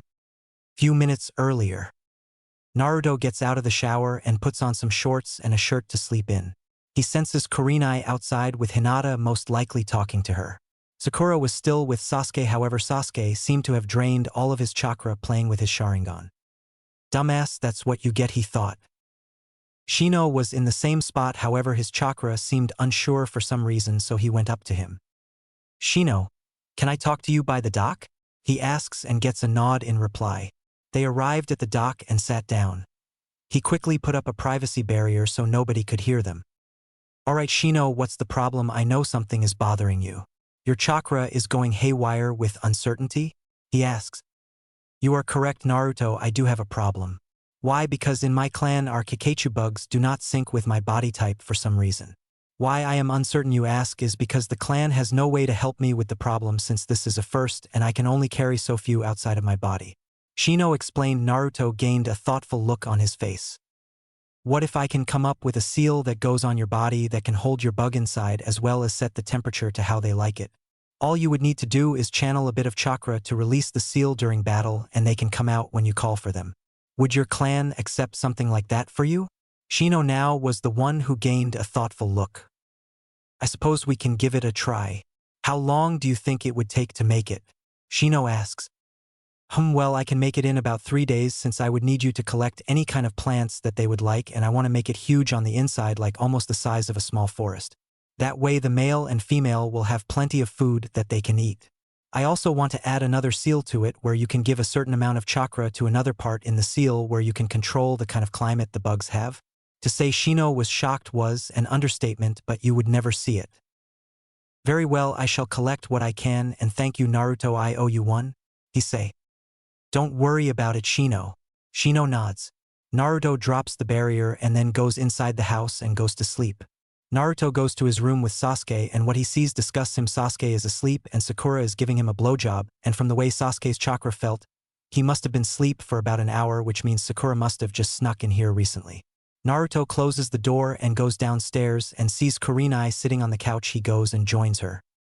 Can't sleep? She asks. No, Sakura is giving Sasuke a blowjob right now while he sleeps. Kurenai gets a shocked look on her face. Are you serious? Very serious, at least from the look on his face. While he slept he was enjoying it. She must have learned from her mother. I've seen the videos of her and I can see why people go back to her for some services. He says. Kurenai only nods in shock. So why are you up, Nai-chan? She smiles that this was the nickname that him and Anko gave her one day a few years ago and they've called her that every day from then on. Naruto, I think Hinata might be crazy. She seems to have some psychological issues because I talked to her and she went through mood swings. I told her you like someone else and she snapped and asked who. I told her I don't know, only Anko and one other person knows, but I didn't say who. I know she won't go after Anko, but what if she finds out that you know who also knows? Do you think she will attack her?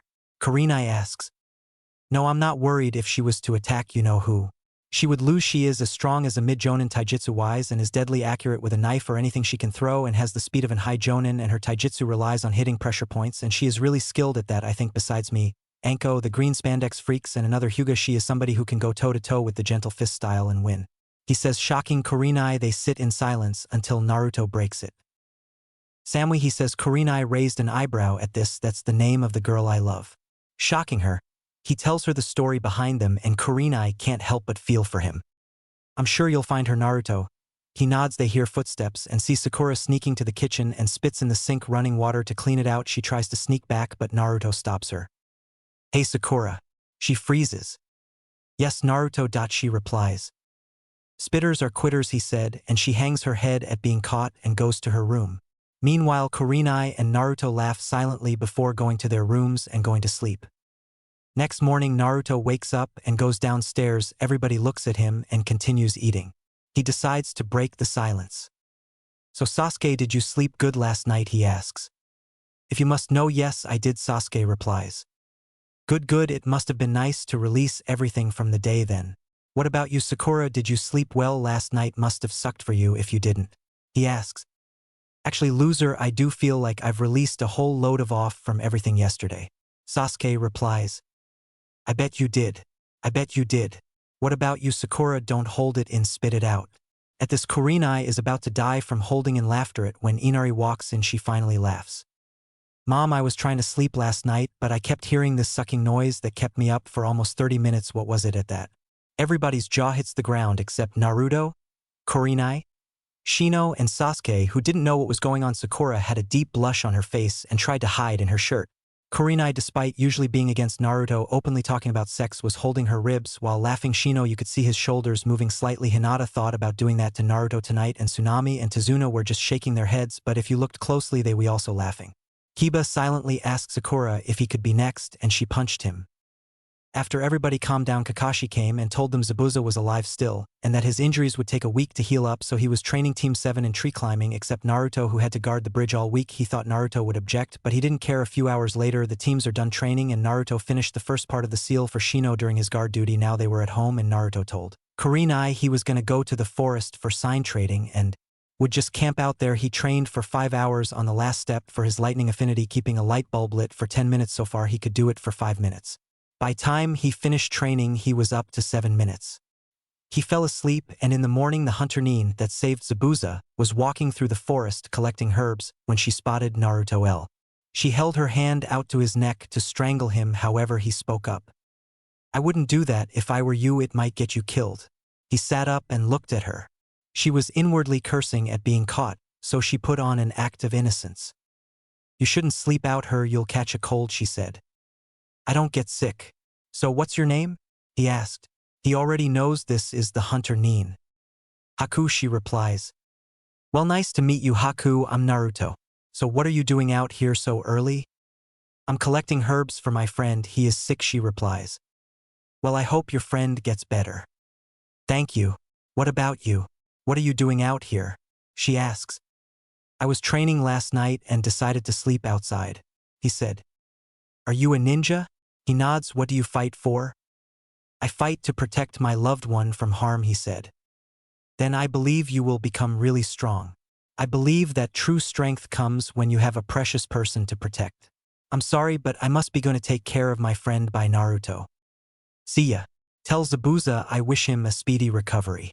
She turns around, but he is gone already, and she rushes back to the hideout. A week has passed, and today is the day they guessed Zabuza would attack the bridge.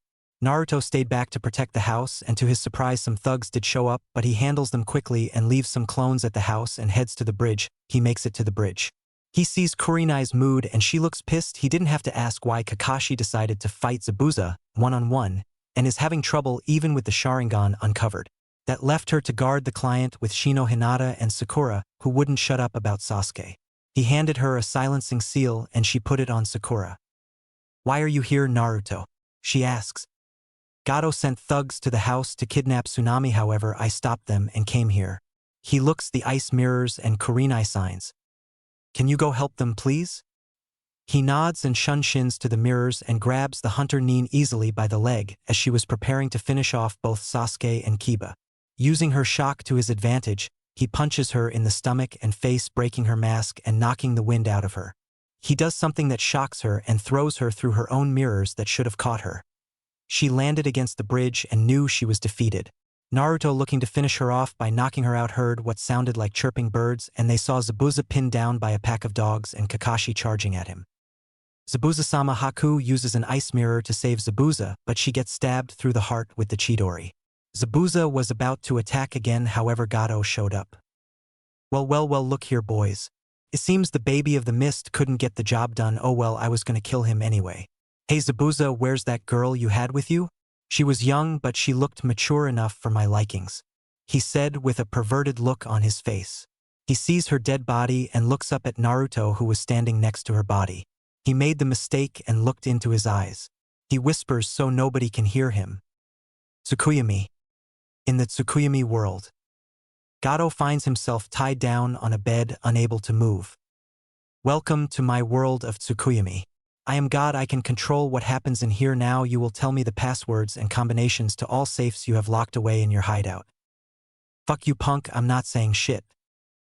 Very well, since you like raping girls and abusing them, that's what will happen to you for the 3 days. However, in the real world, only 3 seconds will pass. Have fun. And by the 3rd hour of him being raped and abused, he was telling Naruto all he wanted to hear. Finally, the 3 days ended.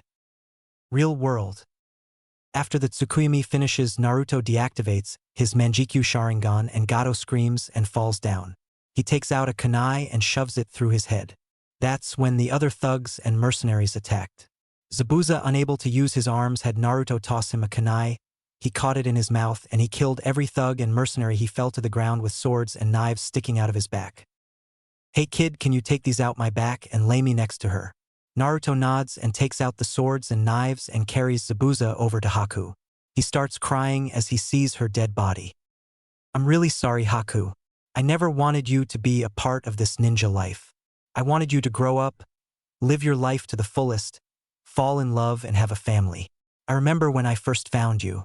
You were a scared, skinny little girl who was a victim of the bloodline purges that was started by the Mizukage. I tried to stop him. I had a full plan that was 100% guaranteed to work. I was betrayed by somebody acting as a spy in the rebels' camp and was forced to flee with you. Despite me being the demon of the mist, I am against killing children, ninja or not a ninja. I trained you to become my personal tool. However, as time progressed, you became the daughter I always wanted, and I never told you I loved you once. I won't be seeing you again because where you're going I'm not allowed. I love you, Haku Yuki Momochi, the daughter I always wanted, he said with tears falling down his face. Hey kid. Yeah. Naruto says, I want you to try and lift my sword. Naruto does as told. He walks over to the Kubikirabocho and lifts it with no problems. Congratulations kid. You are now the owner of the Kubikirabocho. The sword will only allow people it deems worthy lift it. It is now yours to wield. You are the 4th person to lift that sword as far as I know. Make me proud kid, the legacy is yours to continue. And with that, Zabuza passed on. Dying how any shinobi of his caliber would, he went out fighting, and he couldn't have asked for a better way to go. A few hours later, Naruto is seen standing at the graves of Haku and Zabuza. He lifts the Kubikirabocho over his shoulder and walks away. I will make you proud, Zabuza. I swear, he said to himself. He enters the village and everyone starts to cheer for him, giving him a hero's welcome with praises and gifts. However, he declined the gifts, kindly saying that it was okay. They were going to build a statue of him for killing Gato and they wouldn't take no for an answer.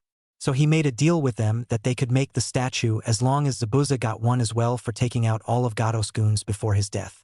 The villagers agreed to that and even held a moment of silence for Zabuza. He might have been known as the demon of the mist to the other nations, however, to the Wave Village, he was a hero. After a few hours, the celebration was still going on. However, Naruto had one more thing to do.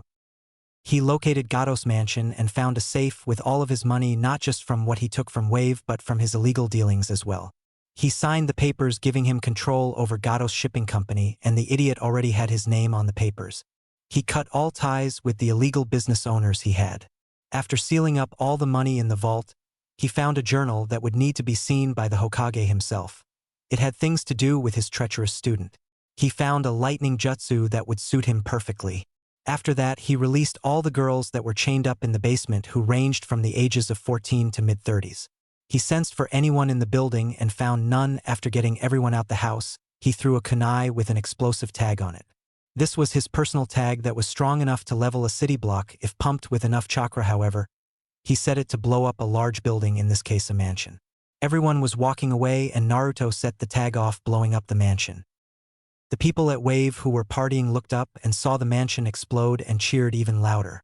Few minutes later, a large group of people are heading back from the mansion, putting everyone on edge. However, they see Naruto with all the women that went missing, and tears of joy and happy reunions of family and loved ones are going on now.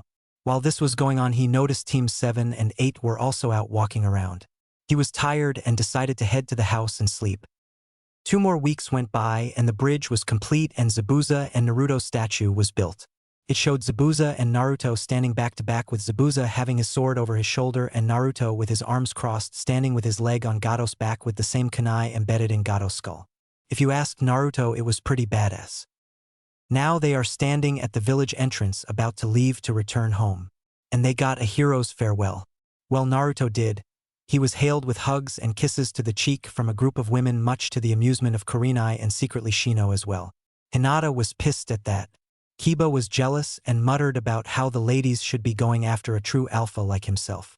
Sakura was fawning over Sasuke, who again was activating and deactivating his one Tomo Sharingan. He never learns, and Kakashi was thinking about his porno and how to get that sword from Naruto. Tazuna then spoke up. "We can't thank you guys enough for everything you've done for us. When we get back on our feet, I will send for an alliance between Wave and the Leaf, as you were the only ones willing to help us. We've reached out and were rejected by every other village. Only the Raikage was nice enough to send a Genin team and a Jonin to escort our messenger back free of charge. If there is anything you need before you leave, please let me know," he said. "We don't need anything, we need to get going, we have a long trip back," Kakashi said immediately. "Actually, there are 2 things I need actually," Naruto said. "We don't have time for this, Genin. We need to complete the mission and report to the Hokage," Kakashi said. "Sure, what do you need, kid?" Tazuna asked, ignoring Kakashi. "I need you and Tsunami to step forward," he said. They did so, wondering what was going on. Naruto unsealed a scroll and handed it to Tazuna. In that scroll is every single Ryo that Gado had to his name from all of his businesses, illegal and legal. The money will fall out as soon as you open the scroll, so take it to the bank before opening it. It's a lot of money, maybe about 2.5 billion Ryo, so you should have no problem getting your country back on its feet," he said, shocking all the people there. Pulls out another scroll and unseals the transfer papers to the shipping company. "Tsunami, I want you to sign these papers for me before I tell you what it is," he says. Tsunami, trusting him, does as he says and signs the papers. Those were business transfer papers. "When I raided Gado's mansion, I found these, and he already had his name on them, so I added my name. Once that was done, I signed another transfer paper. You are now the owner of Gado's shipping company. Do not worry about the illegal businesses he had going through his company. I put an end to them as soon as I signed the papers. I know you will do good by the business, which is why I left it to you." She gives him a big hug with tears in her eyes, which he returns, which causes men to get jealous because his head is right in between her breasts. "I will take care of this the best I can," she told him. "I know you will. Oh, and Inari, good luck with your girlfriend you got there," he said before they took off, missing the blush on both kids' faces. "So Dad, what are we going to name the bridge?" Tsunami asked. "I was going to name it the Super Tazuna Bridge, however I have decided on the Great Hero Bridge, named after our 2 heroes who helped free us from Gado's reign," he said, getting cheers from the people of Wave. The journey back to Konoha was stressful. Naruto almost revealed his Sharingan and put everybody minus Kurenai, Shino, and Hinata in a genjutsu. Kiba was bragging about how Zabuza was a failure and that he wouldn't have died like he did. The result was Naruto throwing the sword at Kiba's head, similar to the way Zabuza did to them. He just barely got out of the way. Sasuke was bragging about having his Sharingan before Naruto, and how he was better, and Naruto hinted at having his already by saying, "I don't need my Sharingan to prove how strong I am," something which only Kurenai and Shino caught. Sakura was of course clinging to Sasuke, asking him out on dates. Kakashi was nagging Naruto about his behavior and defended Zabuza MS sword. All he got was a "fuck you" from Naruto, who kept moving. Kurenai walks up to him and whispered, "I'm gonna request a team transfer between you and Kiba when we get back." He nods before she moves on. They reached Konoha in about 2 days due to not having a civilian with them, and went to the missions office to hand in the mission report, where Kakashi tried to lie on Naruto, but Kurenai, Shino, and Hinata stood up for him. After everything was done, he dismissed them, but Kurenai spoke up between them. "Hokage-sama, I would like to request a team transfer between Kiba and Naruto," she said. He thought about it, and from the mission report he got from Team 7D tank missions, the team was dysfunctional. Sasuke and Sakura would do little to no work while Naruto does the rest, and Kakashi only blames Naruto when something goes wrong. He then thought about how Kurenai reports that Kiba keeps trying to get with Hinata and her on some occasions, which resulted in him getting a lot of beatings from his mother and sister. He made his decision. Very well. Sign the papers and it will become official. Kurenai signs and Kakashi not paying attention signs as well. It's official, the team transfer between Naruto and Kiba is official. He say, shocking Kakashi. What, Hokage-sama? I'm the only one who can train them in the Sharingan, that's why I requested them both to be on my team. Kakashi says. Yes, you did, but I've been through the mission reports. Your team is a ticking time bomb. So I am replacing Naruto with Kiba. Dismissed. Everyone leaves, but Naruto grabs Hinata. Come with me. She nods and he shins them away. Kurenai sees this and hopes he doesn't break her. They arrive on top of the Hokage monument. Hinata, I know about your talk with Kurenai. I'm here to tell you it will never happen. Hinata opens her mouth to speak, but he cuts her off. The reason it won't happen is because I've never had romantic feelings for you. Yes, I did save you from bullies, but that is because I do not like bullying. I think you fell in love with what I did for you and not me personally. I think of you like a sister that I never had. I would rather not lose that. Besides, you were so caught up on me that you never recognized the other guy who has feelings for you. I hope we can move on from this and you can find true happiness because I am not the guy meant for you. She nods with tears in her eyes. I guess I can accept that. But who is it that has romantic feelings for me? She asked, wiping away her tears. It's not business to tell you. You will have to figure that out on your own. So are we good now? He says. Yes, we're good. He pulls her to a hug which she accepts. Just then the same boar-masked Umbu that hates Naruto arrives. Hinata, Hyuga, and Naruto. Uchiha, you are wanted at the council for a meeting immediately. He goes to grab them, but Naruto knocks his hand away.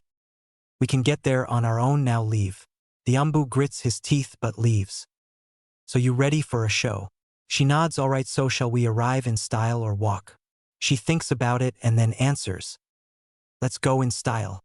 Next thing she knows, they disappeared in a swirl of blue fire. Council chambers.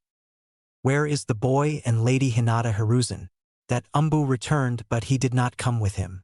Before he could reply, a swirl of blue fire rose from the floor and yelling can be heard. Damn it, Naruto, you could have warned me. Following the tell was what sounded like a slap to the head. The fire dies down and it was Hinata standing there with Naruto in the floor nursing a bump on his head. Hinata looks up at everybody staring at her and starts poking her fingers together shyly. The most surprised, however, was her father because she has never acted like that. Naruto stands up and greets the council in typical Naruto fashion. What's up, Hokage-jiji?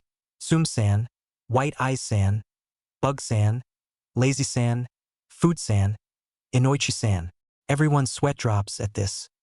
Why does everyone have a nickname besides Tsum and Inoichi? Shikaku asked.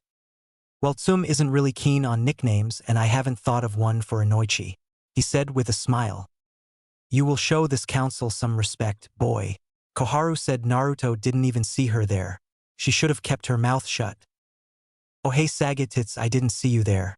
How are you today? You as well, one-eyed pedophile. Sup, cool old man. Hamaru nods at Naruto. Now two things happened. Koharu was seething in anger.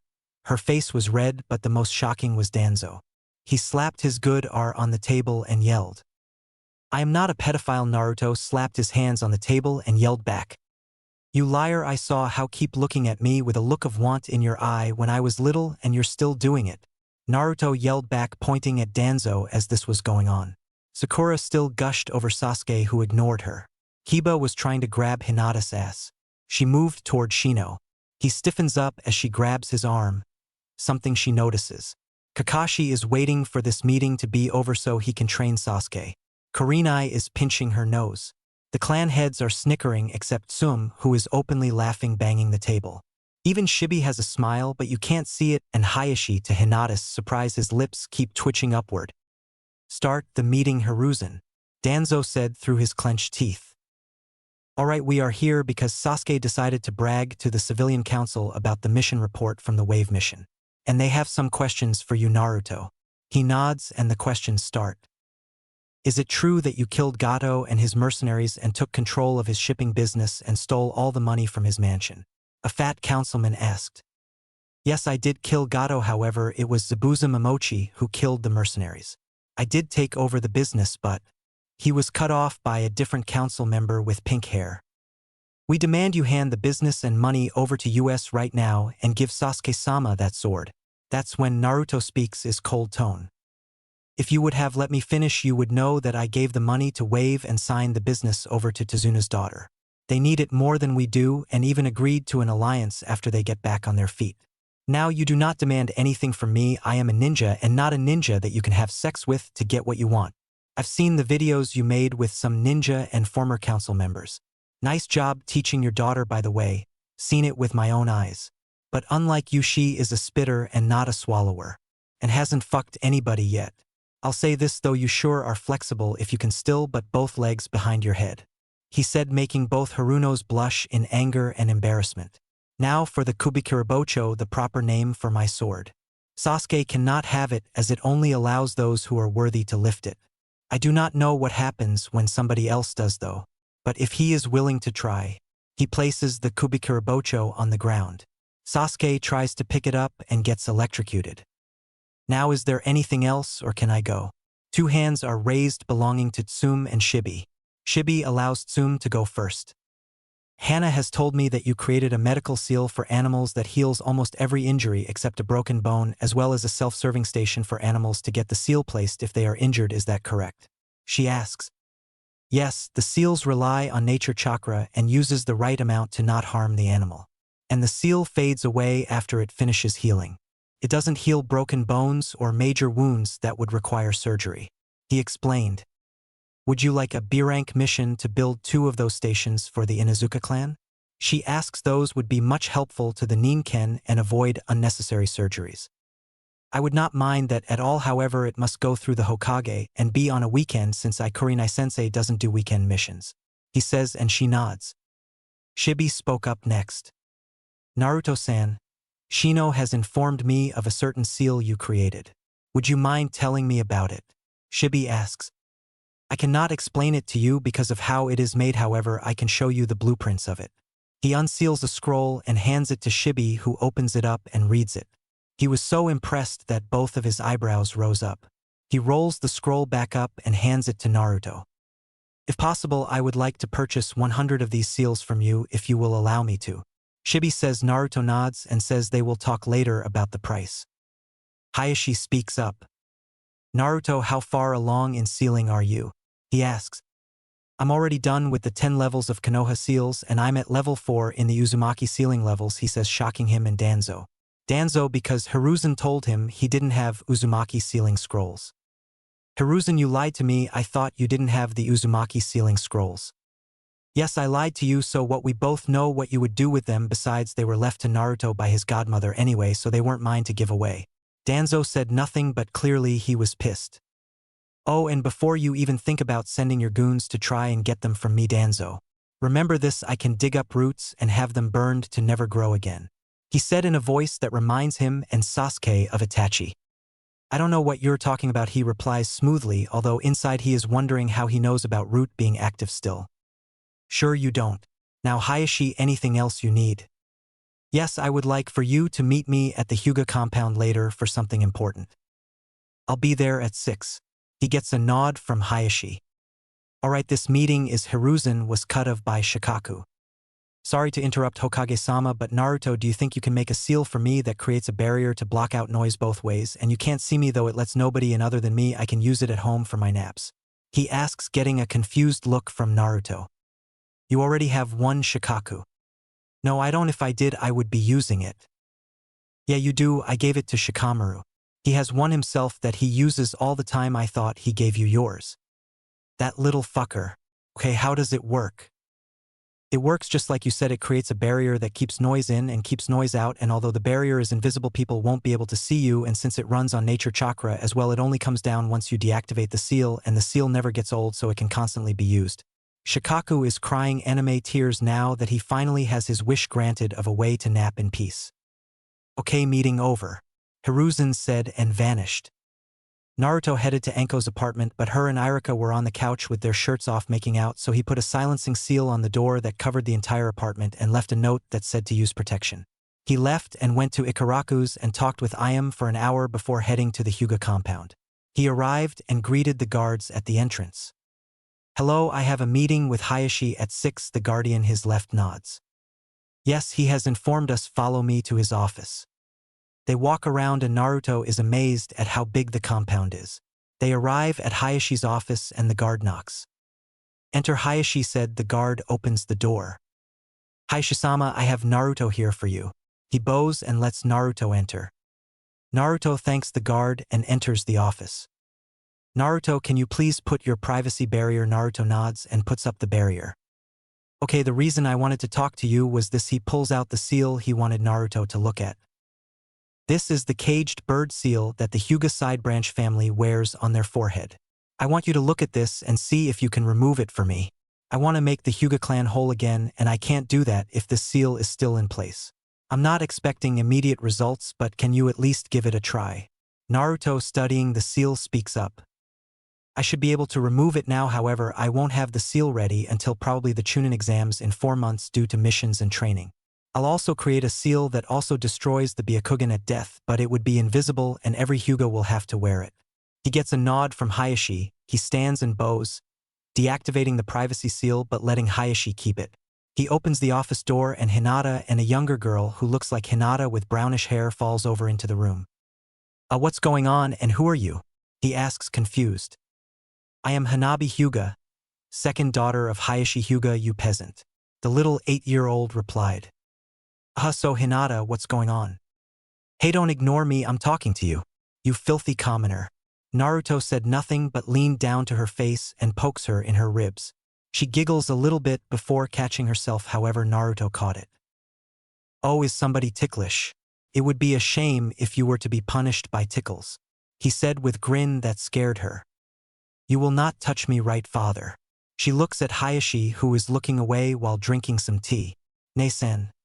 She looks for Hinata, who appears by her father also drinking tea, looking away. Where the tea came from nobody knows. She turns and sees Naruto cracking his knuckles and takes off running as fast as possible. It wasn't long before Naruto caught her and tickled her until she had tears coming from her eyes from laughing so much. He does that for about 10 minutes before she has to go train with her guard. He gets up to leave and passes by another Hyuga about a year older than him with a Konoha headband on. They said nothing, just kept going. However, the Hyuga used his Byakugan to look at him, but wasn't expecting Naruto to flare his chakra, making him deactivate his eyes from the pain. After Naruto leaves the compound, he heads to the Hokage's training ground for some training. It's been 4 months since Naruto switched teams, and he was happy. Their teamwork was so good that sometimes they didn't need to communicate to each other. Training was a bit difficult because of how strong he was. He could already go against Kurenai, but that is because she focuses too much on Genjutsu and not her Taijutsu or Ninjutsu. Her Taijutsu skills were mid-Chuunin and Ninjutsu-wise outside of the Shunshin-jutsu, the substitution, clone jutsu, and hence she knew none. So in the past 4 months she trained in Taijutsu and Ninjutsu. All of them now wore resistance seals to help with speed. Hinata and Shino were as fast as a high Chuunin without the seals activated. Kurenai's speed reached Enko's level, which was low Umbu, and Naruto was low Sannin level at speed without his resistance seals activated, but with them he is as fast as Lee without his weights. Taijutsu-wise, Shino was low Chuunin. He decided to go with Wing Chun for fast striking and heavy defense. Hinata had to fix her Jukken style. It was too stiff for her. It turns out that the style was meant for stiff movements like a boulder. Hinata, being a water user, needed something that flows smoothly so she can attack and defend at the same time. Turns out her mother had the same problem and left her Taijutsu style for Hinata to learn, and she was a natural at it, but other than her teammates nobody knew that she knew it. Kurenai needed a Taijutsu style built for speed and flexibility, so she combined the offensive style of the hummingbird style made famous by the Yondaime and the flexibility of the snake style Enko uses. Her Taijutsu was mid-Jounin level. Ninjutsu, Hinata learned water style water wall and water bullet jutsu. Shino had an earth and fire affinity, so he learned fireball jutsu, dragon flame, and phoenix flower, earth style mud wall, earth style binding chains, and earth style headhunter jutsu. Kurenai didn't have the typical chakra nature. She had In release, but she learned some jutsus for it. In style chakra siphon, which she wanted to add into her Taijutsu style. In style dark binding. In style dark shield. However, she did train herself in learning some lightning ninjutsu, which was difficult due to her inaffinity, but Naruto taught her the shadow clone jutsu, and she was able to use it to master the lighting training she learned. Lightning clone, lightning bullet, electromagnetic murder, and lightning palm. Naruto even started to teach her how to cast jinjutsu with her eyes to allow her more freedom to use taijutsu and ninjutsu. She can only cast up to C-rank jinjutsu with her eyes, but it's good for somebody without a Sharingan. Naruto told her at best she would only get up to high B ranking to low A ranking jinjutsu with her eyes. She was okay with that. When she casts jinjutsu from her eyes, her pupils constrict and sends a chakra pulse to an opponent's eyes like the Sharingan.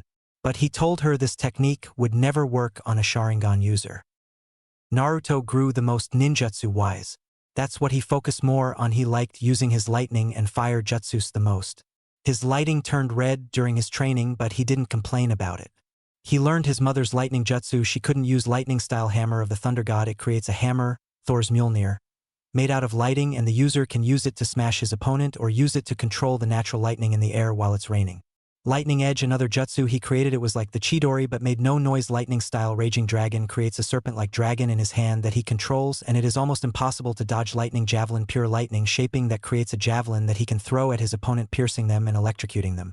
He also learned Twin Lightning Dragon jutsu. For fire, he had his Gigi lend him some scrolls in secret. Great Dragon Fire Jutsu, Fire Breath Jutsu, and Misty Flames Dance Jutsu. He learned some Wine Ninjutsu as well. Wine-style air blades he uses through the Kubikura Bocho, creating wind blades that can destroy the landscape and cut up an enemy from a distance. Also, if he channels enough chakra, he could kill a giant summon creature. Air Slash that he uses with or without the Kubikura Bocho, although it is stronger when using the sword. Wind Dragon Jutsu and Wind Drill Jutsu. He throws 3 kunai blades infused with wind chakra, throws them in the air, and controls them to create a large drill that destroys everything in its path. He learned 2 more water jutsus as well. Super Exploding Water Shockwave and Ripping Torrent. He only learned 2 because he rarely uses water but has them just in case. His taijutsu was High Jonin, now on par with Rock Lee even though he doesn't know him yet. His genjutsu with his Sharingan was almost as good as Itachi. Overall, he was mid-jounin due to his lack of experience. However, if his Sharingan is active, he can take on a Midambu, and his Manjikyu he would be able to take on a low Sannin level ninja. Shino and Hinata were both mid-level overall, and they were happy with the progress. Kurenai was a Jonin already, and her overall skill put her at High Chuunin low Jonin. However, due to her recent training, she is as strong as Anko, who is mid-high Jonin. Naruto finally unlocked the Susanoo. He was surrounded by a black rib cage and an arm. That's as far as he can go right now. Also, they have completed 7 more C-rank missions, and it would have been 9, but 2 of them upgraded to a B-tank due to having to fight a missing ninja. Naruto also completed an S-rank mission on accident where he found one of Orochimaru's old labs that had a lot of dead bodies tied to experimenting tables. They didn't find much, so they burned it. Now him and his team are waiting for Kurenai to show up at the training ground. Shino and Hinata are sitting together with her on his lap. They started dating 2 weeks after the wave mission, and Naruto was happy for them. He was snapped out of his thoughts when Kurenai arrived. Okay guys, I've decided to request you for the Chuunin exams next week. As you may have noticed, we have some team from different villages already here. So fill out these forms and head to the academy next week with these forms, and head to room 303 for the first part of the exam. Good luck, and if you need anything, just come find me, she said and vanished. So I'm pretty sure these require all 3 members to participate in the first 2 parts, since it's 3 parts altogether. Do you guys want to join or wait it out? Naruto asked after reading the form. I will take it, but only for the experience. However, if I am recommended for a promotion, then I will take it, Shino said, and they both looked at Hinata, who was thinking about this hard. I think I'll join too. Like Shino said, it's for the experience for me as well. But I'll also take the promotion if it is offered, she said.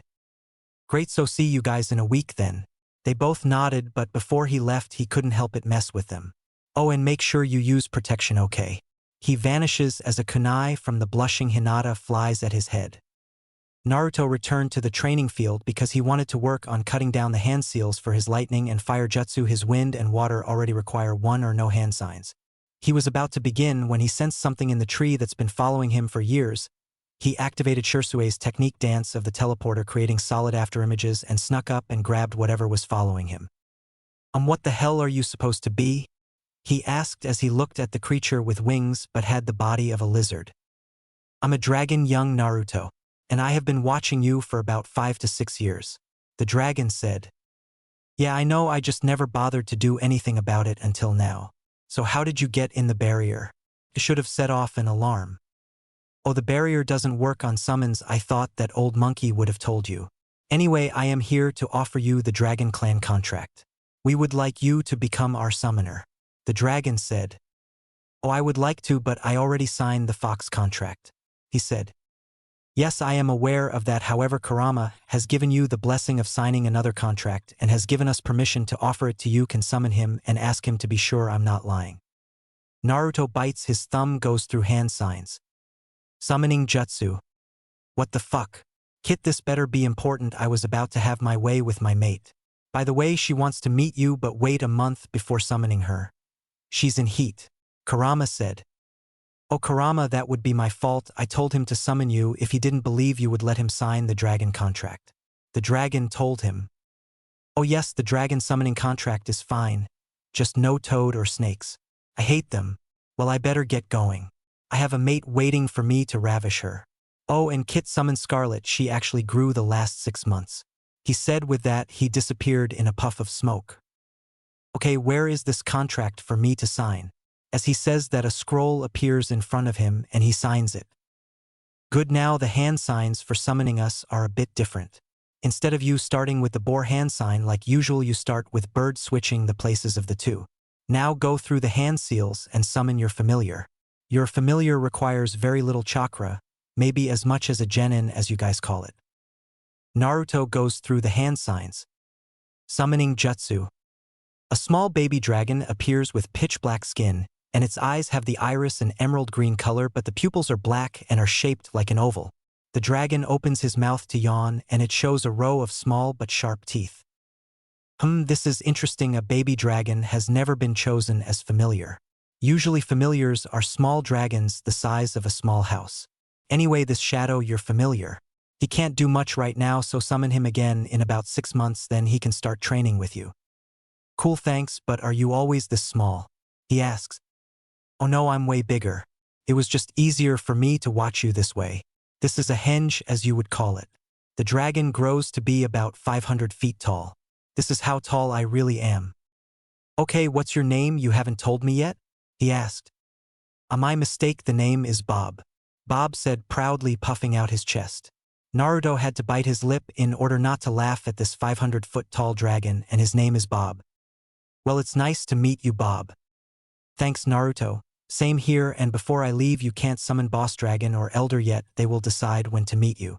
With that, Bob returned home. Naruto goes through some hand signs. Summoning jutsu.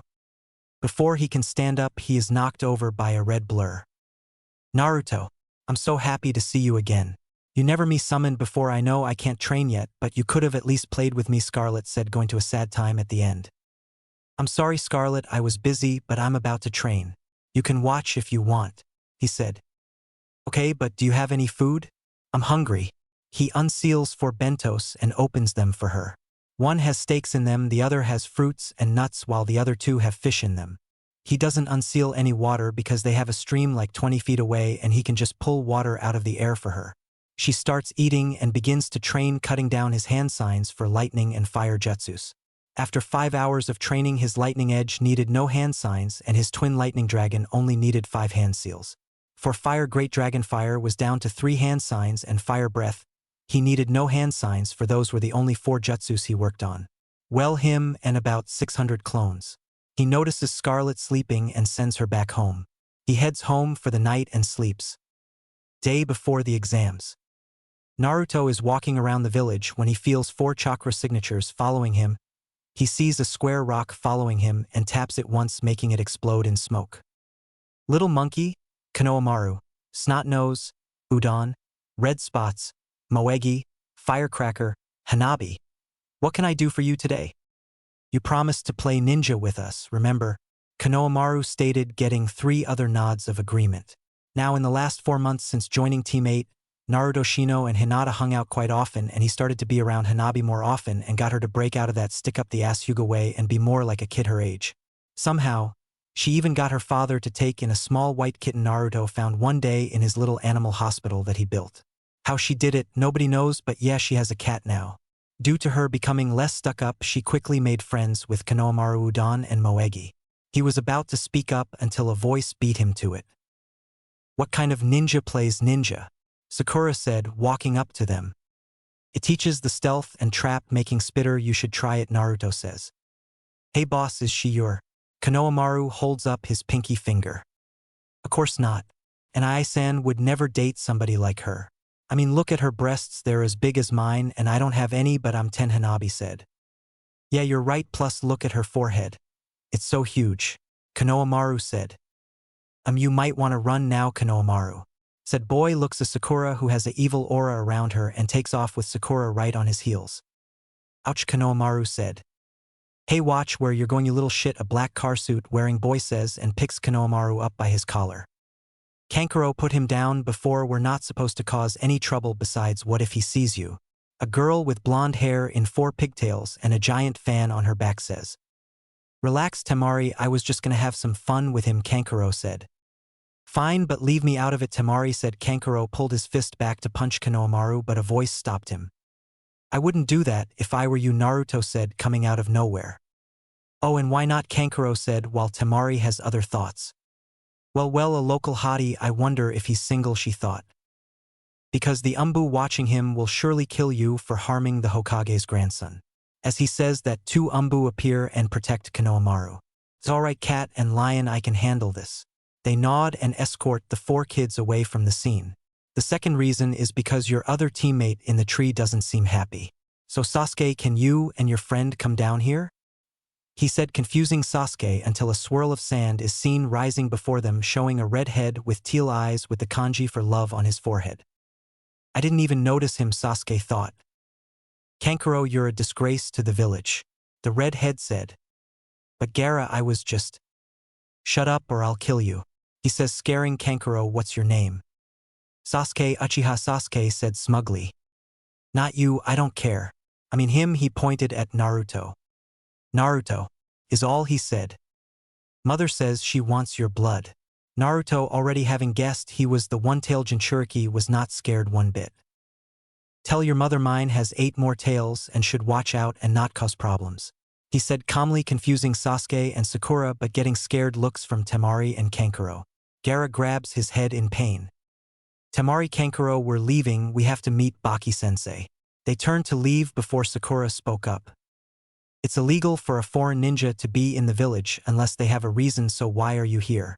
She asks. We're here for the Chuunin exams, don't you know they're being held here? Temari stated as if it was obvious. Yes, bitter, didn't your excuse of a sensei tell you about them? Sakura doesn't reply, only looks down while Temari blushes at the nickname, understanding what he meant by it. The Sand Genin left and so did Naruto, leaving Sasuke alone with Sakura. Sakura, you should train more before the Chuunin exams. We might not have much time before they start. Oh, if only he knew. Oh, and why does Naruto call you Spitter? She blushes at this but sees this as an opportunity.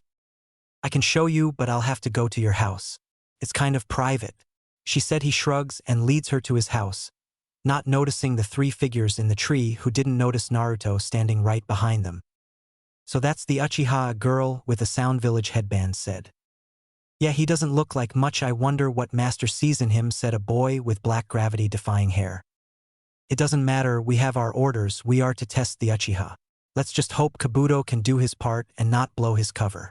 We need him to get the Uchiha to trust him in the forest, the other one said, who looked like a mummy. They all vanished, never sensing Naruto. So we have a spy in our ranks, huh? Kabuto, I've never heard or seen one around the village, and I basically know everybody even if they hate me, Naruto said. He has to see the Hokage about this. Day of Chuunin exams. Naruto woke up and began getting ready. He had 2 hours to get ready, so he put on his usual clothes, ate a big breakfast and left. Everything was the same about him except he had the Kubikura Bakun his back. As he was leaving, you could see an image of Shursui with a proud smile on his face. As Naruto was walking to the academy, people had to do a double take on him. The serious look on his face reminded him of the Yondaime, and if he had blonde hair he could pass as his son. Oh, if only they knew. They banished those thoughts and began to glare at him like they usually did. He reached the academy and saw Shino and Hinata waiting for him. They waved him over and he walked up to them. Are you both ready for this? After today, our lives will change, but remember to have each other's back and trust your abilities. He said that last part mainly to Hinata, who still had times where she was unsure of her abilities, but they were still working on it. We can do this. We will follow your lead, Naruto, as you are team captain. Logically, we should follow your orders. Shino said. No, Shino, if you or Hinata have any suggestions or ideas, we can use them. Despite me being the leader, I will also listen to what you have to say. Naruto said. They both nodded and handed in their registration forms and walked into the academy. As they walked in, Naruto noticed a group of Konoha Genin that looked to be a year older than them. It was the same Hyuga boy he saw at the Hyuga compound after his meeting and tickle fight with Hanabi. It was also a boy with a green spandex jumpsuit with leg warmers, but what caught Naruto was he had the exact bowl-cut hairstyle and bushy eyebrows as that weird Jonin that screams about the flames of youth all day. However, it was the girl that caught his attention. She wore a pink sleeveless cheap house-style Chinese blouse and dark green pants, but it was the hair that made him remember who she was. Her hair was in two buns on her head that reminded him of a panda bear. He walks up to them, ignoring the Hyuga, who was glaring at him with his Byakugan active. He remembered what Naruto did to him and deactivated his Byakugan, but still flared at him. Panda-chan? Naruto asked, and the girl got mad and glared at him. I don't know who you think you are, but only one person has the right to call me that, and he isn't around anymore, so watch your mouth. All right, the bun-haired girl said. You don't remember me. I'm hurt. We were always together in the orphanage before you got adopted. He replies with a smirk, seeing her eyes go wide. Fish cake. His eye twitched at the name, but nonetheless he nodded and was immediately wrapped up in a bone-crushing hug, which he returned. I haven't seen you in years since I was adopted. You're not a little shrimp anymore. How've you been? She said. He twitched, being called a shrimp. He did grow. He stood at 5 feet 4 inches, the tallest out of all the current Genin. I'm actually doing good, despite everything that's happened to me. But it looks like you're the shrimp now. So who are your teammates? He asked. She pouted at being called a midget, but introduced her team. Well, the one with the serious face and long hair is Neji Hyuga. Said boy was glaring at Hinata, having spotted her walking up to Naruto. The other energetic one, who looks like he is about to explode if I don't introduce him, is Rock Lee. Said boy rushed and shook Naruto's hand excitedly. Yash, I am Konoha's most handsome blue beast. It is nice to meet you, my youthful friend. I can tell your flames burn bright. As this was going on, Naruto was not paying attention to him. Seriously, what is wrong with this guy? Who would wear this in public? It's horrifying. Makes me want to throw up. I can only imagine what I would wear if I hadn't met Shursui. He shuddered at the thought, but saw everybody was waiting for his answer. He responded. Did you say something? Lee had a shocked look on his face. Curse you and your hip attitude, Naruto, he said, crying anime tears. Anyway, these are my teammates Shino Aburame and Hinata Hyuga. Guys, this is Panda-chan, also known as Tenten. He introduces them and they greet them. However, Naruto notices Neji glaring at Hinata. Dude, if you're glaring at her because you like her, it won't help you get into her pants. Besides, she is already taken. Now, if you have a problem with her being from the main house, then sucks to be you. If you try anything, I will kill you, he said, his voice going from happy to cold and serious. Neji just walks away with Rock Lee following him. I guess that's our K to leave. It was good seeing you again, Fishcake, Tenten said, giving him a hug and rushing off. Let's get up to the exam room, guys. I want to fight that Lee guy. I can tell he is the strongest Genin after me, but his team thinks Neji is the strongest. I can tell Lee is hiding something, he says, and walks off with Shino and Hinata following him. They reached the 3rd floor, and on the way they passed a room on the 2nd floor with a genjutsu on it, with a lot of Genin trying to get in, being blocked by Chuunin in a henge that Naruto immediately recognized as the Eternal Gate Guards Izumo and Kotetsu. Kurenai appears in front of them. I'm glad you all made it. If one of you were to opt out of the exams, then the other 2 would not have been allowed to enter. Now I'm here to wish you luck and do your best. She gives them all a hug and vanishes. They look at each other and walk in and were glared at by everybody in there. Hinata started shaking and Shino had a barely noticeable drop of sweat on his head. Naruto, on the other hand, well, he sat down by the wall and went to sleep, not even bothered by the glares. He was rudely awakened by Kiba's voice. Yahoo, it looks like all the rookies are here. Way to go, Kiba, you just attracted unwanted attention to us. Shikamaru said. He gave a nod to Naruto, who nodded back. Choji greeted him as well. He noticed Sasuke was being pestered by Sakura and Ino arguing over him about dates. He decided to mess with them. Hey Ino, you better hurry up, can give yourself to Sasuke like you want, that is of course if you haven't given yourself to Choji. But Sakura is already a proven spitter, as I like to call her. I'm sure Sasuke finally found out why I call her that yesterday, he said with a smirk. Ino was red in anger at Naruto basically calling her a slut again. She hadn't had sex yet. Choji whispered something in Naruto's ear and his jaw dropped. He leans and whispers in her ear. I think you should stop gushing over Sasuke despite you and Choji wanting to keep it a secret. You're hurting him by doing that. He said. She nods, but he talks once more in her ear. Turns out you're not a spitter like Sakura. Good for you, he says and walks back to his team. That's when he senses somebody over near them and his danger senses went off. This was a silver-haired boy with spectacles on. He looked to be about 6 to 7 years older than them. His chakra was as high as a Chuunin. I seriously need to keep my sensory abilities active. I have the same version Mito Uzumaki had. He thought as he activated his sensing abilities. He sensed 2 more high chakra signatures. However, one was not in the building but was close by. One was Gaara, the other had reserves at Kage level, and the chakra was dark and evil. The person also smelled like snakes, just like Kabuto did. His eyes widened as he realized something. Orochimaru was in the exams in a disguise. But why was he here? You guys should quiet down, you're drawing attention to yourselves, the boy said. Oh yeah, who are you? Kiba asked. My name is Kabuto Yakushi, and I can assure you these exams are no joke. This is my 7th time taking them. Kabuto said. This was the boy Naruto heard the sound Nin talking about. He had told the Hokage, who gave him an S-rank mission to spy on him. Kabuto was pulling out cards when he was finished with his thoughts. These are ninfo cards. I can tell you about any genin you wish to know about, Kabuto said. Rock Lee, Gaara and Naruto Uchiha, Sasuke said. You already know their names, that's no fun. He pulls out 3 cards. First up is Rock Lee. He's a year older than you. Has completed 11 C-rank missions and 20 D-tank missions. His team joining is Guy, and in the last 12 months his taijutsu has grown exponentially. His other skills are shaky. Last year he chose to not take the Chuunin exams. His teammates are Niji Hyuga and Tenten, he said. Now for Gaara, he has completed 8 C-ranks and get this AB rank mission while not even being touched on a single mission. He said, shocking all the genin except Naruto, who was busy setting up an idea to capture Kabuto. Now Naruto Uchiha has completed 20 D-rank missions, 8 C-rank missions, 2 B-rank missions, 2 A-rank missions, and has 3 S-rank missions. However, one of them is ongoing. His skills are questionable, but he is said to be good at taijutsu and ninjutsu, but not telling how good. His teammates are Shino Aburame and Hinata Hyuga, and his Jounin sensei is Kurenai Yuhi. It is also said that he wields the Kubikirabocho, the sword made famous by Zabuza Momochi, the demon of the mist.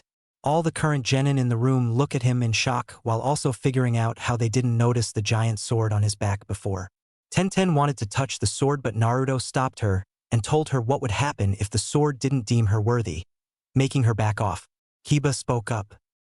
Loser, when did you get another A-rank mission and 3 S-ranks? He asked angrily.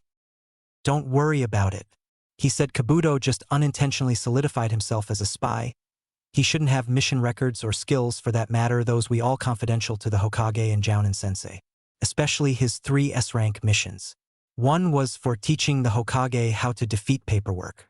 The other was finding one of Orochimaru's labs. The ongoing one was capturing Kabuto, who was a spy. He used his wind manipulation to discreetly cut off a piece of Kabuto's clothes.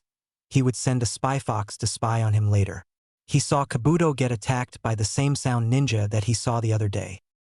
Must be to keep any suspicions off of them, he thought. Alright, that's enough, no fighting or I will kick you out. My name is Ibiki and I am the proctor for this stage. Now grab a number, sit down. Ibiki yelled, and everybody ran to their seats after getting a number. Now the first part of the Chuunin exams is a written test. Naruto slams his head on the desk. He hates written tests. You have 45 minutes to answer 9 questions. The final 10th question will be asked after time is up. If you're caught cheating 5 times, your team is eliminated and will be sent out. Now begin. After 45 minutes and about 10 teams were eliminated, Ibiki spoke up. All right, pencils down. It's time for the 10th question. Are you done playing with your puppet? He asked Kankuro, who looked scared at having been caught. Now you have the option to take the 10th question. However, if one person from a team refuses, you all fail. It doesn't matter if you get all 9 questions correct. If you choose to not take the 10th question, you will get a 0. But if you choose to take the question and get it wrong, you will never be able to take the Chuunin exams ever again. Ibiki said. What kind of rule is that? There are plenty of people here who have taken the exams before. Kiba yelled, and Ibiki gave a hollowed laugh before answering. Well, you must be unlucky because I wasn't making the rules before. But I am now. Of course, if you don't want to take it, you don't have to. There's always the Chuunin exams next year. Those who don't wish to take it, raise your hand. Your number will be recorded and you may leave. He says after everybody leaves that didn't want to take the 10th question left. He counted the people left. 78 people left. That's more than I expected. However, none of them show signs of giving up. I guess this is it, Ibiki thought. Now for all of you remaining, you pass, he said. Hold on, what just happened? What kind of rules are those? What do you mean we passed? Where's the 10th question? Sakura asked. There never was a 10th question, well, not a written one. Your decision to stay was the answer to the 10th question, Ibiki said. Huh? Hold on, so the other 9 questions were just a waste of time? Temari asked. However, Naruto grew tired of this and answered the question. He wanted to leave the classroom. You blonde bimbo. He was going to continue until a wave of sand flew at him. Watch how you talk or I'll kill you, Gaara said as his sand went towards Naruto. Naruto dodged and appeared in front of Gaara and punched him in the face. He broke through a layer of hard sand on Gaara's face, leaving a bruise that was slowly healing. The sand genin were shocked because nobody has ever gotten past Gaara's sand defense, let alone his sand armor. That's enough, I said, no fighting. You do it again and you're disqualified. Ibiki yelled. Gaara didn't listen and stood to attack Naruto again, but he couldn't move. Shikamaru has Gaara trapped in his shadow possession jutsu. After a few seconds, Gaara calms down and walks out of the jutsu like it was nothing. Now, as I was saying, the 9 questions served a purpose, most likely how to gather information without getting caught. Why do you think he put so much emphasis on getting caught? If you're going to be a ninja, you need stealth and to know how to gather information quickly while in a hostile area. Now I think I covered it, so who's the second proctor? Ibiki just smirked and Naruto paled. Oh no. Ibiki can only nod. Naruto feels a certain chakra signature speeding towards the window, and a black blur breaks through the glass, revealing a cloth pinned to the ceiling with the words "the sexy and happily taken Anko Mitarashi" on it. Naruto can only shake his head at his sister's antics, but he wouldn't want her to change. He notices her new outfit. Also, she kept her word that if she ever got a boyfriend and it was steady, she would change. She kept the colors and trench coat. Now she still kept the mesh that covered her from the neck to her mid-thigh area. Now on top she wore tan shorts that went to her mid-thigh area like her mesh covering did, and a black t-shirt covering her upper body. Alright boys and girls, no time for celebrating. My name is Anko Mitarashi, and I am the proctor of the second part of the Chuunin exams. She exclaims proudly. Anko, you're actually on time, what gives? Ibiki asked. I was cuddling up with my boyfriend. I thought I was going to be late, she said and looked over at the teams remaining. She noticed Naruto and gave him a quick smile that nobody caught. 78 people. Ibiki, you let 26 teams pass, you must be getting soft, she said. No, we have an interesting bunch this year, he said while staring at Naruto. Something Sasuke took offense to and let it be known. Why are you staring at that branch family loser? I'm stronger than him and every genin in here.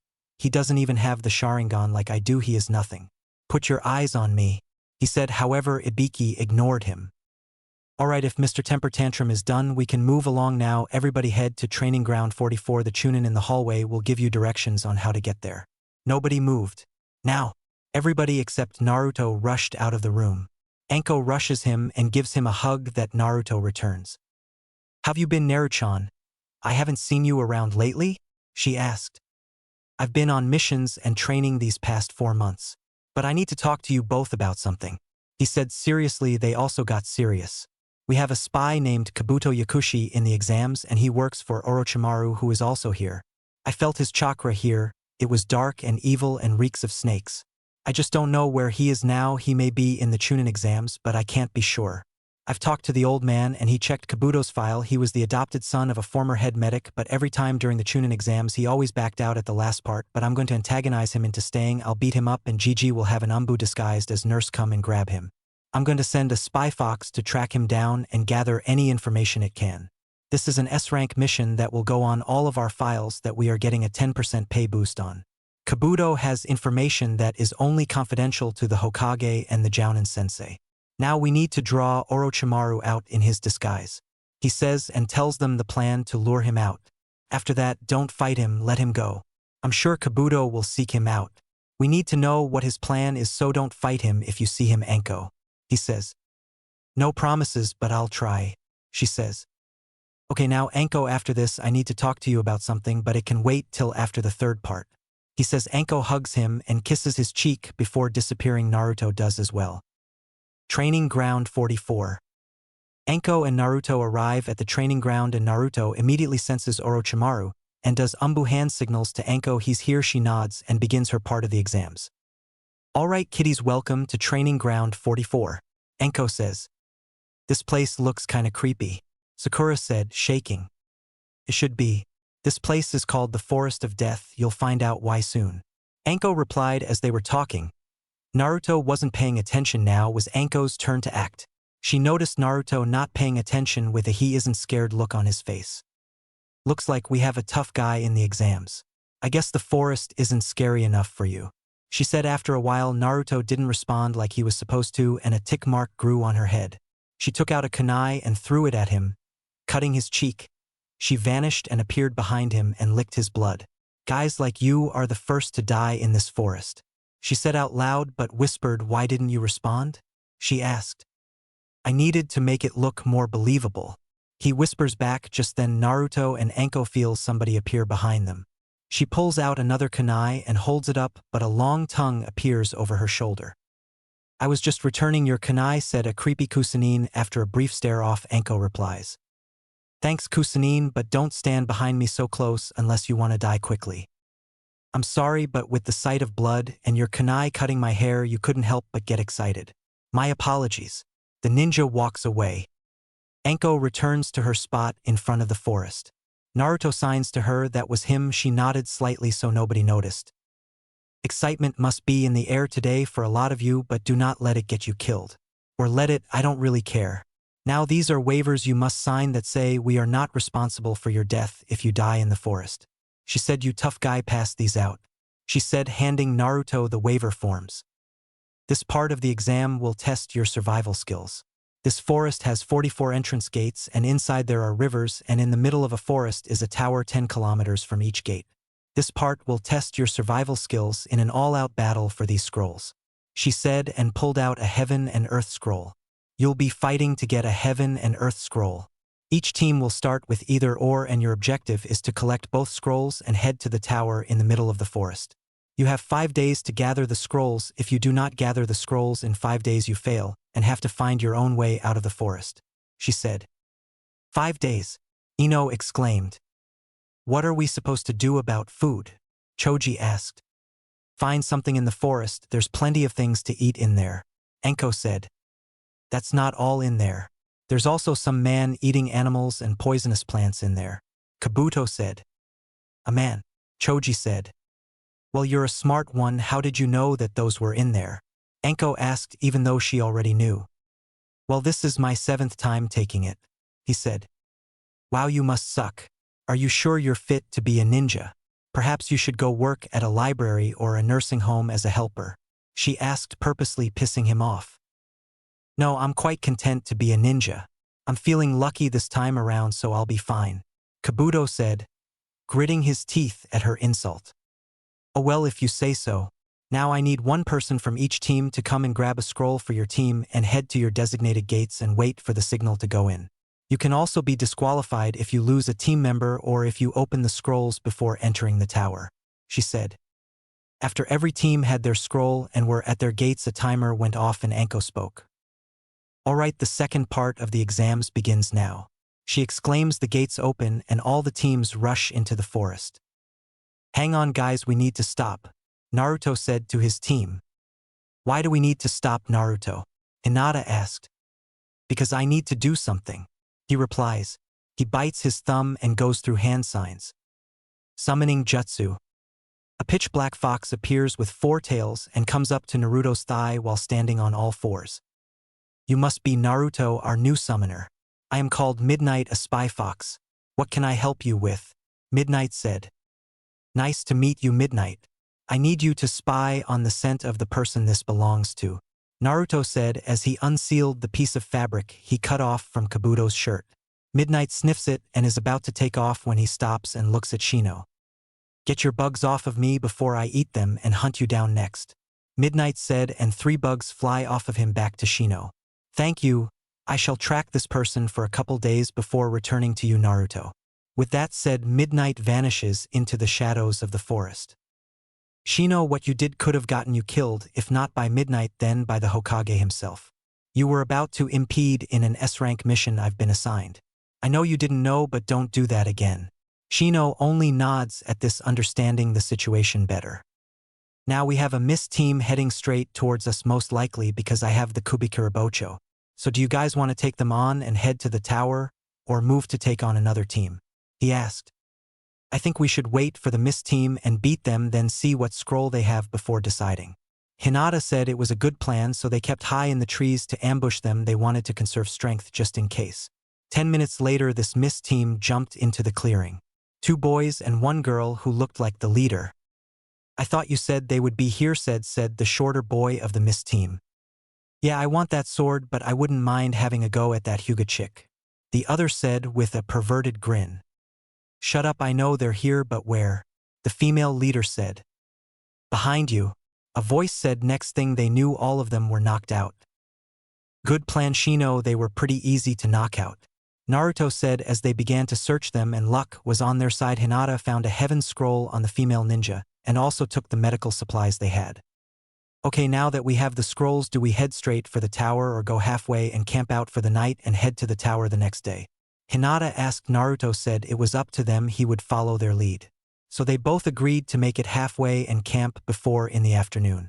They begin to travel when Anko's chakra appears and starts to drop. Damn it, Anko. Here, take this seal and make camp somewhere. I need to go and do something.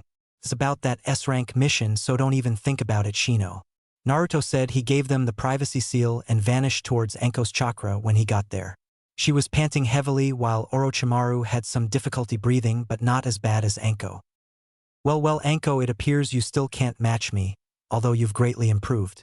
I've already marked the Uchiha with my curse seal. So don't cancel the exams. If you do, I will destroy the Leaf Village. Now to finish you off. He pulled out a kunai and charged at Anko, preparing to kill her, but was kicked back and hit a tree, coughing up some blood from the impact. He looked up to see Naruto staring him down with a blank face. Naruto-kun, I was wondering when I would meet you. Turns out today is my lucky day. I get to give my curse mark to more than one Uchiha. Orochimaru said while licking his lips. Yeah, about your curse mark, you can try to put it on me if you want. Here, I'll even give you a free shot, he said and tilted his head to the right. Orochimaru, believing Naruto was bluffing, rushed Naruto and bit into his neck. Well, he tried to, but something kept him about 2 inches from Naruto's neck, shocking him that this was happening. Naruto, taking his moment of shock, knees him in the gut and gave him a drop kick, knocking back into the tree. Something cracked and Orochimaru fell to the ground, but his mouth opened and another Orochimaru came out. Kuku, I'm impressed, Naruto-kun. A mere Genin forced me to age my skin. I wonder who is stronger, you or Sasuke-kun. Although he has the Sharingan, I will say he is stronger than you. I fought him at low Chuunin speed, so I'll try that much against you.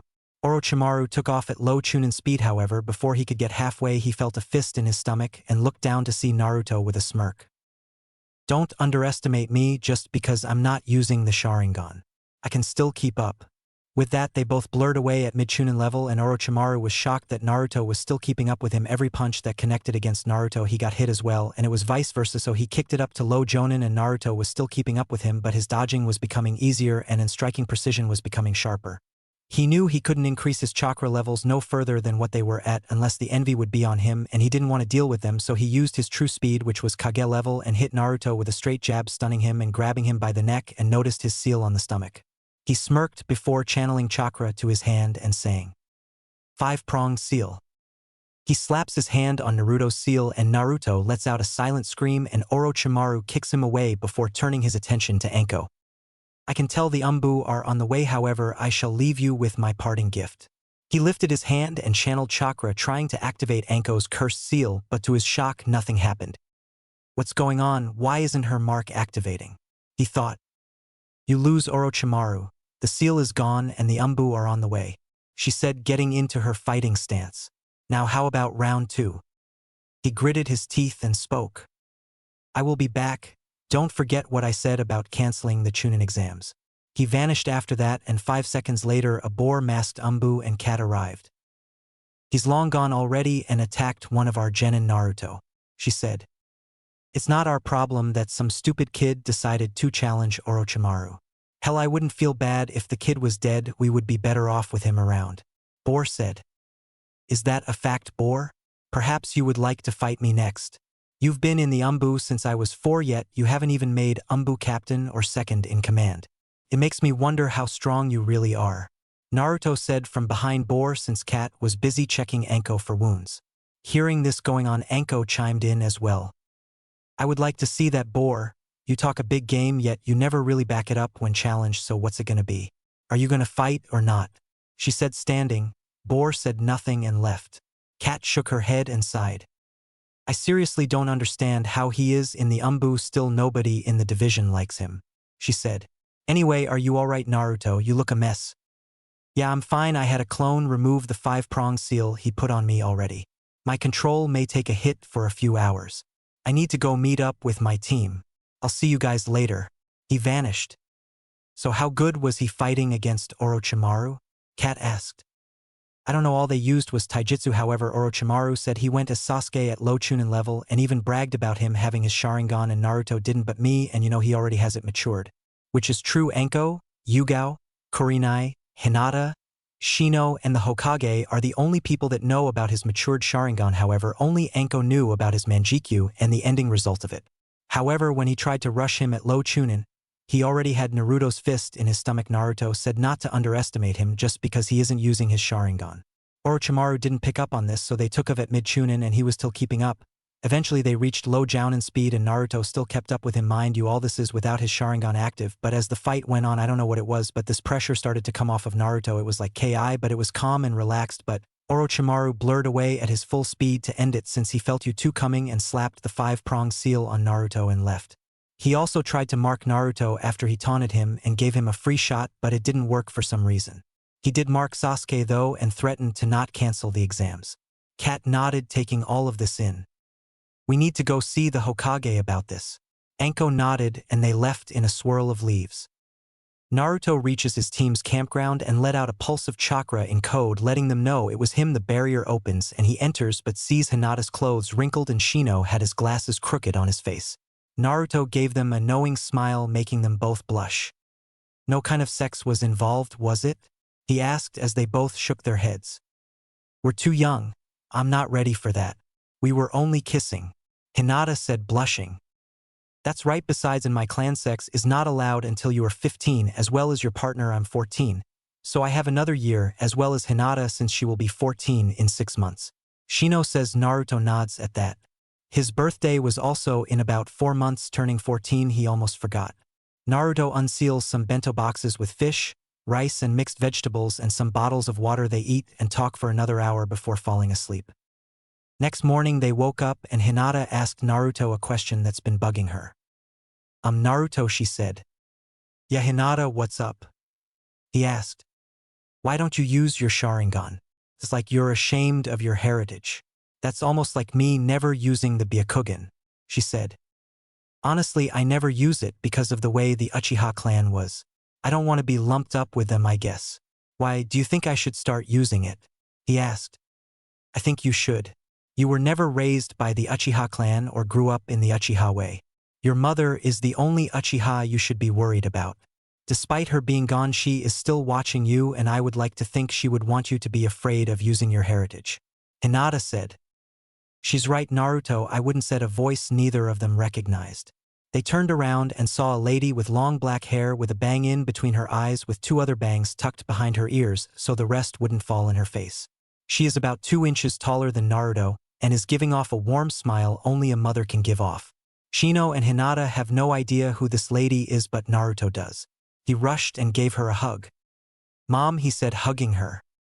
"My little maelstrom, let me take a look at you," she said, crying as she looked him over. He was a combination of both her and Minato. He had Minato's hair, nose and eyes, but had her hair color and jawline. "You look so handsome," she said, hugging him again. "I don't have much time. Cammy only gave me 5 minutes to see you. So I have to ask, why are you holding back? And don't try to argue. I know you are holding back," she said in a no-nonsense tone. "Naruto, what does she mean you're holding back your strength?" Hinata was confused and Shino was also interested. He put up a barrier to keep them from getting ambushed. "What she means is I'm not at mid-Chuunin level like you two. I'm actually mid-Jounin level. I only say mid-Jounin because of my lack of experience, but if I go all out I can go toe-to-toe with Kakashi, but he still might win because he's fought in a war and has more experience than me, but it would be by the skin of his teeth." They had their jaws on the ground. "Now tell them about your eyes. I know you want to keep them a secret, but they have to know what you're going to go through in the future," his mother said. So he told them about his Manjikyu and how he will eventually start to lose his eyesight until he gets an eye transplant. Now Naruto, hearing all of that, "I am here to tell you, you are downgrading your strength right now. You are stronger than Kakashi. I talked to Shursui, he said you're almost as strong as he was, and before he died he was at low Sannin level, so you don't have to worry about anybody eating you in the village except Hiruzen and the one-eyed pedophile, and you know why I said Danzo," she said. He knows about Danzo stealing Sharingan from the Uchiha dead bodies after the massacre, but without secure evidence he can't do anything about it. "Also, thank you for taking the cursed seal off of Koko-chan. Your father and godmother would have done it had done, but they died. It was a good thing you were left the Uzumaki sealing scrolls," she said. She started to fade and they all knew what was happening. "I guess it's time for me to go now, Naruto, and stop hiding your Sharingan. You should be proud to be an Uchiha, if not be proud that you are my son. I won't say use your Manjikyu, however, don't be afraid to show that you have your Sharingan matured. Now go and show them what the student of Shursui the teleporter can do. I love you, Naruto. I wish you the best in life, and 2 more things. Number 1, go ask Hiruzen about your father, and number 2, she is still alive in Kumo. She was just leaving the wave. When you arrived you missed her by 2 minutes. But don't worry, I have a feeling you will see her in the future." Those were her final words before she disappeared. Hinata went and put a hand on his shoulder and smiled at him. He understood now. No more hiding.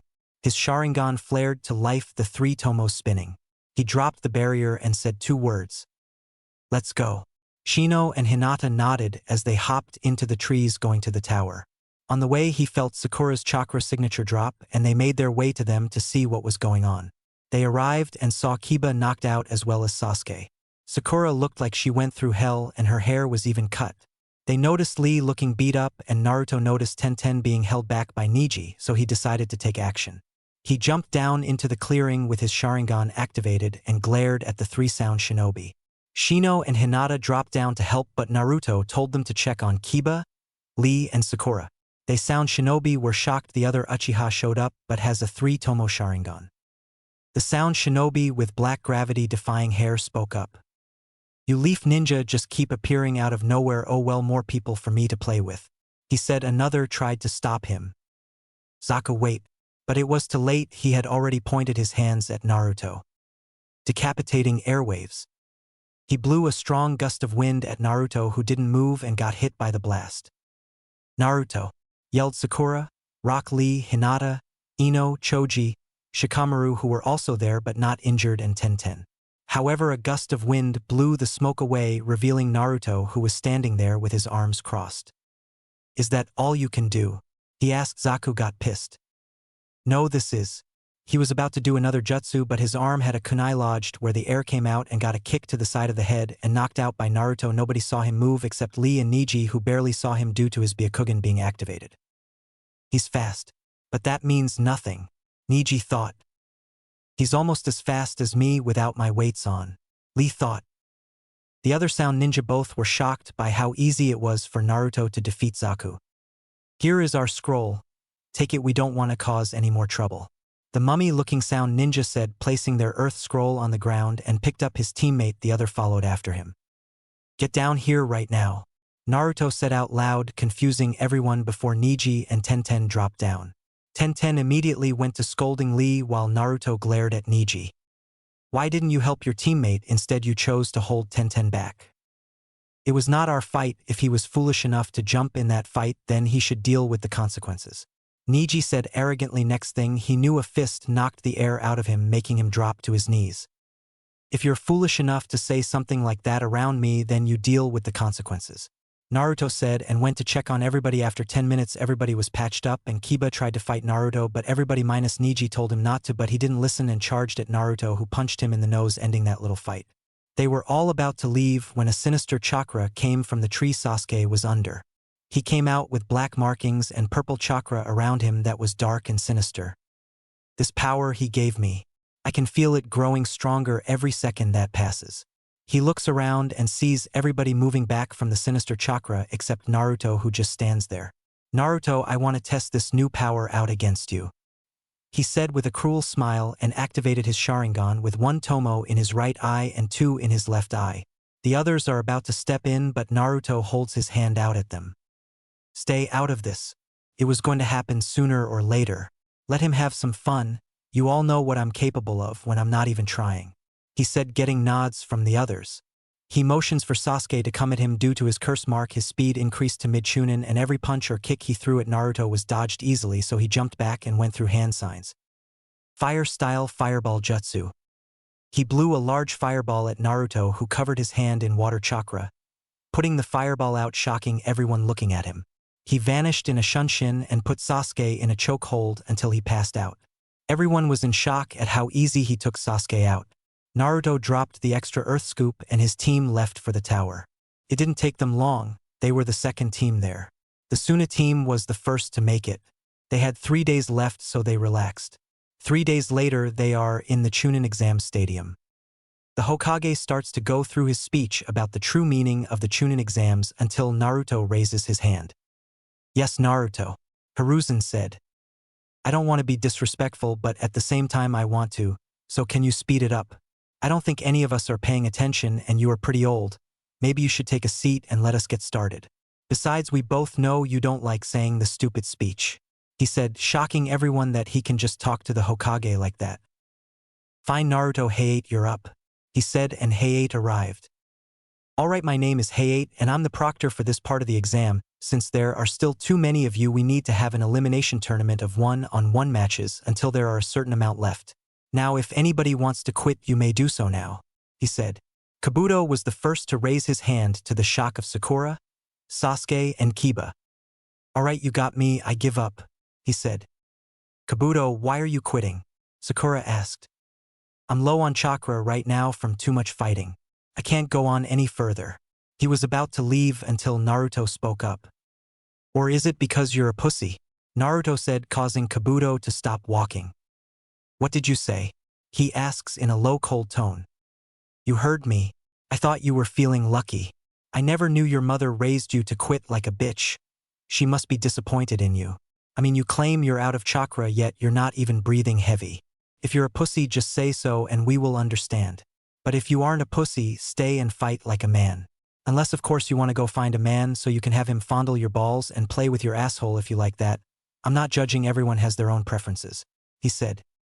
Proctor, I changed my mind, I will fight, Kabuto said, and got back in line. Okay, anybody else that wants to quit?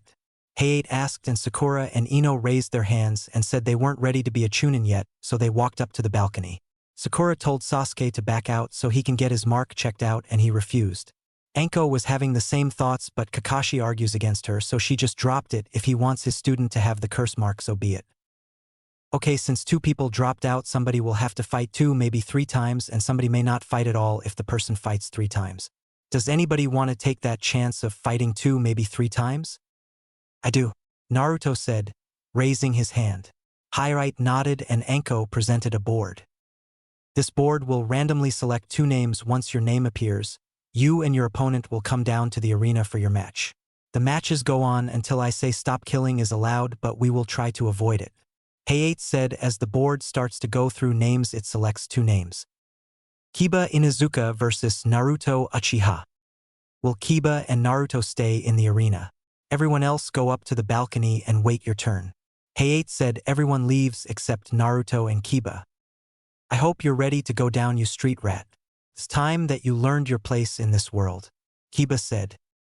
Start the match, was all Naruto said. Okay, match number 1 between Kiba Inuzuka and Naruto Uchiha begins. Hayate said and jumped away.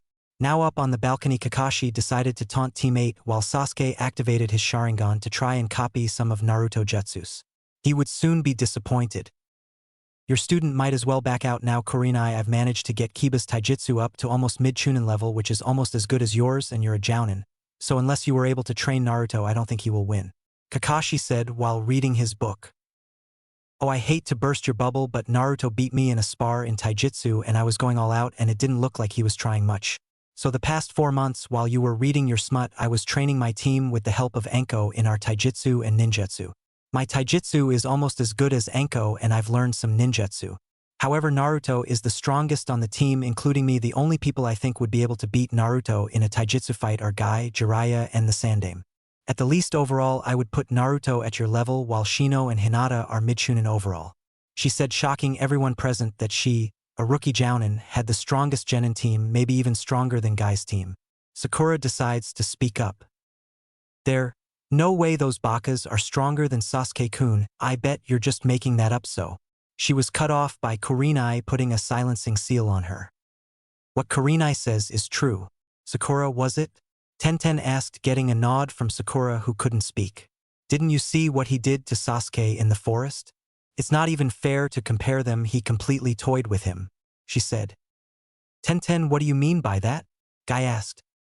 What I mean is whatever happened to Sasuke in the forest gave him a major power boost and he fought Naruto moving at mid-Chuunin speed, but Naruto dodged every attack like it was nothing. Sasuke got mad and shot a large fireball jutsu. Naruto, who just lifted his hand and caught it while putting it out. I don't know how he did it, but it was the coolest thing I've ever seen. Tenten said everyone was shocked by this and returned to watch the match, but it was already over. 2 minutes earlier. Akamaru, stay out of this. I won't need you for him.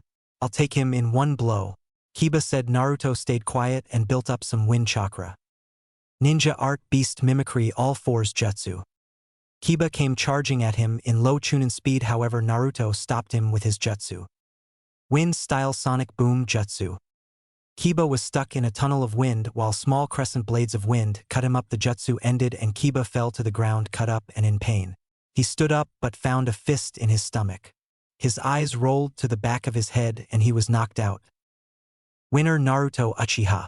Everybody was stunned but Anko, who was cheering for Naruto. He went up to the balcony and everyone was staring at him. What? He asked. We learned about your little fight with Sasuke. Kurenai said, pissing Sasuke off. Is all he said. Is that all you have to say? Ino asked. Yeah, it is.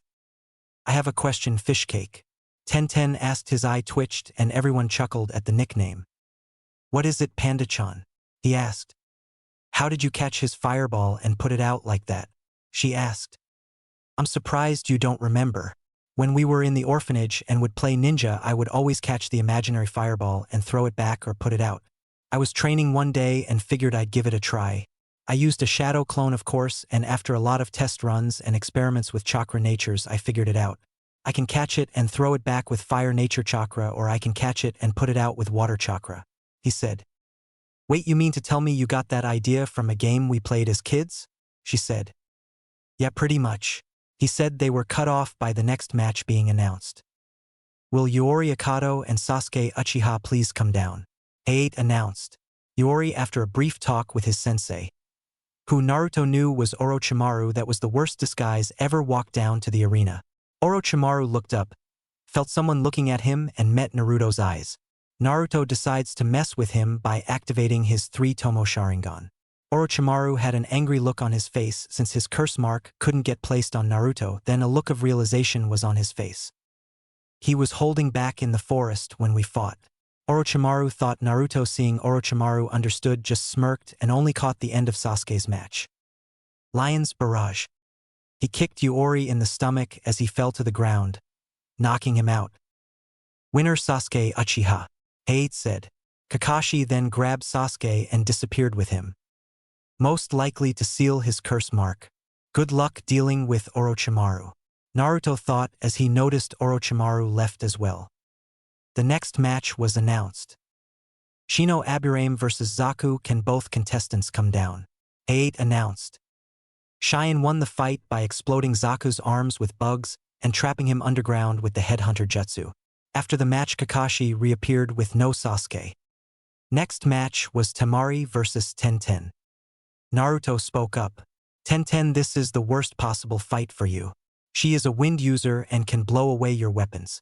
Try to get in close and force her to use taijutsu instead. Tenten nodded and went down to begin the match. It was a good match. Tenten did get in close and forced her to use taijutsu, but Temari managed to kick her away and use her wind ninjutsu. She used one similar to Naruto's sonic boom jutsu, but she needed a weasel to cause the cuts. She let Tenten fall out the air and tried to break her spine with her fan. She stood up underneath where she was falling, but Naruto jumped and caught her standing on the fan, shocking Temari and everyone else but Guy and the Hokage because they didn't see him move. Only those two did. Shikamaru fought the girl from the sound team and trapped her in his shadow possession jutsu and forced her to bang her head on the wall, knocking her out. Next match was Hinata vs Neji. They both made it to the fighting area where Neji tried to belittle Hinata but was surprised it didn't work. They settled into their gentle fist stances, although Hinata's was different. She was leaning to the left with her left knee bent and her right leg stretched out with body twisted slightly, her hands in the air. Her left arm was more up with her hands pointed down at the ground. Neji spoke up. That is not the gentle fist stance. Are you that much of a disgrace to the clan that you can't even use the proper fighting stance? He said arrogantly. This is my version of the gentle fist. I call it the flowing gentle fist.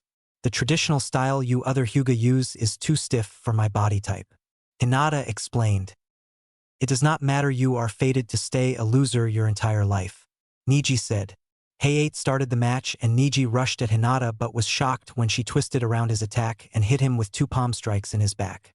He glared at her and they picked up the speed. After a while, Hinata noticed she wasn't closing his tenketsu after a while and noticed her arms were practically useless. She raised her hand and forfeited the match, stating it was pointless to continue if she can't properly use her arms. Neji didn't like this and stuck her in the chest. He tried to strike her heart, but she pushed his hand to the side and he hit the other side of her chest. No major damage was done, but she collapsed but stood back up, shocking everyone but Shino and Naruto. She coughed up blood as she spoke. It's a shame that someone as talented as yourself can't even be satisfied when the opponent gives up that you have to attack once my guard is down and the match is over. I guess you were mad that I'm able to go toe-to-toe with you using a style that is only 4 months old. Oh well, I believe I've made my point. With that, she turned and walked before collapsing to a knee, coughing up blood.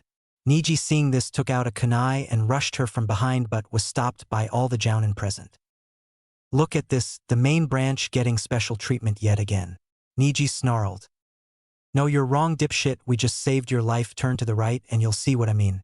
Anko said from behind him. He turned around and saw Anko basically tackling Naruto at his waist, and the third Hokage's personal Umbu-cat blocking the Kubikirabocho with her own sword that was an inch from taking his head off. Neji, you better hope we don't fight in the second round. And by the way, you all forgot about our other teammate. Look at Neji's legs and you'll see what I mean. Naruto said. They looked down and sure enough Neji's feet were trapped by an earth jutsu with Shino having a kunai at his spine. However, Naruto was holding his wrist. Whatever, you're fated to lose to me no matter how strong you are. Neji arrogantly said. The jounin let him go and Shino dropped his earth jutsu and Neji left back to the stands. Hinata was taken to the hospital to be checked out. Next match was Kankuro versus some leaf genin. Nobody knew existed Misumi other than Misumi becoming a human rubber band and Kankuro revealing his control over puppets. It was anticlimactic. Next match was shown. Kabuto versus Naruto. Both smirked at this Kabuto because he was going to make Naruto eat his words, and Naruto because he was about to inflict some serious damage to Kabuto and had a plan to make sure he couldn't forfeit as soon as the match started, which unknown to him was what Kabuto was going to do. After a few minutes of fighting, they both made it to the fighting area where Naruto quickly threw 4 kunai into the walls surrounding them. What was that for? Naruto planning something already? Kabuto asked mockingly to get under Naruto's skin, but it didn't work. Actually, just a little barrier so you can't weasel your way out of this fight. It's a privacy barrier people can see in, but no quitting early because no sound will be able to come from the barrier and you can't hide in the ground as well. The barrier goes into the ground as well. You said you were feeling lucky earlier, so I wanted to test you. He said inwardly Kabuto and Orochimaru were relieved. They thought he figured out Kabuto was a spy. However, Anko, Naruto, and Hiruzen knew he was. They had Inoichi on standby for a mind walk at the T&I department. The match between Kabuto and Naruto may begin now. Hayate jumped away as the barrier formed. Kabuto smirked, not believing what Naruto said was true. I forfeit, I can't win against him, he's too strong. However, Hayate just stood there. Naruto smirked. Told you already, you can't escape now, let's begin. He activates his Sharingan, showing 3 tomos, shocking all the Jounin except Kurenai and Anko. He rushed at Kabuto at low Jounin speeds. To everyone's shock, when Kabuto sent a punch at Naruto, it went right through him. Naruto appeared behind him and kicked him in the back hard, sending Kabuto into the barrier that shocked him. Oh yeah, I forgot, if you touch the barrier you get a shock. Kabuto, getting tired at being made to look like a joke, decided to go at him with full strength and activated his chakra scalpels and rushed him. Naruto decided to make it look believable, so he avoided any shots to vital areas and allowed Kabuto to hit him a few times. He knew they will heal up by the time the match is over. After a while, Naruto decided to use some ninjutsu. Wind-style air slash. He coated his hand in wind chakra and slashed his hand upward, sending an arc of chakra at Kabuto, who barely dodged it but still got cut up on his side. Naruto, however, didn't let up. He went through 3 hand signs. Fire-style fire breath jutsu. He shot out a stream of fire at Kabuto, who jumped up to avoid it, but his right leg got burned and he yelled out and however was not done. He held his hand up and created something like a spear made of lightning chakra and threw it. Lightning javelin. The javelin hit Kabuto and pierced his shoulder into the barrier. He was electrocuted and felt double the pain. His nerves were shot and he passed out. Naruto dropped the barrier. I win. He said. The medic came and took Kabuto, but Naruto sensed the medic had no emotions. Quickly using Umbu signs, he told the Hokage and left after the Umbu. He found the Umbu with Kabuto and killed the Umbu. He took Kabuto to Inoichi. Inoichi knew he only had 3 minutes, so he went in and got what he needed and covered his tracks. Kabuto's mind looked how it did before Inoichi entered his mind. He nodded to Naruto, who took Kabuto to the medic bay at the stadium. He felt Orochimaru coming and suppressed his chakra before leaving undetected. He made it back in time to see the next match being called. He guessed Choji lost, but they said Choji did impress the judges in his match versus Dosu by the way he fought and had to come up with plans on the fly. It was a good 10-minute match, they said. He didn't even know he was gone that long. Naruto versus Rock Lee. This match will begin in 2 minutes, giving Naruto some time to catch his breath. Hayate said Lee and Guy for the past 2 minutes were going on about the flames of youth, and Naruto just sat there meditating, getting his breathing under control and let his wounds heal up, which took 45 seconds for them to be done. So he just sat there meditating and people tried to talk to him, but Anko and Kurenai told them to stop and leave him be. They both knew why Naruto was acting like this. His taijutsu was mostly self-taught from his mother's scroll. He was going up against the student of a taijutsu master, who Naruto had no doubt was the strongest genin besides himself in terms of taijutsu. If they had to guess, Naruto knew he would struggle if Lee knew how to open any of the celestial gates after the second gate. A buzzer was heard and the 2 minutes were up. It was time for the final match of the exhibition matches. Will Rock Lee and Naruto Uchiha please come to the fighting area? Hayate announced. Lee became serious, having been wanting to fight Naruto since he saw them in the forest. Naruto simply stabbed the Kubikirabocho in the ground and left his weapons pouch with the sword and put gravity seals on them so nobody would steal them. They both looked at each other seriously and turned and walked down opposite sets of stairs into the fighting area. The final match of the exhibition matches between Rock Lee and Naruto Uchiha. He said, "Begin. Begin." Hayate jumps away but goes to the balcony with the Hokage. He had a feeling this fight was going to be out of control. Everyone in the arena had their eyes glued on the two fighters. The Jounin and Umbu could feel the tension in the air between them, but they knew it wasn't due to hatred or hostility between the two. It was out of respect. Naruto respected Lee because of his hard work, and Lee respected Naruto because even though he was stronger than all of the genin, he never once flashed it and helped his team become better. After settling into their respective fighting stances, Naruto in his Kame style and Lee in his Goken style, neither moved for about 2 minutes until Lee shot forward with a punch that Naruto easily blocked. Lee, not being one to give up, backed off and appeared behind Naruto and swung a roundhouse kick at Naruto's head, which he ducked and quickly got into Lee's guard and gave him 3 quick strikes to his ribs before he did a spinning kick, knocking Lee to the ground, causing him to roll, but Lee corrected himself and did a handstand, bouncing back up to his feet. The genin in the arena had their jaws hanging open at what they just saw. However, the Chuunin and Hokage knew they were just testing each other. Lee, take them off, Guy said. Lee nodded and took off the weights, throwing them to the side, causing a huge amount of dust to kick up. The genin were shocked that his weights were so heavy. Lee instantly appeared in front of Naruto with another punch that Naruto blocked. Lee disappeared again and kicked Naruto's legs from underneath him and gave a front kick, sending Naruto rolling into the wall. But as soon as Naruto hit the wall, he stood and sped in front of Lee, shocking him momentarily. He used that to his advantage and knees Lee in the gut, causing him to lean forward, which got him a knee to the chin and 3 more punches, but this time Naruto gave him 2 punches in the ribs and a straight jab to the face, staggering Lee. Then he gave Lee a front kick, sending him to the wall. After a couple seconds, Lee came out of the wall. His jumpsuit was torn a bit and he had a busted lip. They looked at each other before disappearing. This time they were a blur to everybody that couldn't see Jounin level speeds through kicks, punches, elbows, knees, and an occasional headbutt at each other. Each one was connecting, and sometimes their fists would hit each other, resulting in a small shockwave. They were met in a stalemate, with Lee holding one of Naruto's fists and Naruto doing the same. Lee gave Naruto a knee to his gut and an upward kick to the chin, then gave a few quick punches to Naruto's ribs and kicked him away, sending him flying back. As soon as Naruto stood, Lee was on him again. He came spinning towards Naruto with a kick. Leaf Hurricane. Naruto barely had time to block. He managed to cross his arms in front of him, but the force behind the kick sent him into the wall. Naruto stayed in the wall for a few seconds. His shirt was torn up, but he didn't care. He went through hand signs and said a move nobody thought they would see again. Dance of the Teleporter. He started moving so fast using the Shunshin that it started to create after images, but to the genin watching the fight, all of the after images started beating Rock Lee, who was doing his best to avoid and block the kicks and punches, but was failing. He was getting knocked around so much that Mike Guy was worried about his student. After the jutsu ended, Lee was bruised and had cuts all over him. After a few seconds, he was standing up in his stance, breathing. He started to unwrap the wrist tape he had on and begun running around Naruto in a circle, going faster and faster until he suddenly appeared in front of Naruto and kicked him in the air and jumped up after him, giving him a few more before wrapping him up in the wrist tape. He grabbed Naruto and stared, a corkscrew spinning motion, going head first to the floor. Take this, Lee said. Primary Lotus. Naruto crashed into the ground while Lee jumped away at the last second. Everyone was waiting for the cloud of dust to settle and see the condition of Naruto. After a while, the dust settled and revealed Naruto standing, although he was supporting some cuts on his body now.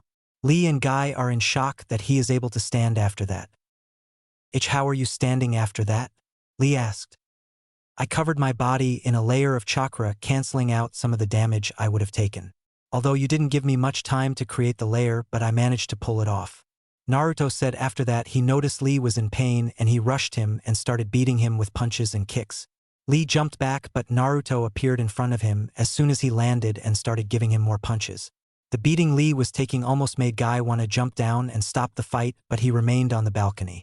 The genin, on the other hand, were shocked. They never seen such a fight in their life. While the Leaf Jounin knew it was a no-brainer that if not both, one of these two would get promoted to Chuunin.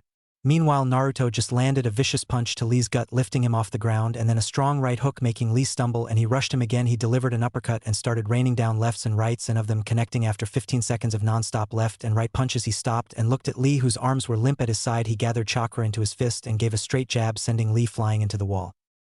Lee, Ten and Guy yelled, worried about their student and teammate.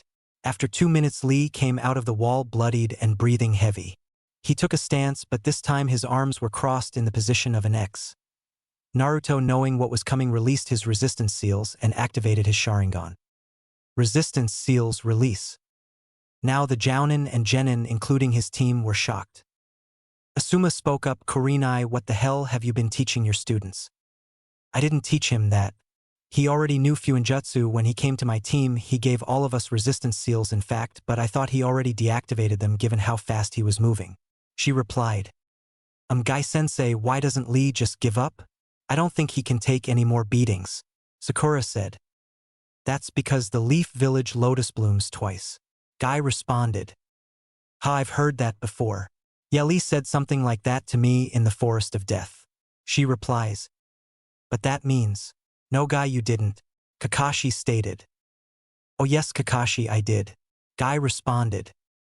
So you're telling me that Genin, that boy, can open the 8 inner gates and use the hidden lotus? Kakashi said. Hidden lotus? Niji thought, hearing the conversation between them. That's right, I did. Guy said. Well, if that isn't the most. Okay, so how many gates can he actually open? Kakashi asked. 5 gates. Guy answered. Okay, what are these 8 inner gates and the hidden lotus you're talking about? Sakura asked, tired of being ignored. The 8 inner gates are like valves or chakra limiters that must be opened if one wants to release the hidden lotus. Guy says. I still don't get it, she said. There are 8 chakra gates along the chakra network. Located at those points in the body is where the chakra is the most heavily concentrated. Starting at the head, there is the gate of opening, the gate of rest, the gate of life, the gate of pain, the gate of closing, the gate of joy, the gate of shock, and finally the gate of death. These are what is called the 8 inner gates. Their purpose is to limit the amount of chakra through the body. But the lotus exerts tremendous pressure on these limiters, eventually forcing the gates open. This releases the restraints on the chakra, the result being that a person's strength can be increased tenfold or more. Kakashi said as he lifted his headband, revealing his Sharingan. The primary only opens the first gate, the gate of opening, releasing the brain's restraints on the muscles, freeing the person to bring forth the body's strength to the full extent. You've seen the results. Guy continued. What about the hidden lotus? Sakura asked. At the second gate, the gate of rest, one's strength is increased further, and at the third gate, the gate of life, one enters the hidden lotus. Guy said. But the primary lotus almost destroyed him. He could barely move. What would happen to him if he takes it farther? She asked. Exactly, by opening all 8 gates you can obtain strength. Even then, Kage's the only drawback is you die. Kakashi said, shocking Sakura. I don't know what that boy means to you, Guy, but I shouldn't have to tell you we never bring personal feelings into play. I never thought you were capable of this. Kakashi said. You have no right. You know nothing about him, nothing at all. He has something to prove, something he will prove even at the cost of his life, and I am determined to help him reach his goal, not for his sake, but because that goal is worth reaching. Besides, Naruto was on your team before he was paired with Kurenai. You never trained him, you spent all your time training Sasuke because he reminded you of yourself when you were his age, which, may I remind you, isn't a good thing. So don't tell me how to train my Genin when you couldn't even train yours properly. Guy said, glaring at Kakashi, who said nothing.